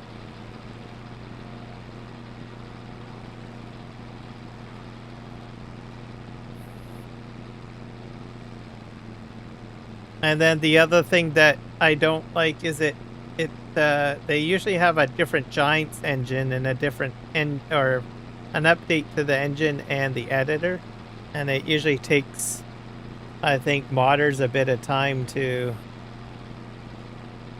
you know, get their mods over. Makes sense.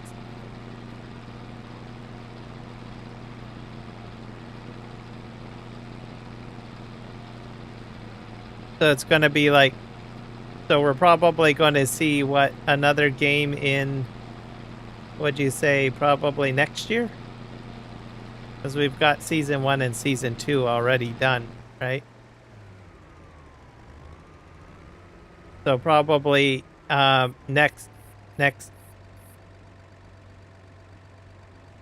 I want to say probably early next year, probably like next February, then would be the next game.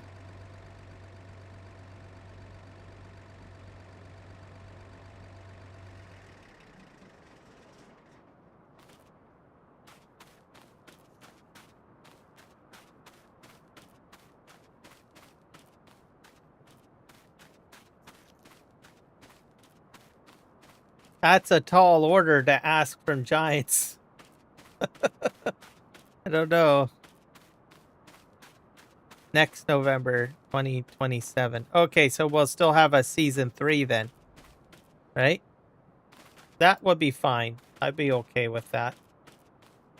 That way we get like a season 3 pass, and then November 2027, a new game.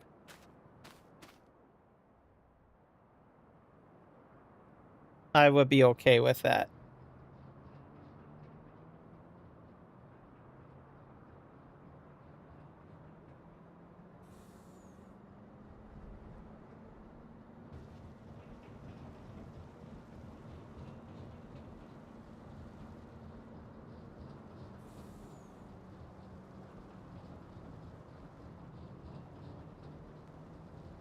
Well, it could happen. It could happen.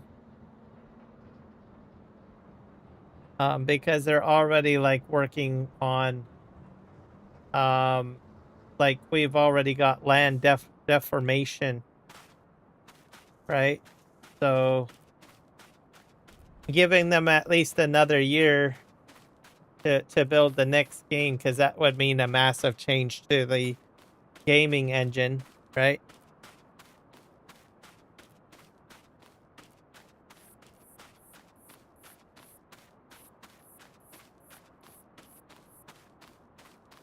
Yeah.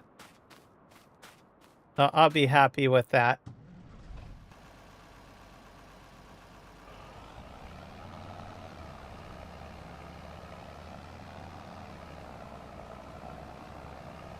And then hopefully it won't be buggy.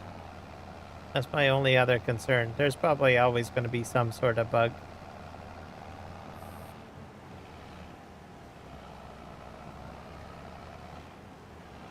But I think they gave themselves some extra time anyways, because they got less DLCs, right? So, to see.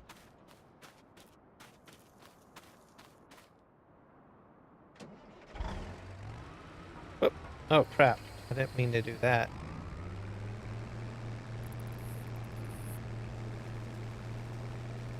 I'm using the cultivator form this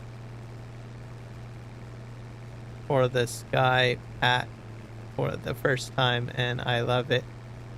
All equipment to have this behavior in physics. Yeah, I like that. I used it for slurry.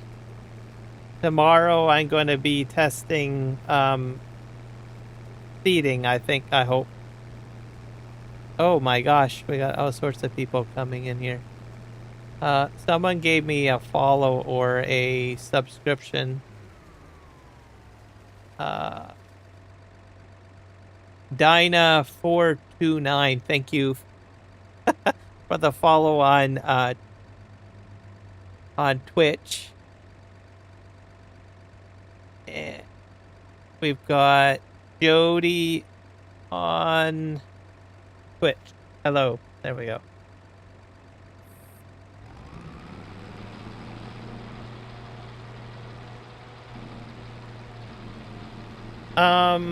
The Sky Agra Pack. Yes, I'm going to be doing. I enjoyed the slurry spreading, and I think it's going to be a great addition for planting grass and stuff like that. Are you using the small one? You're probably using the small one. Second chance. Farming is going all right. I can't complain. Well, pellet making, I guess. I'm hoping to get this all done by the end of the live stream. See if I can swing around. Bit of a mess. The 12 meter. Are you using the 12 meter? Yeah, I'm planning on using that for grass planting tomorrow. I got a little bit more slurry work to do, I think.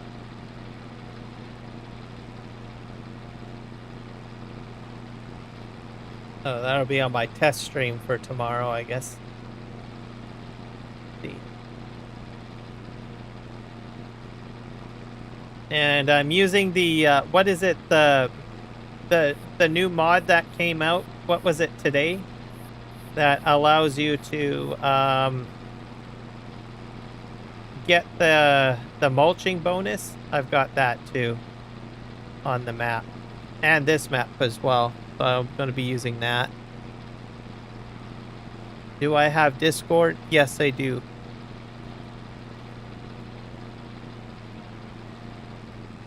I'd like to take a look. Let me see. I think you just got to put in word.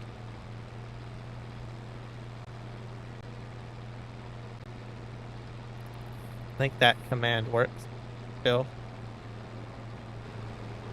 There you go.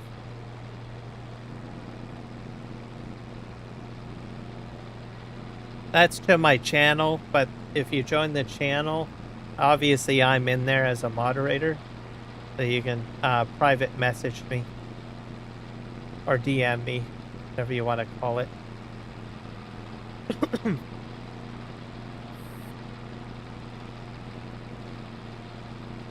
Just make sure that you use your like I know some people have like a different like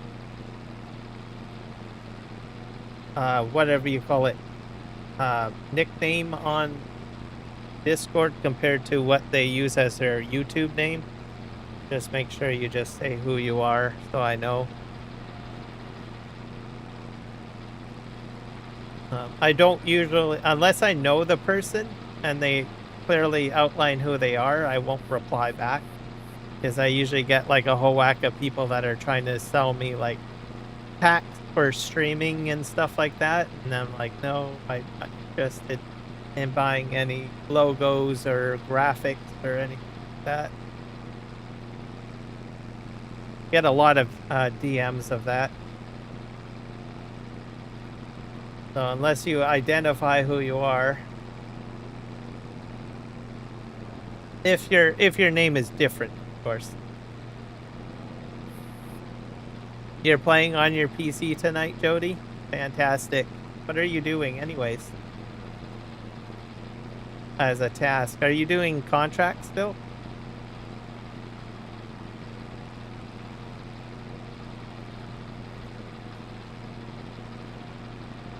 I think this is almost full. I'm gonna have to go.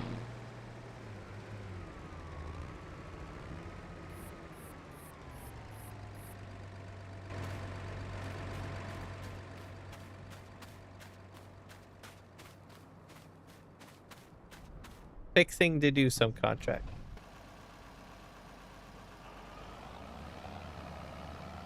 I think my Manitoba map, I'm going to have to do a contract.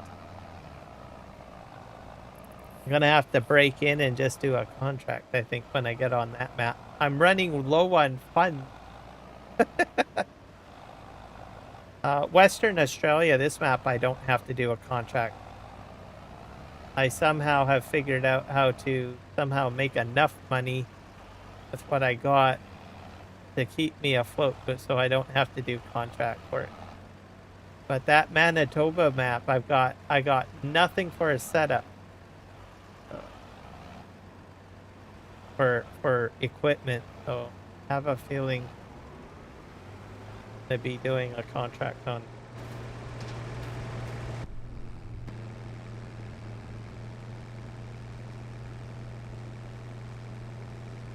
You're doing mowing contracts. Yeah, that's probably what I'm going to end up doing. Or a baling contract or something. When I get back to the Manitoba map. Because I'm planting right now. And I don't think I have enough money to buy a forage harvester. We'll see. Unless I lease it. I might lease. I could lease. I'm just hoping that I can make a lot of money off of lavender. Forgot to lower my implement.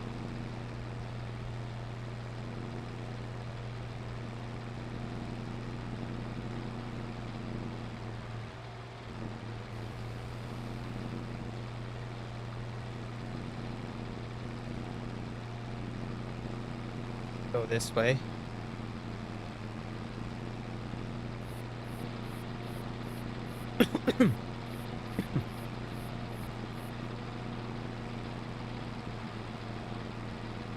I should check my Twitch chat manually here. Because I don't think, like, I get...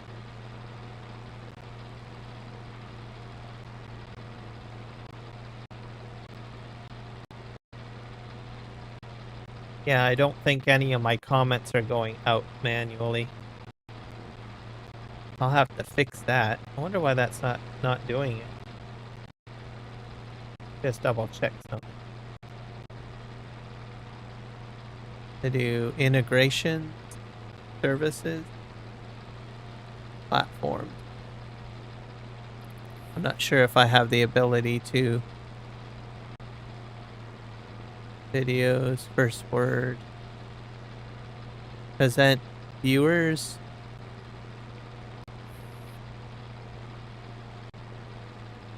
Automatically run the stream update trigger when connecting. Probably enable that, I guess.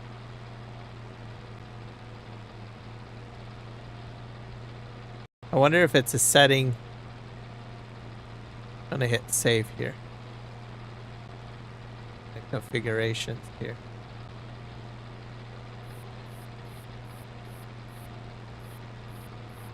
I'll sync that.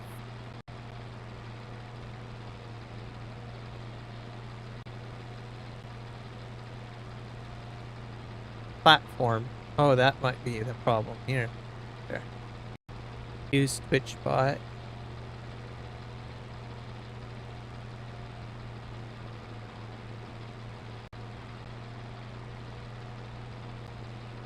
Got that.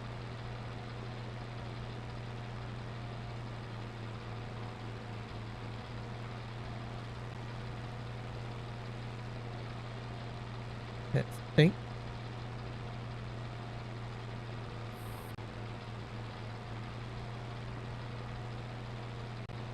Okay, let me see if I type here. Oh, maybe I know what I'm sending to. That's why it's not going out. I don't have Twitch. Here, this should work now. Because I can shut the typing off for me, for my chat, to send it to a specific channel. Okay, let's try that. I think that should go out to both Or if it went to Twitch. Did it go to Twitch?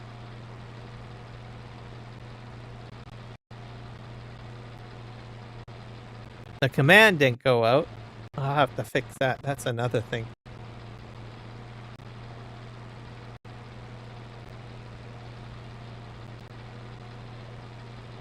It go out.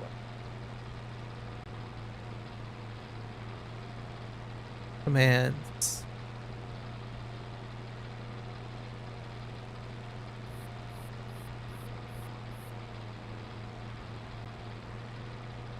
Is this an easy fix?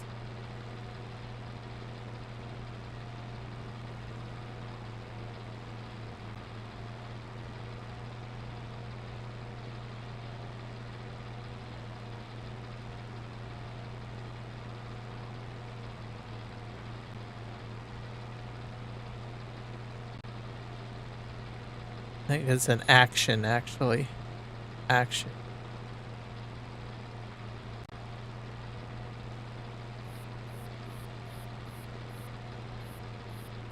Yeah, I have to set that up.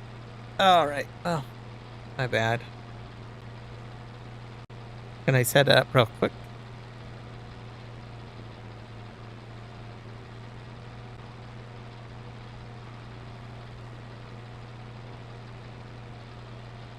I can probably do it. Let's see. Let's try this.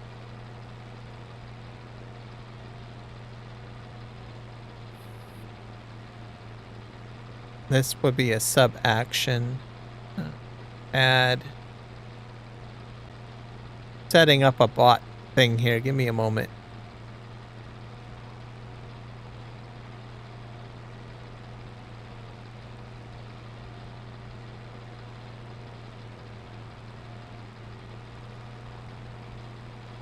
Chat. Clear chat message. Reply to it. This is the one that we need. Let's try that.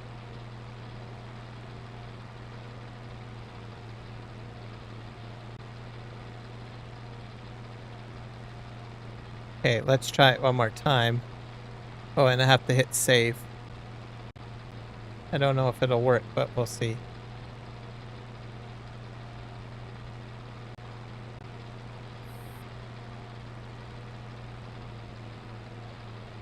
I think it went out to Twitch automatically. Did it work? Yep, it worked. There we go. That's working now. Alright, fix that. Good job, Kiram Gaming. I use StreamerBot, by the way, for most of my sophisticated commands and stuff like that. In case what people are wondering. Alright. That was pretty easy, too. Have to do anything too sophisticated.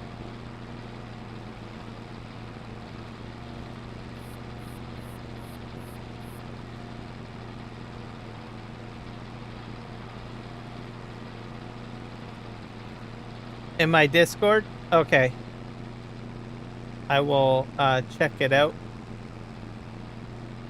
a little bit later. I don't usually keep Discord open during a live stream because it's distracting. And I have problems with Discord when I'm trying to live stream. Even when I'm trying not to live stream, I have problems. Like last week, I went to join Kiwi's live stream, right? And he's in Discord, so I joined the channel. Every time I join a voice channel, I have to reset up my microphone and everything. So, a bit of a headache.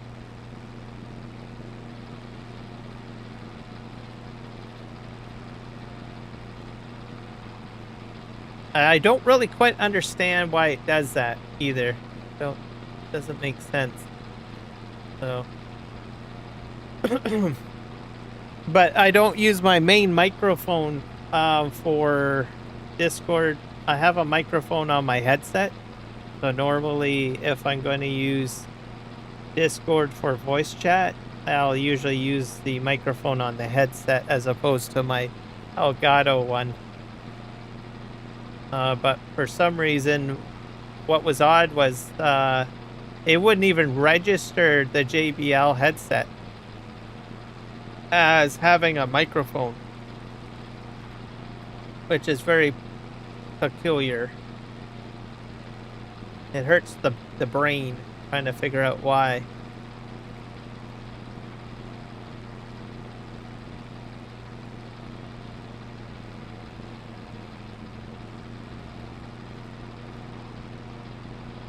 But my computer's not set up like most people. Like I have a mixing software program for audio as well. That adds an additional layer of complexity to a degree.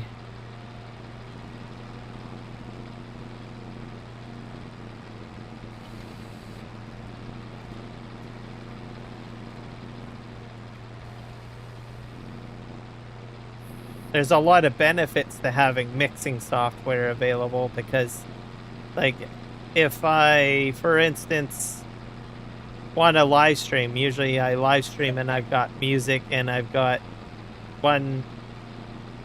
I may not necessarily want to listen to the music, but because I make it a part of my channel, right, on Twitch, right, I can turn off the music so I don't hear it, but I can keep it running for my audience.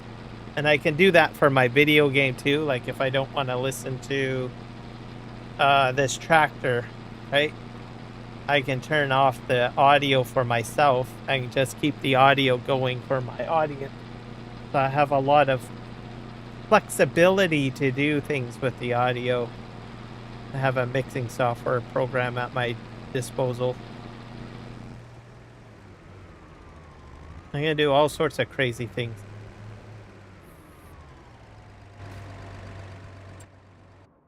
It's part of how I'm able to have, like, you know, music playing on Twitch, but no music on YouTube, right?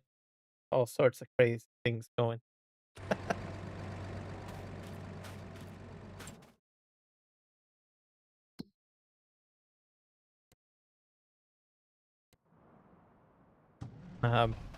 If I wanted to as well, like I could have another music player playing music of a different genre, right? Like I could have classical music for my YouTube audience, and then I could have country and rock and roll playing for Twitch in two separate different players, all during the live stream. But each platform would only hear that type of music too. I can even do that if I wanted to. I can do all sorts of crazy things.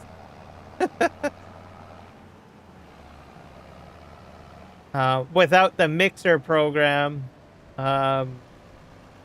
be very difficult to set anything like that up. I can have different volume levels as well. So what I hear could be louder or quieter than what my audience hears. So I can do, it's just crazy.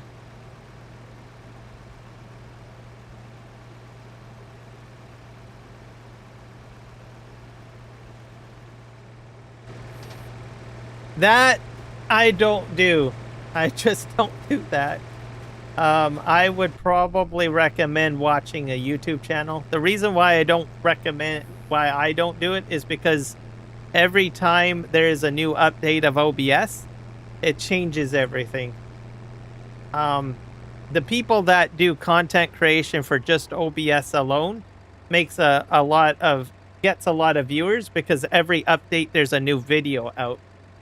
So it's like DJ Goham, pretty much. I thought about doing something like that, but it's just hard enough to keep up with all the changes myself. So I usually tell people to do their own research because there's a whole whack a lot of different things that are intricate into it. It based on your video card, your monitors, your bandwidth, your webcam, everything. There's just way too many settings.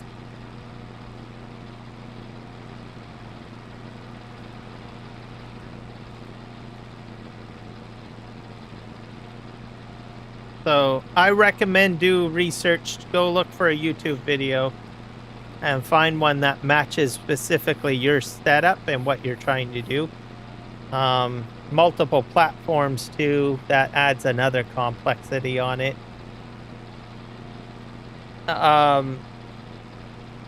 You can use different studios too. I don't have just OBS. I've got Prism Studio.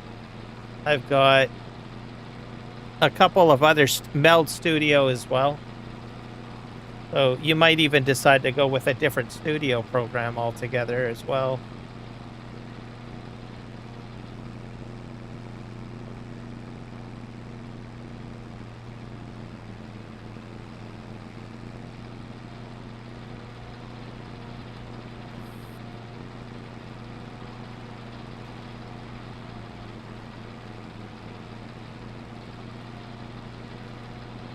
It hurts the brain configuring OBS.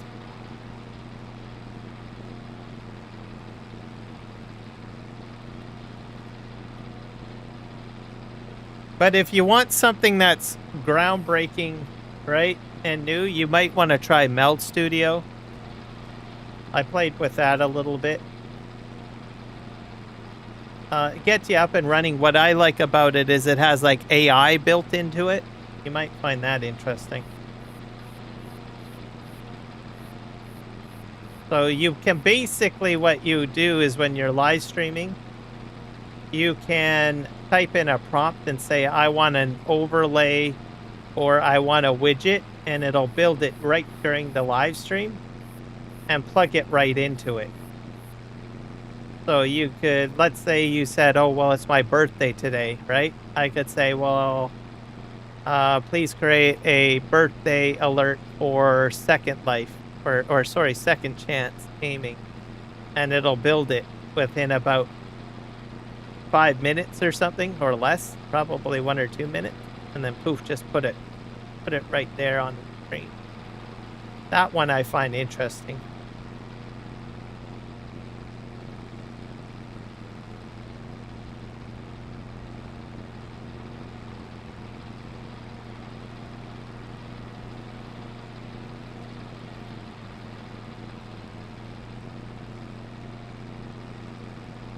And that's free, by the way, too. And then there's Prism Studio. They have a couple of additional options, too. I don't know, there's like so many options out there.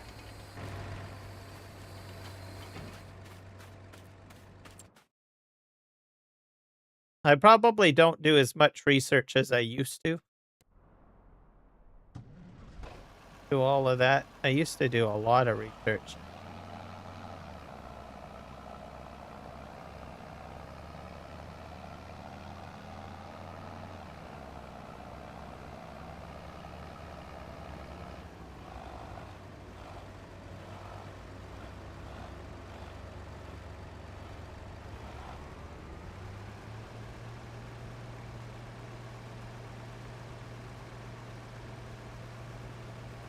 The only thing that I'm probably going to do next is figuring out how to do Twitch vertical, because that's new now.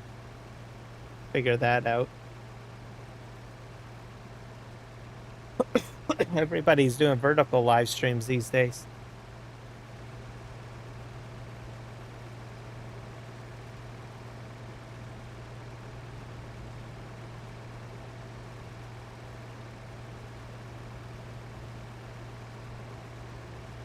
But if you do get into like doing anything like to what I'm doing, you'll want to make sure that you have a decent fiber optic internet connection. Make sure you've got that.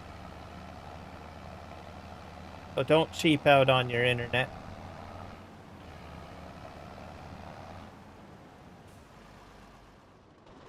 But if you're just doing like, I don't know, like 1080p live stream, just horizontal or one stream key, meaning you're not doing multi-streaming, you could probably go with a basic internet plan.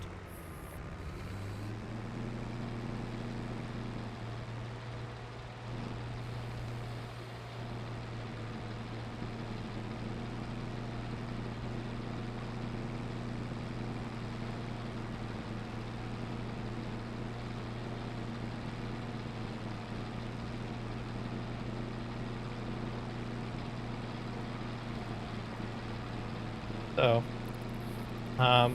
if I didn't live stream, if I did like just horizontal, I can do a 4K. I can do 4K live streaming. But I'm using up most of my bandwidth going out to, I don't know, I've got a Twitch live stream, I've got a vertical live stream, and I can probably do one more live stream before I start kind of buckling a little bit. But if I just wanted to do just basic, just straight on, just horizontal, I can do 4K. Maybe I could do a vertical, I suppose. I could probably do a vertical. There's a lot of optimization and tinkering you have to do.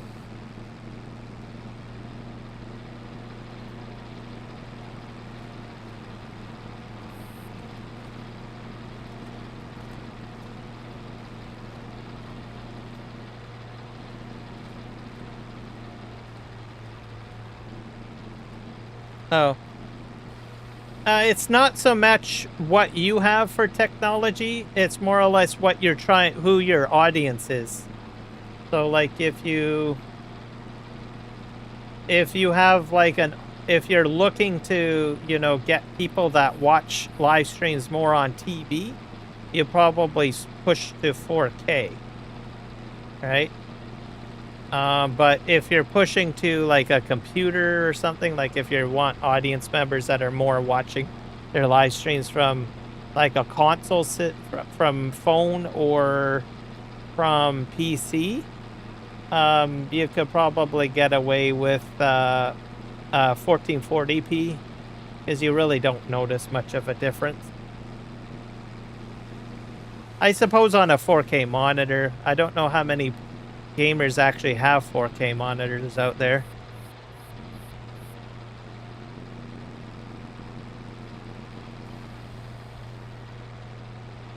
So that's something to look at, right? So you could end up outputting more than what your audience may choose to watch you on, right? Like myself, I don't use 4K monitors.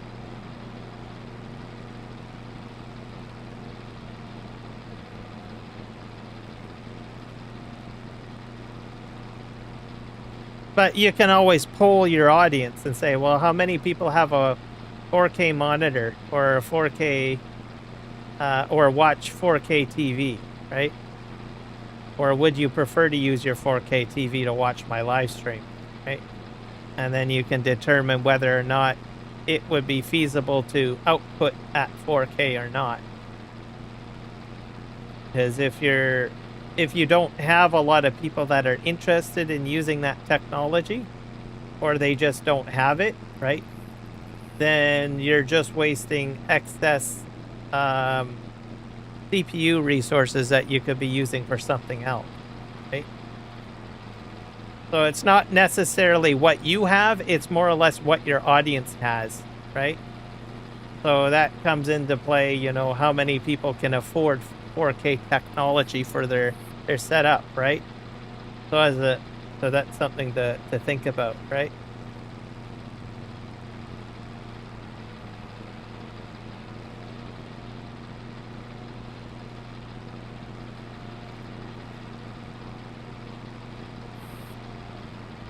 So that's the way to think as a streamer, more or less. Not necessarily what you have. Well, what you have comes into whether you can do it or not, right?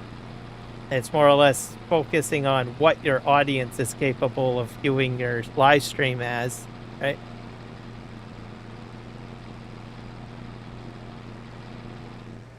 So most of my viewers are basically on their cell phone. So 4K really doesn't matter on there, right? And I've got people watching mostly on their PC, right?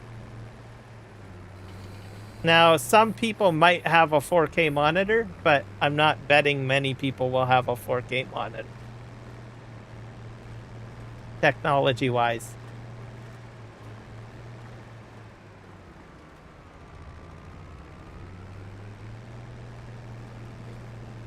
But that goes for anything, right? So usually people that make a boatload of money probably will have a 4K monitor and 4K TV. But how many people fall into that demographic, right?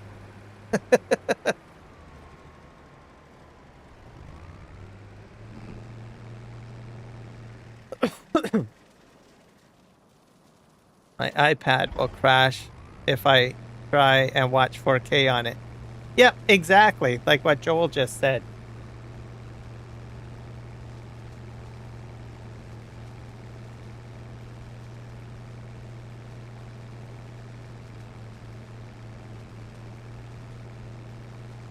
So for me, I know that most of my audience probably doesn't have 4K. And if there are some audience members that do have it, it's probably a small percentage, like probably 1% of my audience that would have 4K capability, right?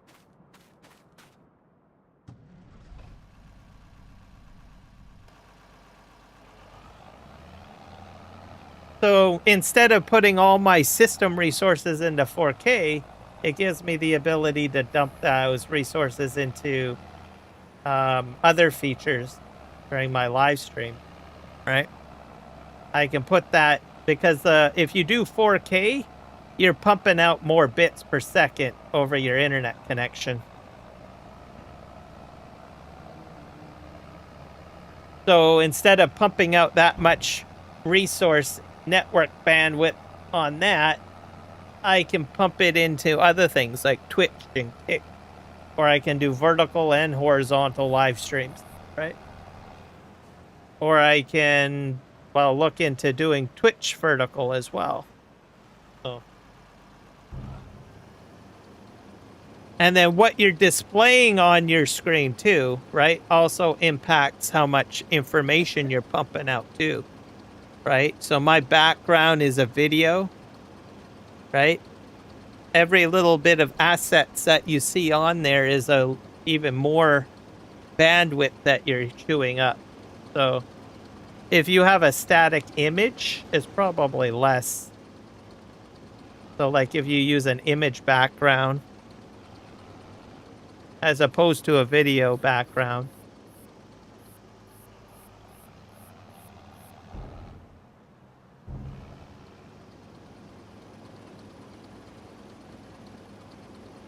So it can become very, very complicated and a lot of intricate pinching left and right to do all sorts of things.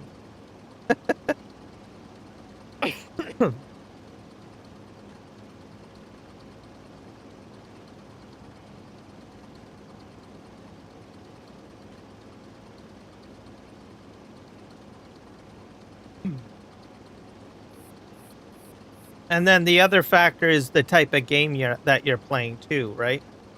So if you play a game and you're using all of the top high quality settings, right? That can cause issues too. So it can impact the quality of a live stream. You might run into encoder problems and stuff like that. So adding more bells and whistles can cost you. So you got to find out, what you can and cannot do. And every computer system works differently.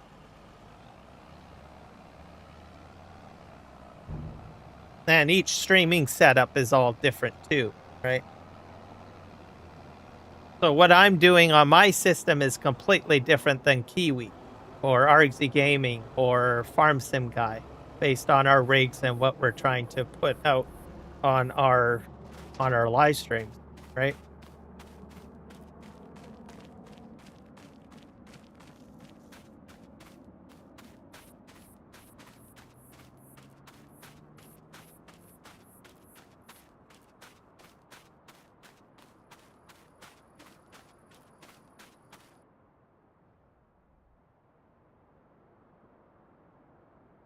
I think that's probably why originally I was intrigued in helping people with setups, but then I started to realize how complex it is, and that in some cases you can't really duplicate it on other systems based on the systems not being the same, right? Or, you know, the hardware capabilities.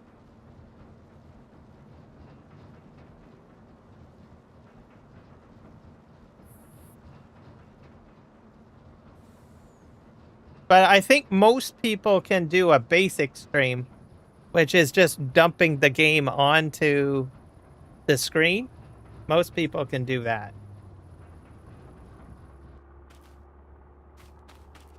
Without any special bells and whistles or high quality or different quality standards or whatnot. Thing goes. That's doing. And if you're doing full screen without any like overlays and stuff like that, it's a lot more forgiving too. So that's probably why you usually see a lot of streamers usually just showing the game fully open without no other features up. Because it saves on system resources and whatever, you know, what they may have for bandwidth, etc. So hopefully some of what I'm saying will be good advice, I guess.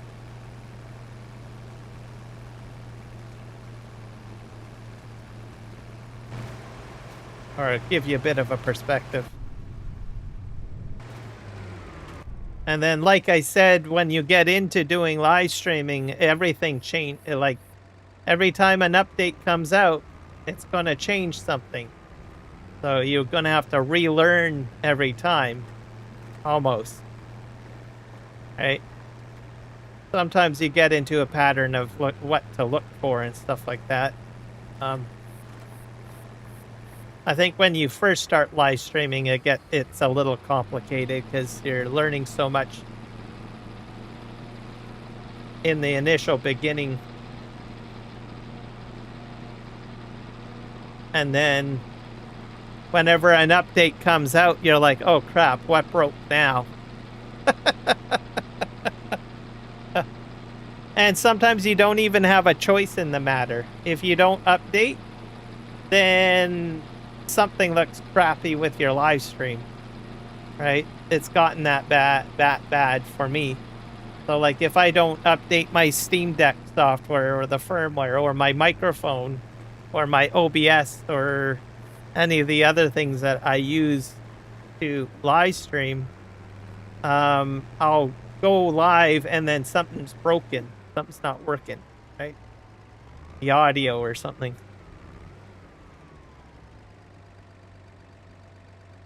Yeah, it is. Very, very much so.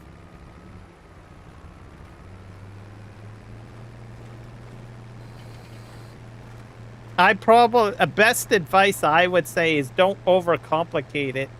So if you watch someone that has like all the bells and whistles and stuff like that, I wouldn't aim for that. Like it took me several years to get to where I am now. I built pretty much everything you see on the screen I built. So the background I built myself. the widgets I built myself, right? I figured out how to vertical live stream and horizontal live stream. I've learned how to multi-live stream. I can even live stream to Steam if I want to. I've done that once, which is a very, very complex and hidden thing, too. Not many people know that they can live stream to Steam, which you buy your video games from, right? I have done that, too. So, you can get pretty crazy. But just start off with small stuff. I just set myself a goal, right? Okay, I just want to start live streaming. My first live stream, when I look at it, is utter garbage that I ever did. It looks like crap right now, the way I look at it. And I do watch my old live streams from when I first started. And even my first videos, too. And I'm like, holy crap, this is crap. But did I delete those live streams? Did I delete those videos? No. But it shows how far I've come, right, as a live streamer. And learning never ends when you get into it. Well, you could stop learning if you wanted to, right? You could just say, nope, I'm just going to keep live streaming at 1080p and not multi-stream and just keep it basic. You can do that if you want. But like I said, there's all sorts of new tools coming out and everything like that on a regular basis, right?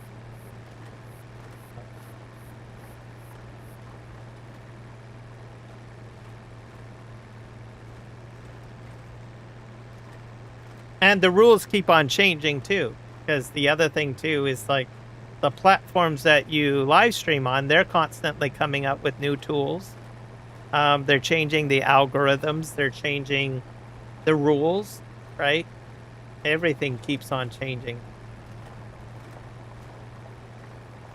And then if you get monetized, that's a whole other boatload. You need to learn how to do taxes, right? Which isn't very straightforward. You have to do your own research on that. Every country, it's different, right? I think Americans have it a little easier because you'll get your tax forms automatically. But for people that are in other countries, probably not as easy.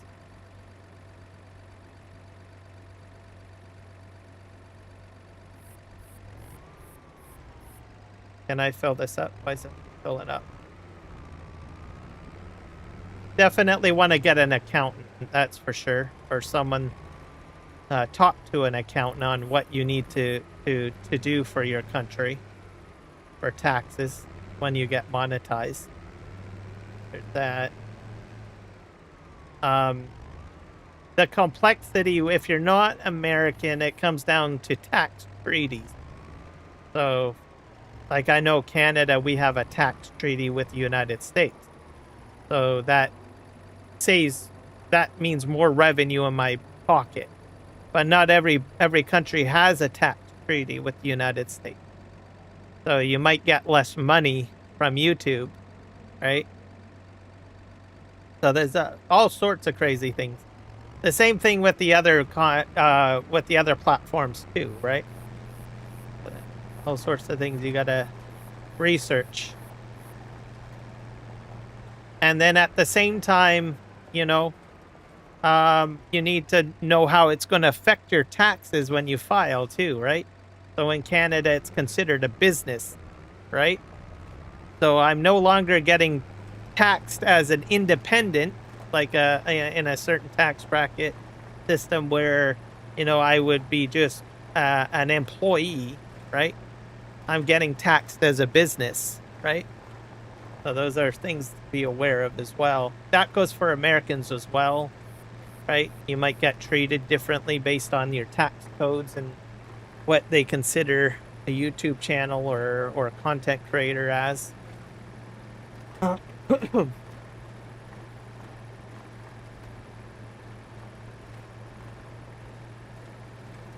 But you don't have to monetize either.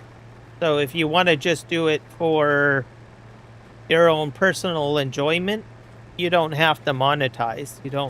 You could just say, nope, You could have like, I don't know, 20,000 subscribers or followers and choose not to monetize.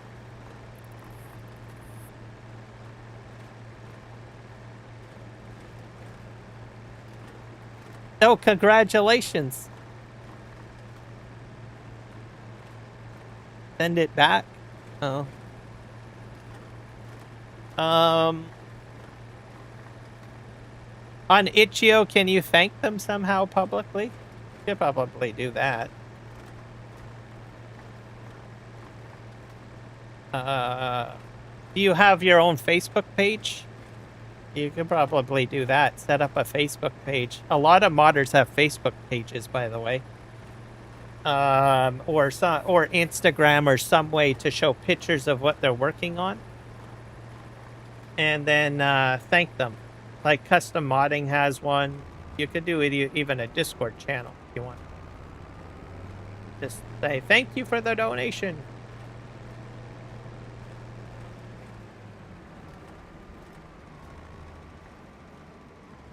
Itch.io page.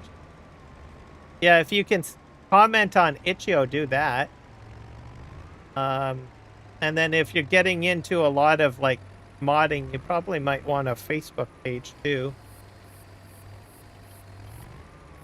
Just if you want to share stuff. Some have Patreons. You can do Patreon too. Just to show stuff. I think those are like more or less like areas where you advertise what you do. Right? Yeah. I think if I was getting into modding, I would probably have a Facebook page. I would have probably a Patreon, and I would have a Discord. Just so that people can get in contact with me. I think that's probably what I would do.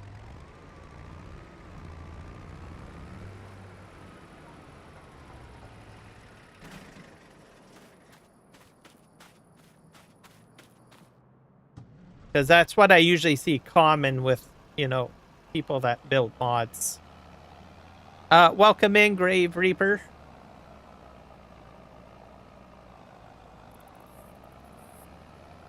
Gonna head out. Where am I done? Oh wait, no, I gotta go over here. Park this over here.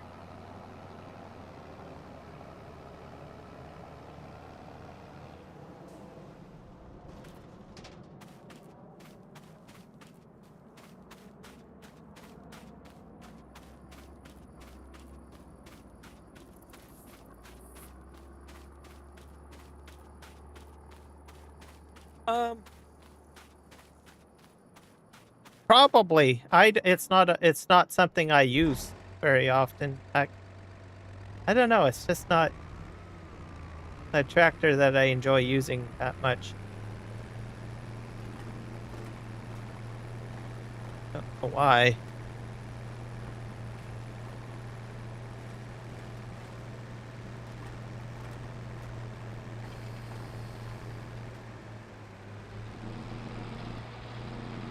Custom modding. They should take the Class Aryan and put their Demco pack on it. Their Demco tank. Maybe that might give it some more value.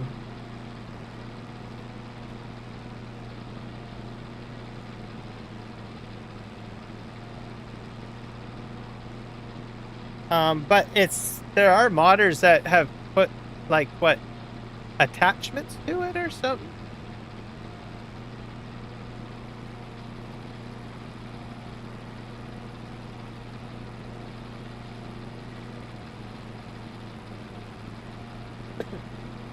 You're talking about the saddle track thing, right?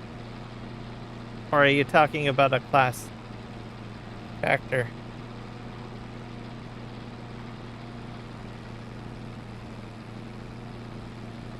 High horsepowered and not articulating it.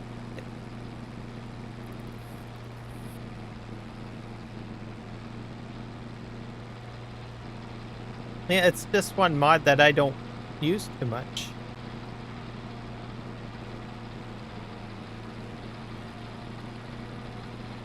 Maybe one day I probably should look at it again.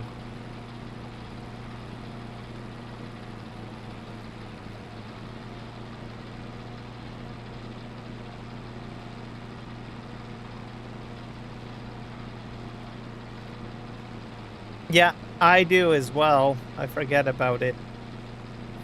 Every so often I'm reminded it's there when I see like maybe a modder that is making attachments for it, but that's about it. Other than that, I don't use it.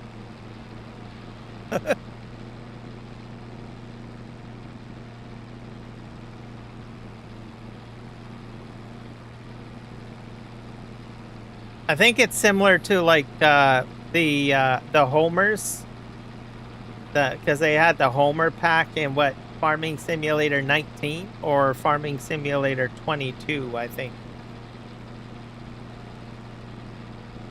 Oh, I'm doing fantastic, Mr. Grave.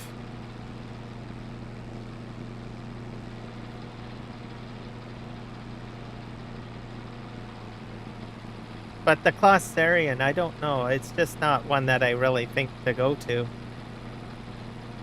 Is it an expensive tractor to buy? That could be one reason too.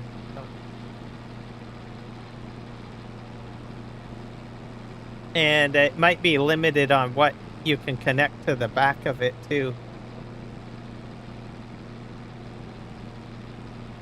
Not sure if it has like hitching systems on it that will connect everything.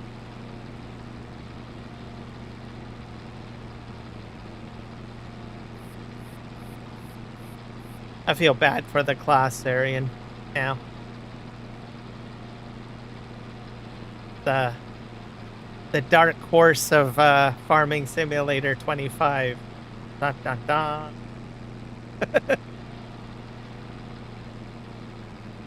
I can't believe I'm getting all these pellets done. This is great.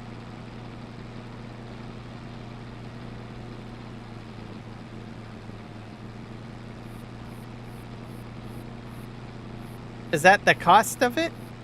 Oh, okay, that might be another reason why people might not want to get it. That's that's expensive. Oops. No. I think I would dump that. I'll jump it out.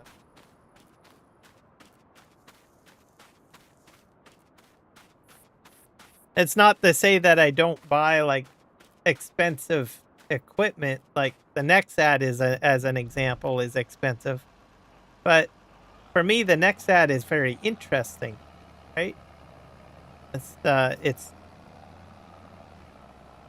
It just has abilities that are, I don't know, just stand out. The Zarian is in that kind of sort of category because it's interesting, but I don't think it's interesting enough to warrant that type of price tag. So maybe. That's a lot of money. That's probably why I don't use it.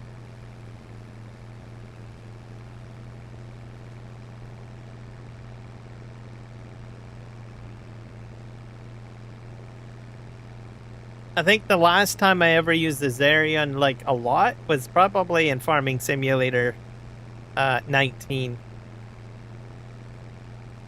But in that game, I think there wasn't any competitors to the Zarian at the time. Because I think it does have decent horsepower to it. So I think that's probably why I used it in 19.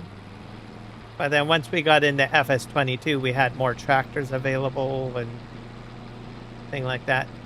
But also my gameplay style back in 19, I wasn't using any mods. So I was so fresh and brand new to Farming Simulator that I didn't touch mods. Because my concept of mods when I started in FS19 was that mods would be bad for my game. That's sort of the thought process that I had. So I didn't bother downloading mods. I would just download what was available from Giants, and that was it. Because I didn't understand at the time what mods could do, right? And the other thing too, I thought modders would just make ridiculous mods that were overly cheaty and stuff like that. Like my whole thought process on mods when I first started the game was completely wrong, because I was taking what would be done in other video games and thinking that it would be like that for Farming Simulator. So but after playing 19 and 22 and being in the farm sim community for a while, I have a better understanding that the community's different than other games, I guess. Not sure if I'm making any sense. That's when I first started playing the game. I was a noob. I didn't know anything.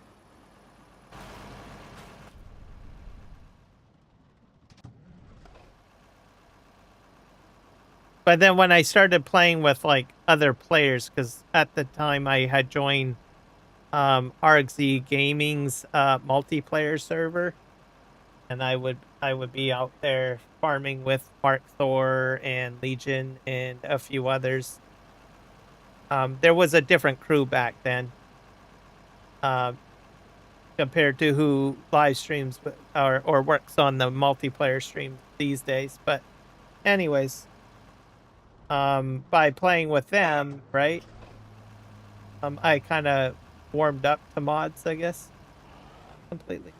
Oh, I'm in the wrong machine. Why?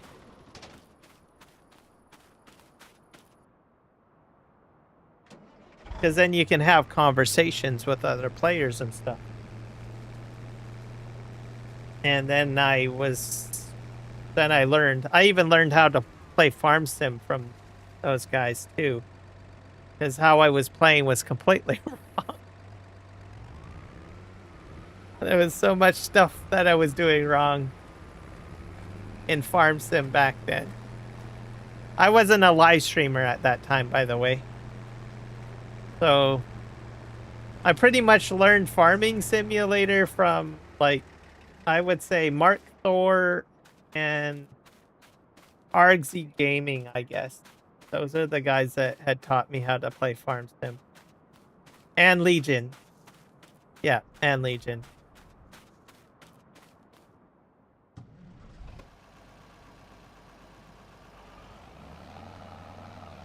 And looking back, I was like, man, I didn't know anything. I don't know how to play the game. I had like all sorts of stuff wrong. It was just crazy. I'm having a nostalgia moment, people. Sorry.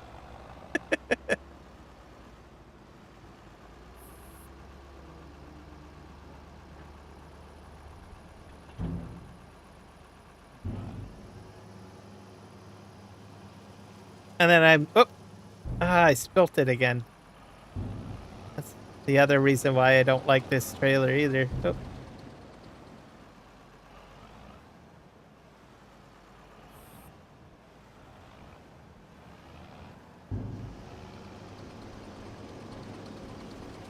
Probably a good way to learn if you learn on your own.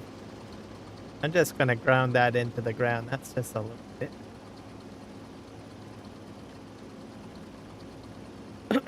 And then some of the stuff I learned on my own, for the most part. I learned logging on my own. But crop stuff, I didn't fully understand it until I joined multiplayer.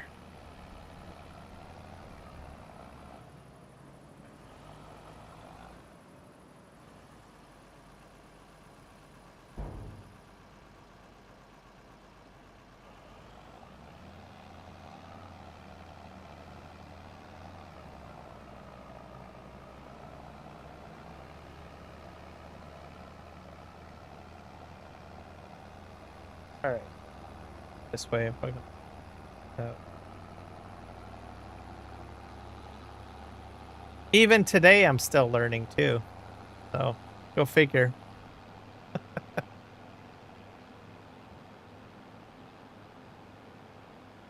Probably not as bad as when I first started, though. Logging was the first thing I learned. That was why FS in the first place. I didn't start off with logging right away. I started off, I was on Felsburn and I started doing like crops. And then after I worked the first couple of fields, then I moved into logging because I wanted to clear out the trees at the end of the field. And so I did the chainsaw work. But then I didn't do anything more than that other than chainsaw.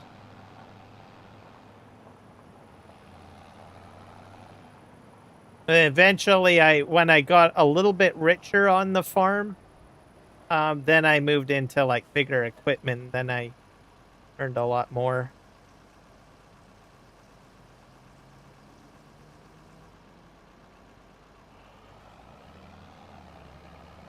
Then what else? I think that's about it. Yeah. I think animals were the most difficult for me in 19. I think I got it down packed very well. I can't remember what else was a difficult thing to figure out. I think fertilizing and stuff like that too.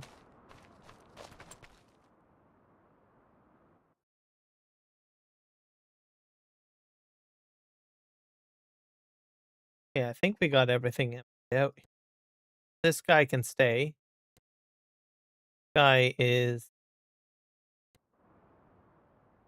We're going to send him back to the farm.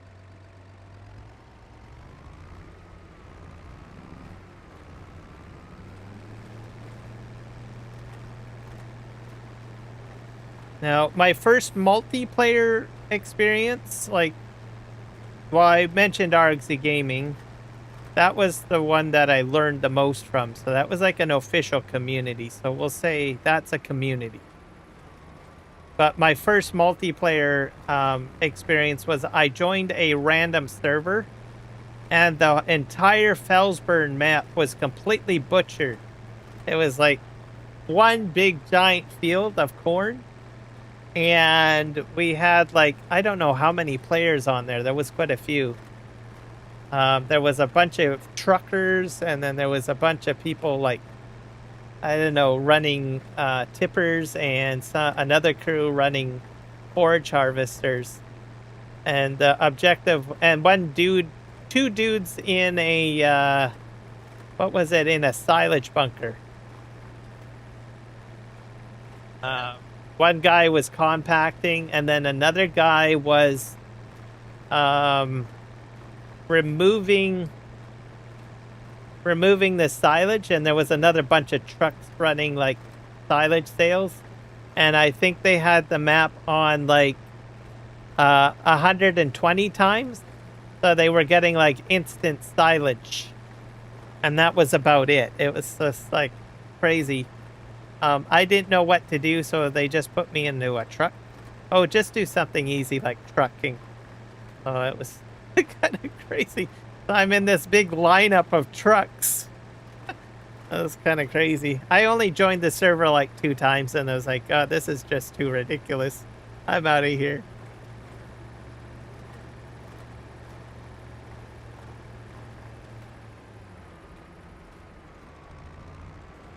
Wood chippers and chainsaw. And a dump truck or a dump trailer. A big rig or a pickup truck.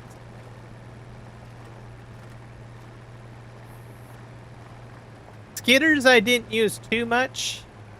I think initially in 19 Universal Auto Load, I did the logs that way. And then I did get into... I don't think I want to park this over here. chainsaw work, and I did have a log harvester in 19. So I would log harvest, and then I had big piles of logs everywhere, and I just universal auto load them. That was in 19. It's not until 22 that I started getting into like the winch and the skidders a little bit more.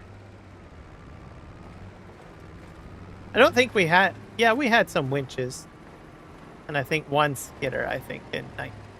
Yeah. Okay. All right, that's good. What else do we need to do to get this truck? And we're going to, so I'm almost full too, so I got like another full truckload.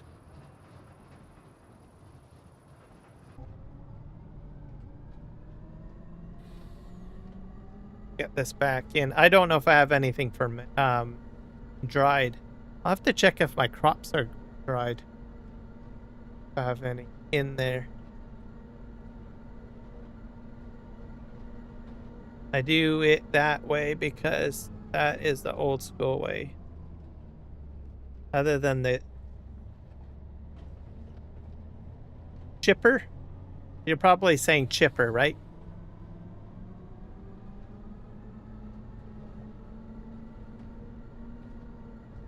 I used the chipper quite a few times in 19.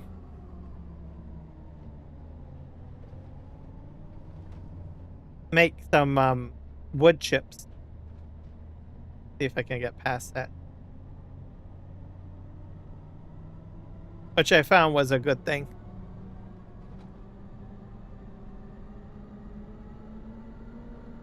I'd take little pieces of wood, put it in there, and then you got a little bit of wood chips. And then I also had like front loader arms on tractors. I would lift that into the wood chipper as well. That worked out okay.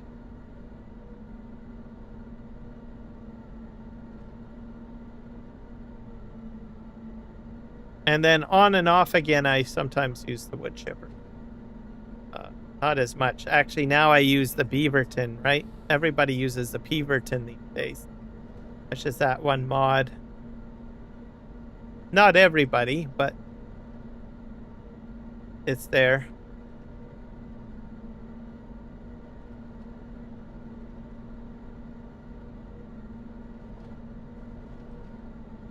I wonder if we'll get any more logging equipment before this game's done. Because I think a lot of people are quite happy with the Silver Run Forest mods and stuff like that, but I always wonder if we'll get any more. Okay, pull in.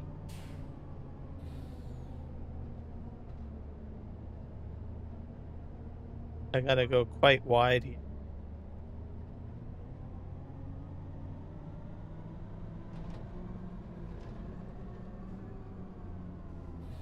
Gonna pull over here and empty out.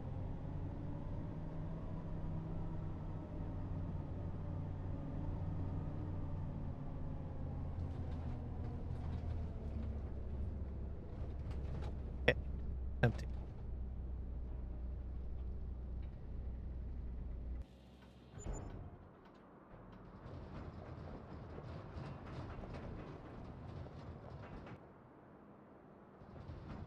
Yep, there's those as well. I played with a bit of that in 19.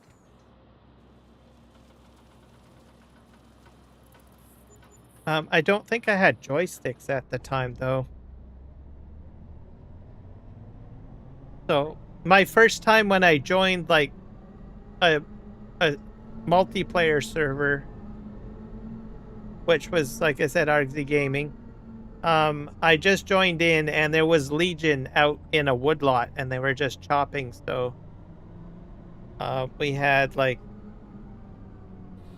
FDR logging mods on that map, too, so I had to learn. But I didn't have joystick, so I was doing mouse and keyboard while I was playing at that time. But I have done some FDR logging stuff with joysticks, I think in 22.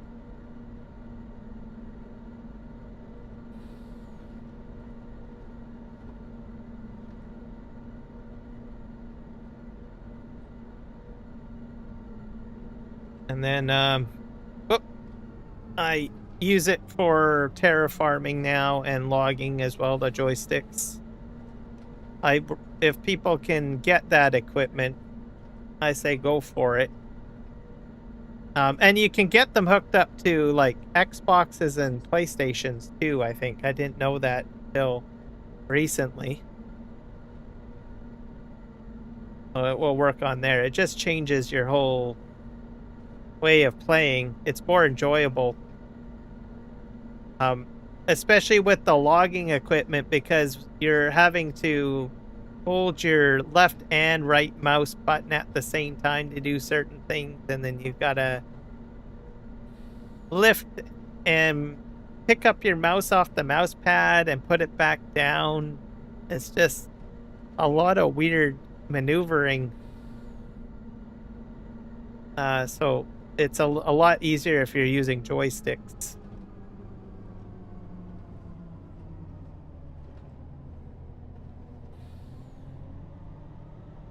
And if you attend, I'll just throw Eric the Crazy Viking in.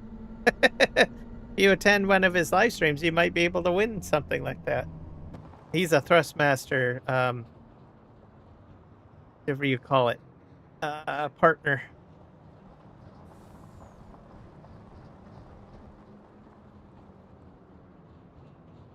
I don't know what I got going in here.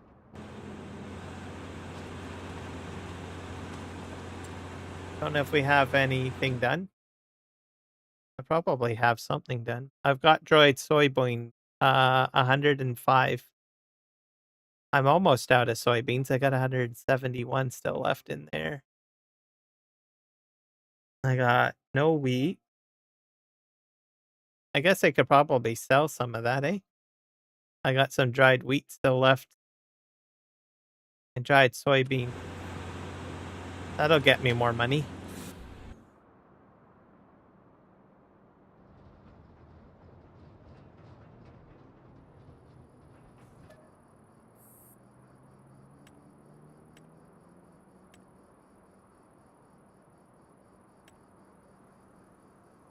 This will probably equal to 1 truckload, I think.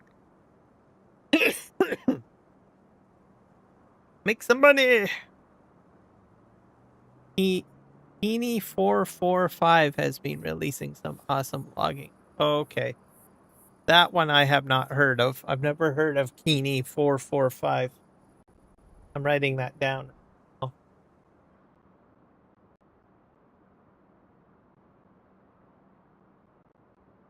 Is it on the mod hub? Is he on the mod hub, or is he releasing through like Itch.io or something?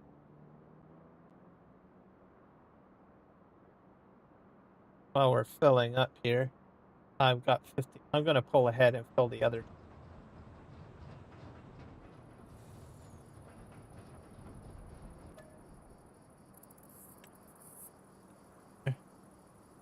Kenny. Okay. Let's go take a look. I'm going to put his name into my notepad first properly. So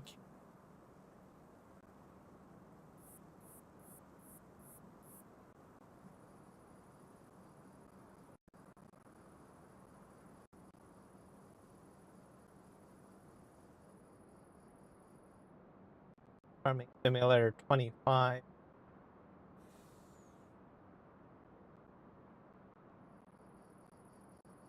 That's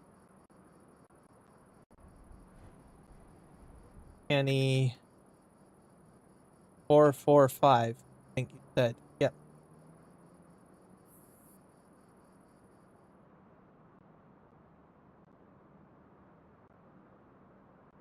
Oh, he's got a lot of stuff in.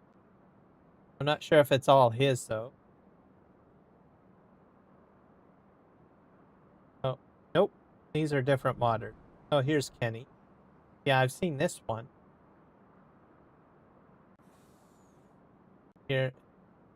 Is it four? Is it this guy?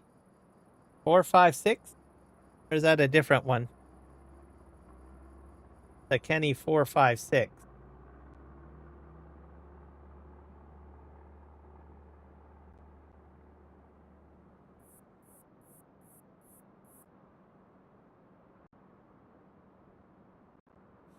It's got real mower in here. This is probably who you're talking about. 456. Kenny 45.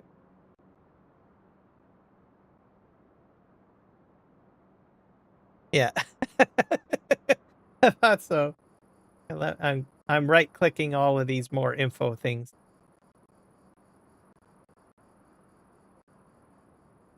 I've played with this a little bit. This is impressive. The crane. I used that in 22 and a little bit in 25. I've touched this one here, the grappler. Oh yeah, the towing chain. This is probably what you were talking about. I still got to get the towing chain put on the Manitoba map.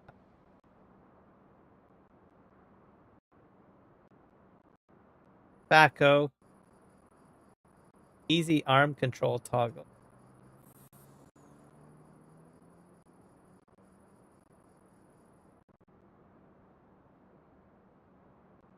And these trailers.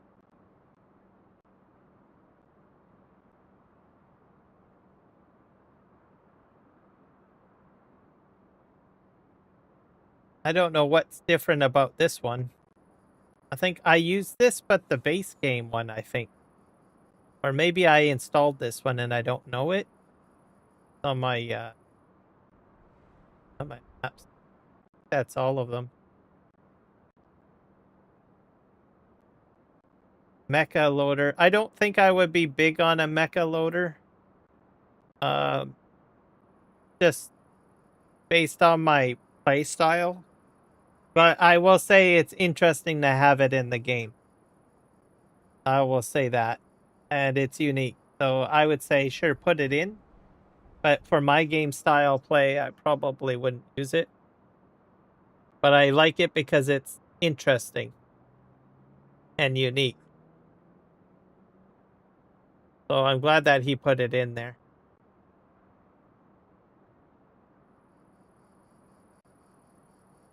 Got, what's this here? Bulldozers.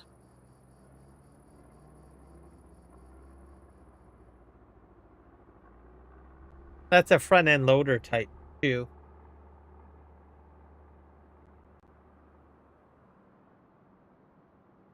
Oh, that's interesting.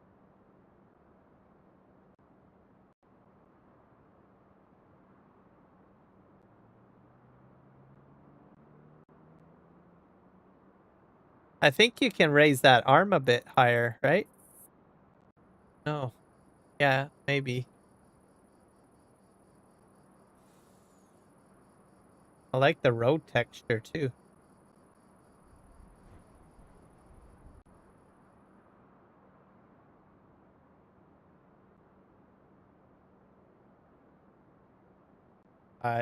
Miscellaneous tracks, beacons, body color, track color, interior color, default controls, back ripper, loader arm, bucket, dozer blade.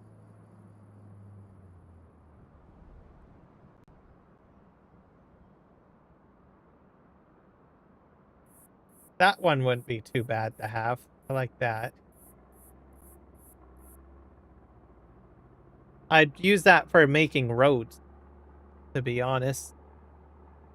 Something like that.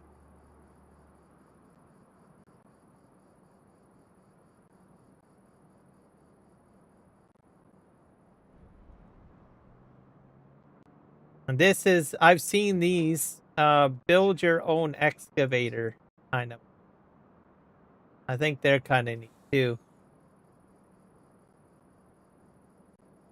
I've never used one yet, though, but it's something that I would probably be interested in testing out one day. And you put everything together. That thing is freaking huge.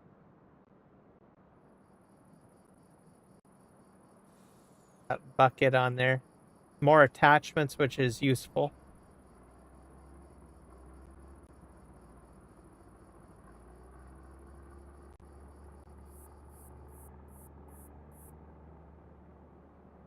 Something like this would be of interest to me. This one. Because I use I think the base game crane. I like the idea that you can elevate the cab up a bit, and then these side stabilizer arms come out, which are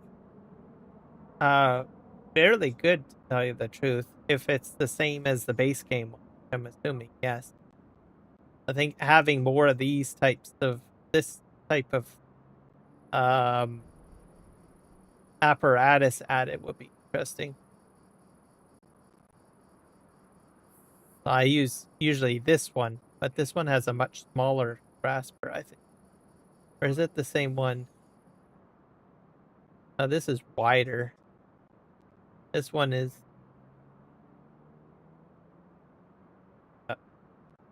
I need to zoom in. I think it's a single claw on 3 claws. 2 claws on that side and 1 on that side. That's a bit different. That would be more handy. A little bit easier to deal with like smaller pieces or smaller loads compared to this one.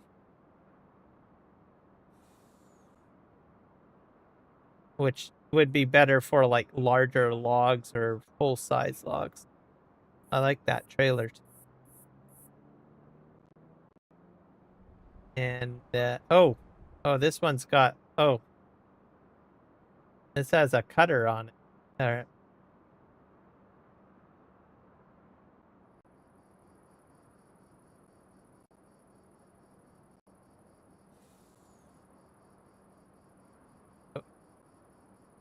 Yeah. And does he have this? No, that's not connected to the front, is it? Oh, it's connected to the back of it. You can attach a trailer to it? That's interesting. I'm pretty sure that's connected.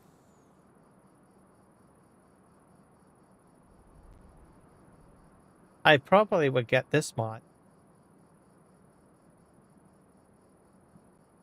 Because you can... I like this. I use the base game one, like I said. But the base game one, you cannot do some of this other stuff.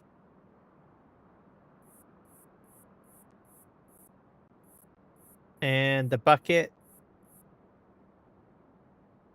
Not really good at crane buckets, but I could do that. Also, there's a shovel too. That's kind of interesting.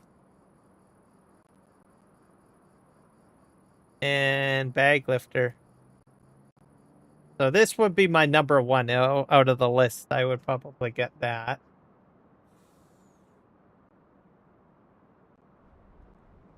You have a John Deere. This has all sorts of other patch.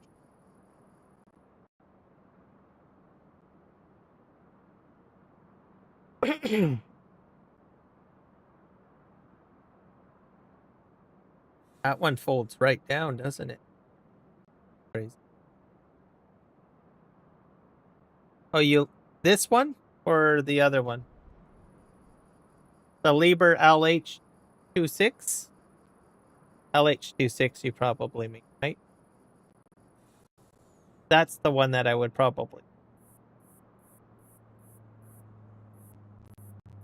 This one's on... What the heck is this? That one.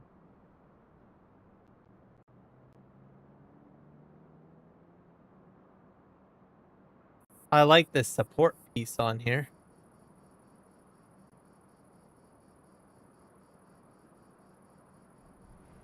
So I don't usually use these very often. But this one I probably would get. because it seems to support the log a bit better. If I was to get into this type of machine, but I don't use them very often because I usually use a skidder to move them in, and then I use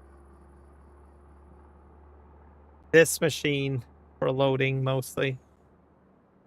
Well, not this specific one though.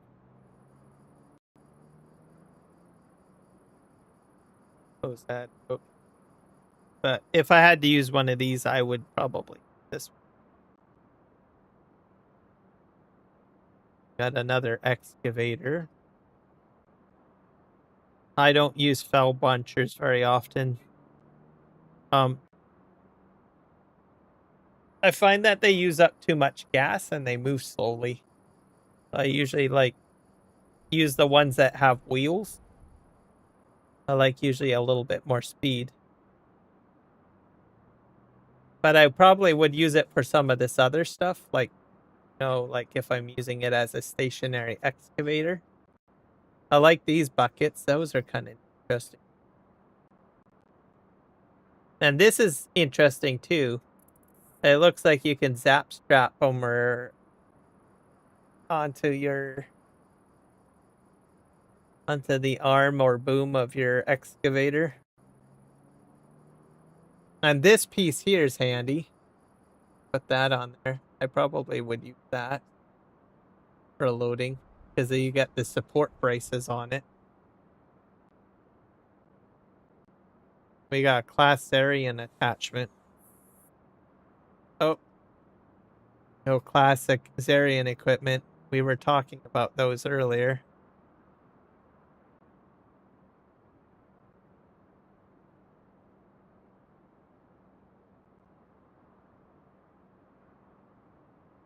I think this has a crane on it, doesn't it?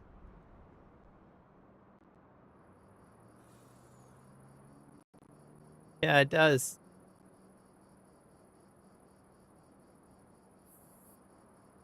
It looks like it holds a fair amount of logs too if they're cut.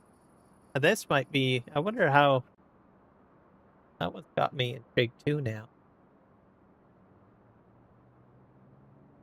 It looks like it holds more logs than some of the other trailers or setups. Have to think about that one for a while. What else can we do? And then the wood chipper. Oh, that's interesting. I've seen this before. To make more money too that way. You wood chip your stumps. Here we go. We got the crane in action here.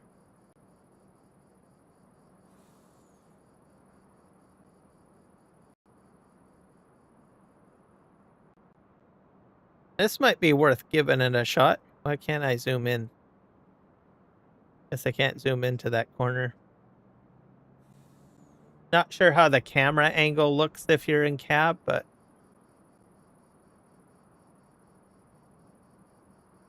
it doesn't look like the crane interferes with the wood going in too. Because there's that one truck, the Volvo truck, that Giants released, I think. And it's at the back, and sometimes it causes the logs to clip into it. This doesn't look like it has the... it's positioned in a good way that I don't think it would clip. So this would probably be a good one too. Go with that. Now we're getting super technical now. We're feeding it in. I think I would just probably run up to it and just chew it in that way without using the crane.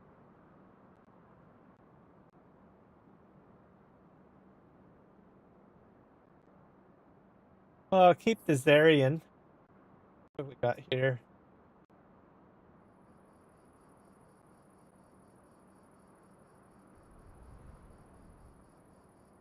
I don't think I would enjoy this one very much.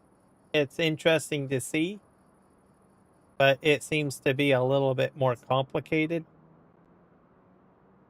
Also, I can't move it around. So it's very stationary. So it's probably something that I wouldn't use. But I would say it's good because it's in the game and it's something different. So I would give that props on that. But for my game style, I probably wouldn't use it.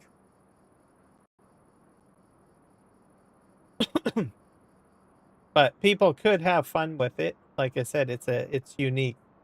So I give it a 10 out of 10 for you.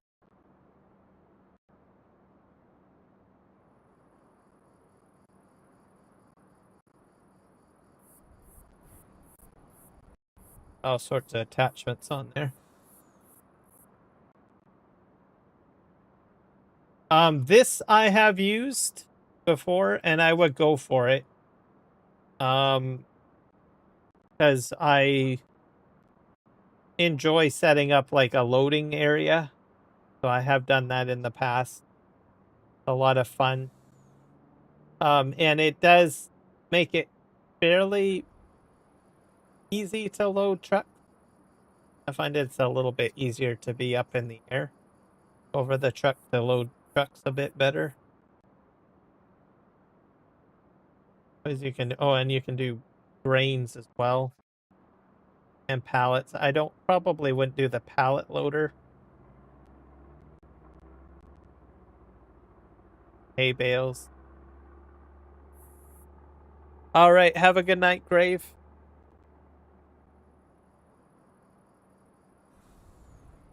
You got one with straps. I don't think I've ever used a strap before. So this one would be one too. I'd say yes on that.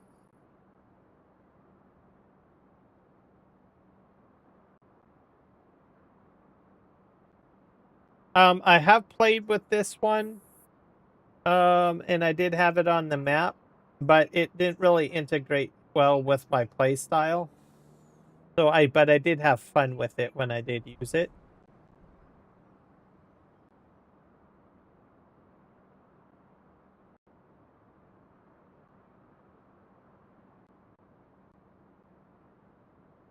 Because my play style was I wanted to get the trees down quicker. So I did it a different way. But if I wanted to do yarders and stuff like that, this would be the yarder to use. There's a lot of configuration and a lot of fun with it. So if anyone wants to get into yarders heavily, this one, you want to add that into your logging style.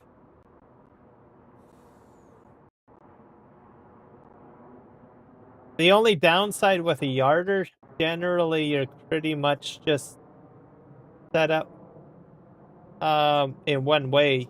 So you need to have your logs sort of within the distance of this particular cable. But I ended up going to a skidder. But one thing I will say about this one is that you can rotate around, so you can disconnect this pole and move it over if you wanted to. So you can adjust your angle with this. This is probably a lot friendlier than, say, the base game grapple and yarder system, because you'd have to go all the way down to the tree, disconnect it, and then move over to another spot and then reconnect it to another area. But what you can do on this is you can sit in the cab, you can pick up that platform at the end. If I'm not sure if you can see that. Open this up somehow.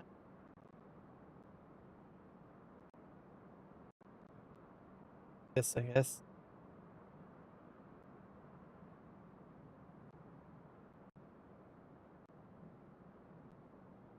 When you put in.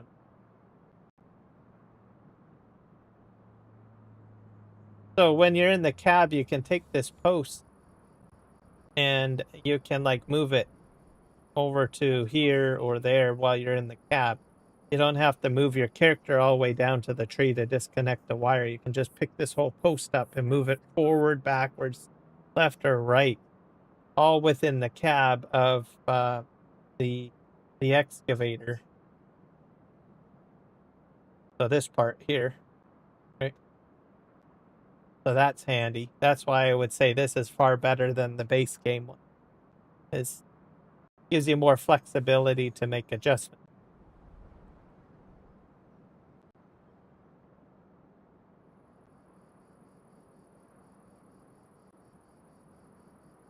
That I don't really want. That one I talked about already. Toe chain. This is probably the one that I need to keep.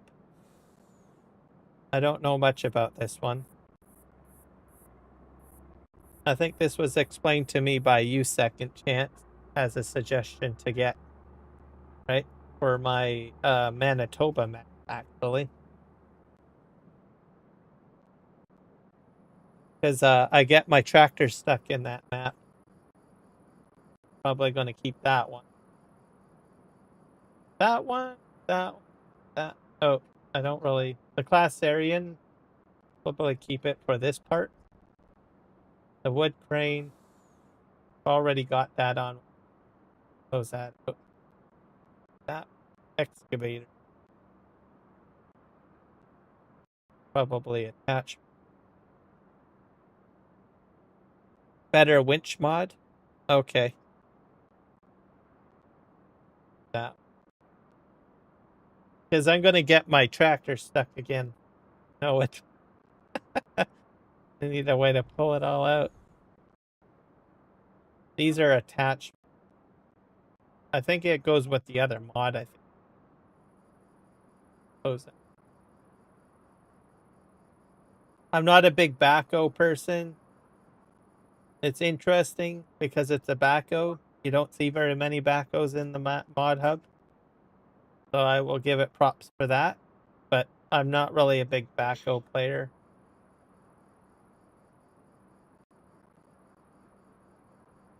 Easy. What is this? This mod, you can turn on and off easy arm controls function quickly by pressing just one button. And can be set for each vehicle independently. This will be saved in your save game too. Single player only.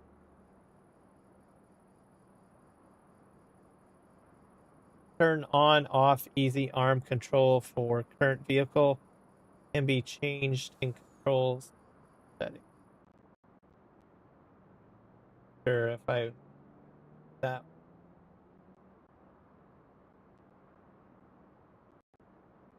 doesn't really bother me,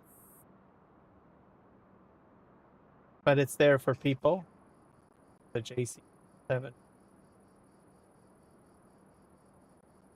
They have an interesting small dump truck, which is good. But for my purposes, I like larger dump trucks, so I probably wouldn't use this one. If anyone watches my PV Rivers map or previous live streams will understand why.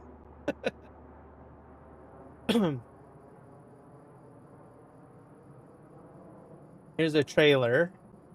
I use the FDR logging trailer at the moment. I think I have this one actually installed. Actually, I do. I think I got like all of the game's logging trailers out right now.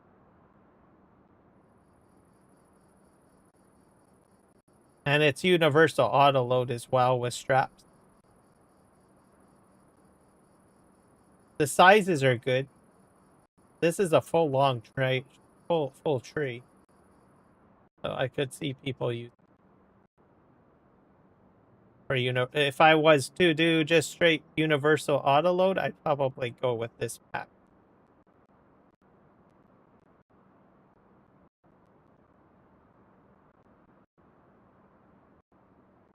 I'll probably that there.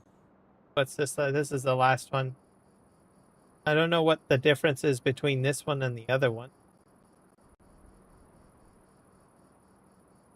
This one has different attack. Oh, that's interesting. For this option definitely would be interesting to play with.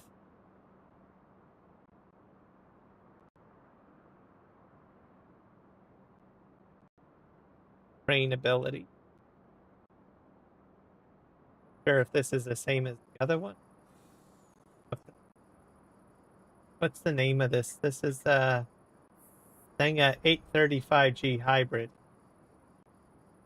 I think it's different than this one. That's the LH26. So I would probably get that one and that one. That one. Maybe the trailers. For me, anyways, for my logging style.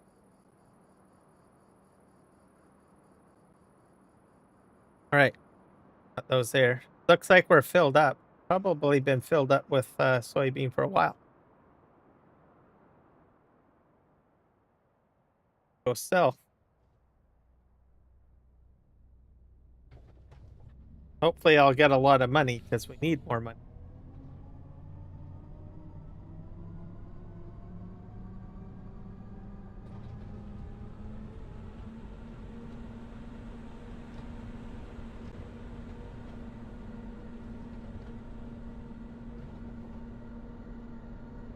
Get it there. I haven't done logging in a while. Probably have to get back into it.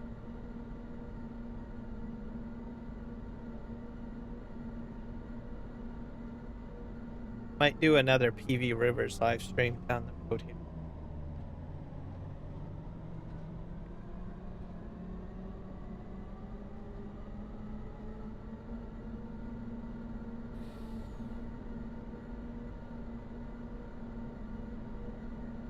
Quite a bit of weight.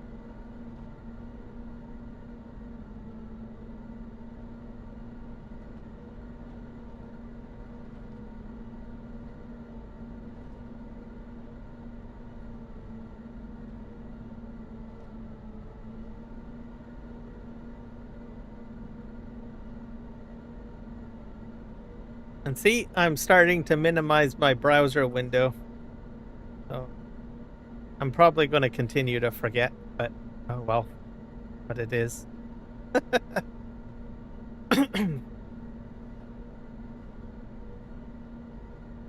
I like using the browser now because you can actually minimize it without having to hide and show browser sources. So that's handy. I stayed away from using browser sources or other sources as much as you'd have to like sort of go into OBS to make an adjustment to get rid of it. But now it seems to be a little bit more friendlier.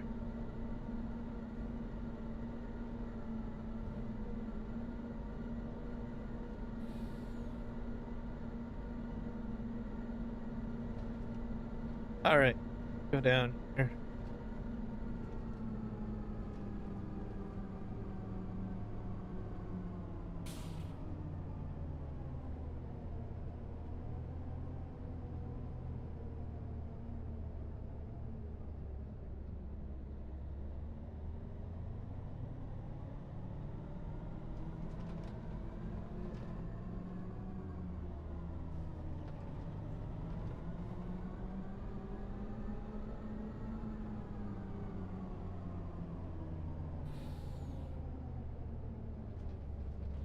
Go in here. Unload.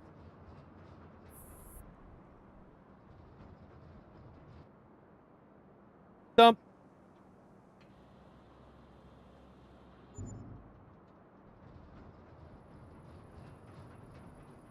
We're up to 531. I got 176K and change. Yeah. I'm not sure who told me this, but I think it was you second. Someone suggested I start doing the dryer. I'm making a lot of money off of the dryer.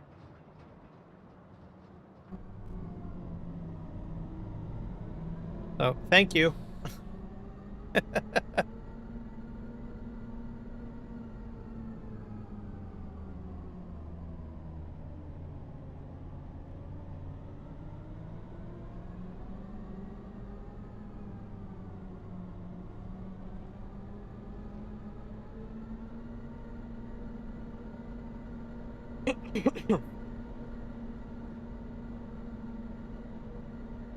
I'm up to 711,000.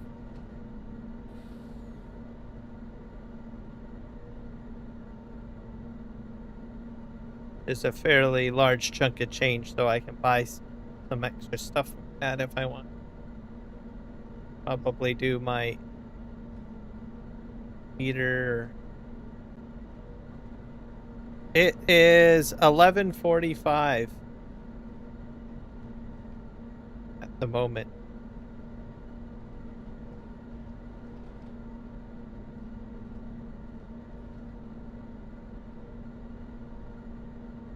I'm probably going to go for an additional 15 minutes, and then I'm going to call it a live stream, because it's going to be midnight, about 15 minutes.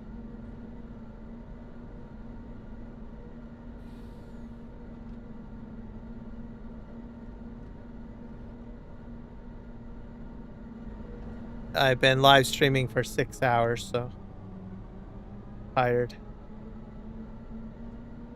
But I'll see if I can find someone that I can send you guys to. I'm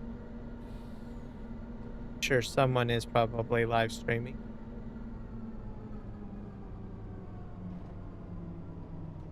Holy. And then tomorrow I'll be live streaming earlier in the day with my test stream. Well, early afternoon for me, I guess. Yeah. Gonna spin it down this way.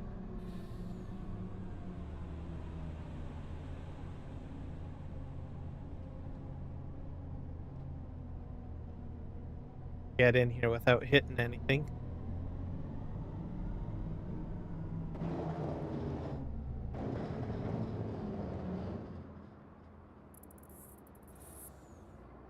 There we go.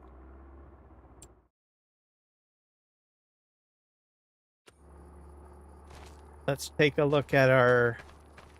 I think we're doing canola next. Gonna, like, sleep trigger to the next day. I'll be making dried canola. This is still growing. It's in the green right now, but I have to sleep trigger.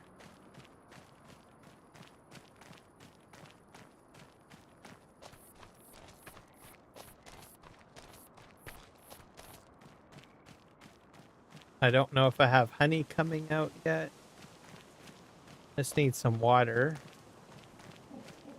This is chicken. I do have some honey coming out right here.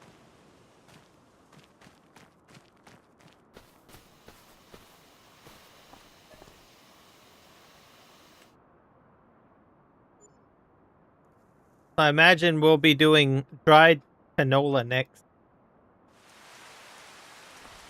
Is it starting to rain? Oh dear.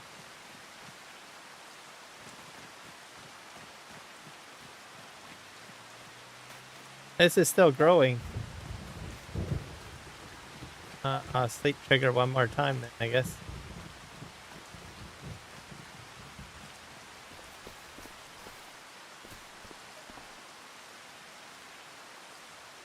By another day. It's sunny again.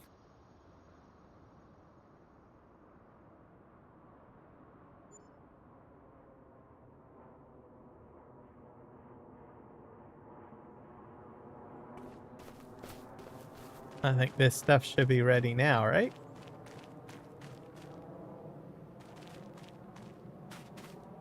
Nope, still growing. Weird. Why is it not ready?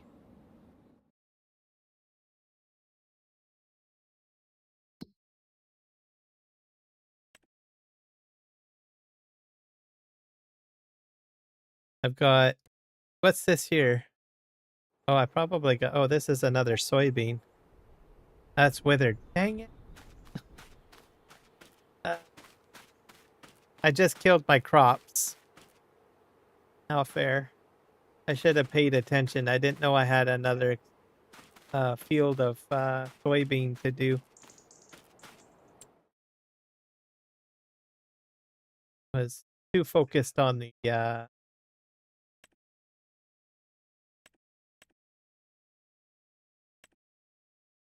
see, it's in dark green now. So this crop here is dead. Killed it.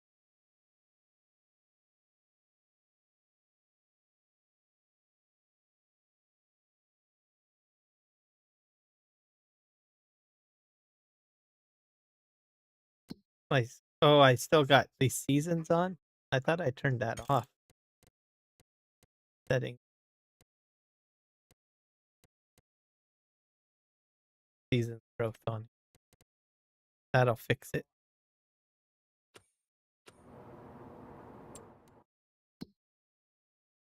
Now I should be able to sleep trigger, I think.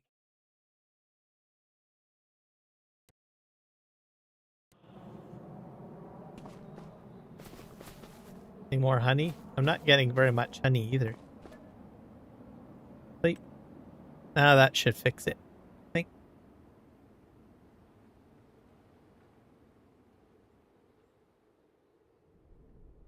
Do do do do do do do do do do do.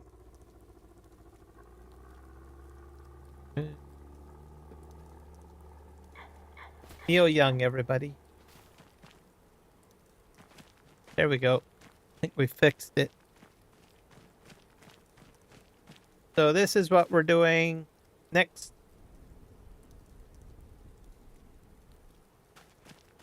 Next live stream. Canola harvest. Yes. I'm gonna get my equipment moved over here though. Knowing.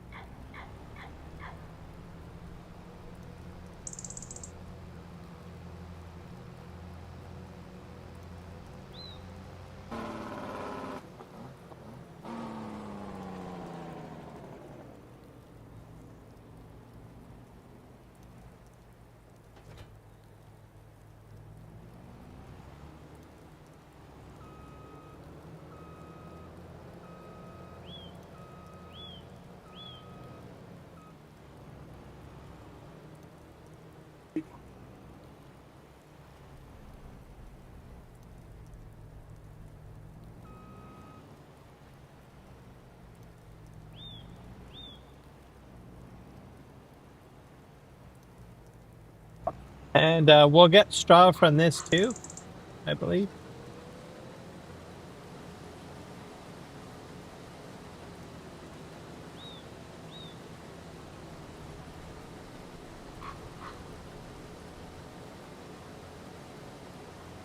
You guys can see I'm getting straw. Because I've got a mod in place that allows me to do it.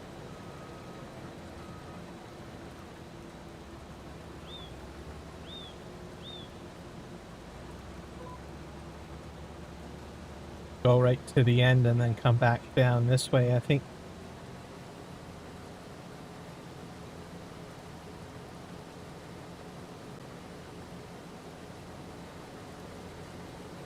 Winter canola. And that's why because it's like raining, that's why the straw is darker.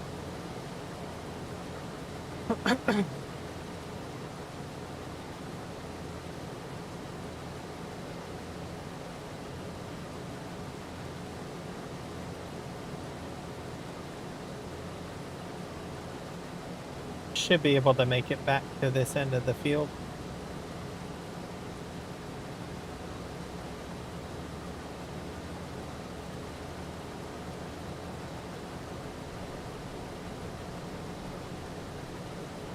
Do do do do do do do.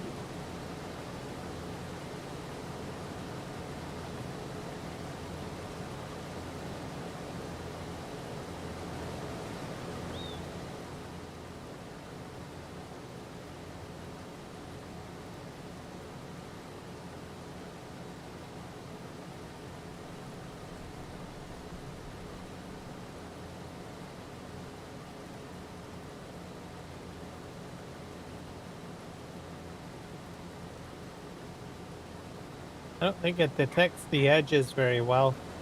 It's like my header is on the edge.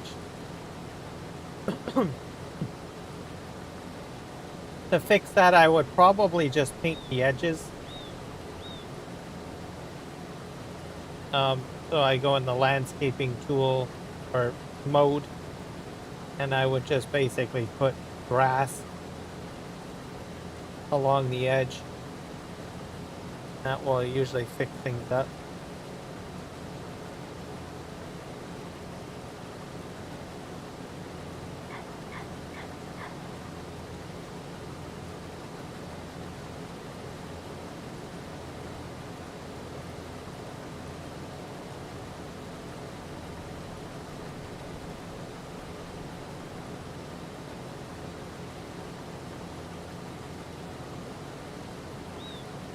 Gonna come back this way to the other end.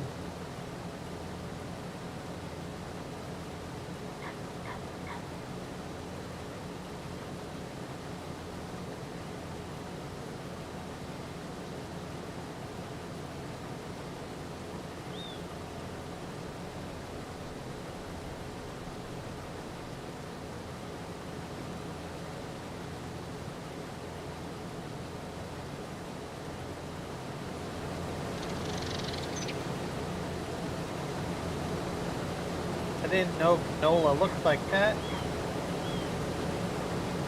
Guess it's because it's bent out. So yeah, I guess.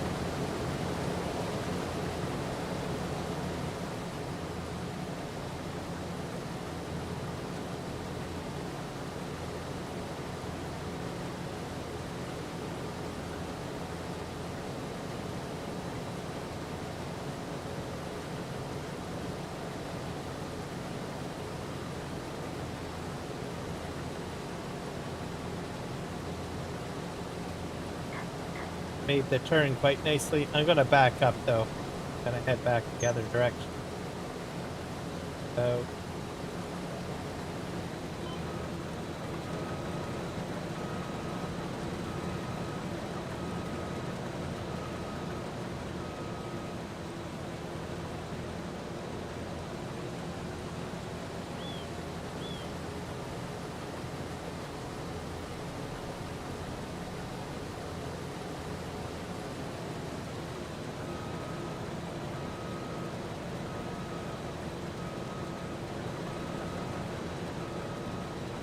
far back up here.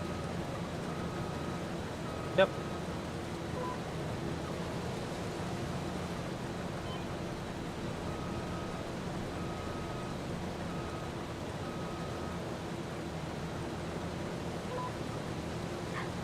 Go back to the other end.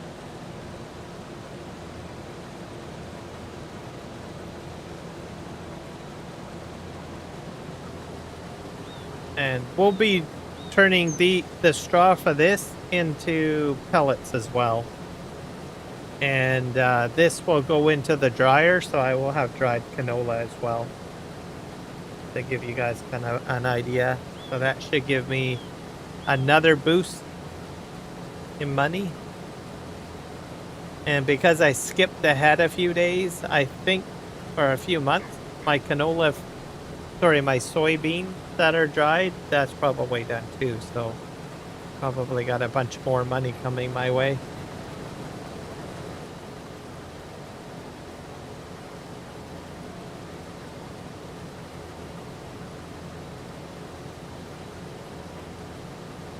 So I'm doing far better on this map than probably the Manitoba map at the moment. Mind you, on this map, I had equipment that I could sell and a few other things. Whereas on the Manitoba map, I had no equipment at all. I had to buy equipment to take out a loan.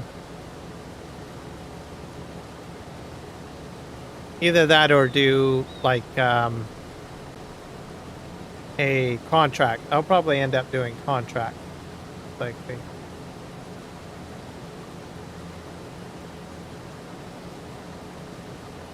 I don't think I have enough money to do anything else. I don't think that map.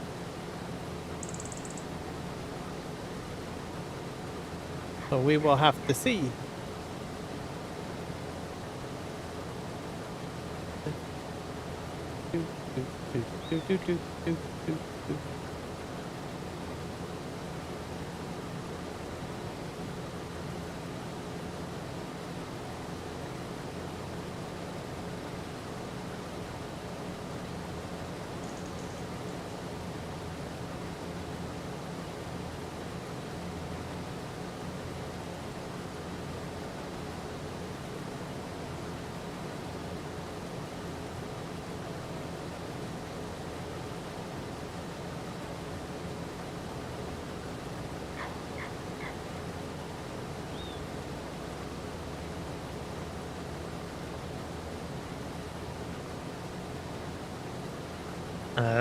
Probably going to get about 50% full when I get to the end here. We're at 40, maybe 45.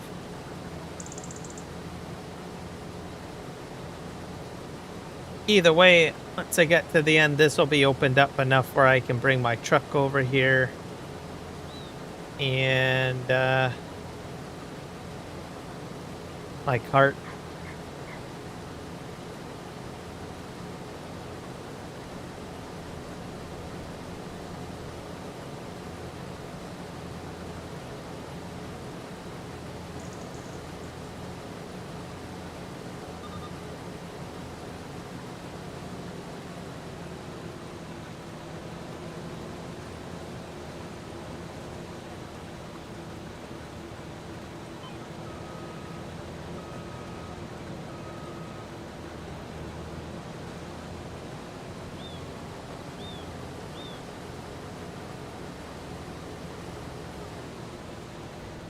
All right.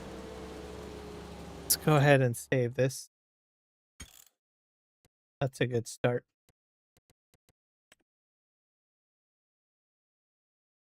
If anyone else is live streaming.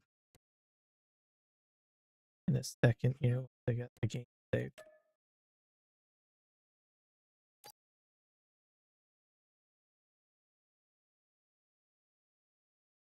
Do do do do do. Do do do.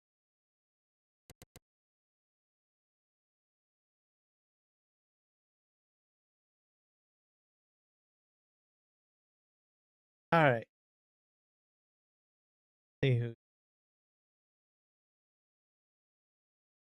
live streaming for you folks to go see. It's Friday night, so see someone. We can.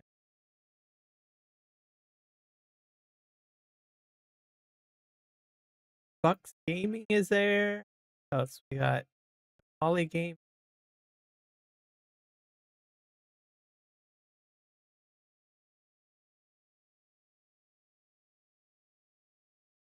Put in Farming Simulator 25. I think we'll do Bucks Gaming, I guess. It'll be a nice surprise for him. I think that'll be good. Twitch people, I will see if I can send you guys to someone. I'll see Rage channel. There's lots of people live streaming on Twitch. I can send you guys to. Which one looks interesting? Good morning, chat. There's Meat Bleu.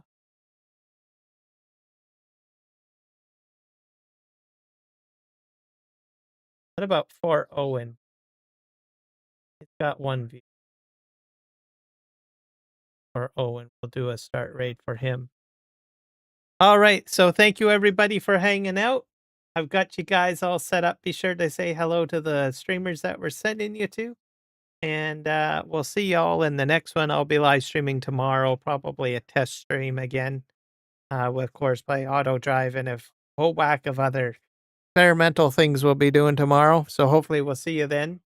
And if not, have a wonderful weekend and enjoy your evening. Bye.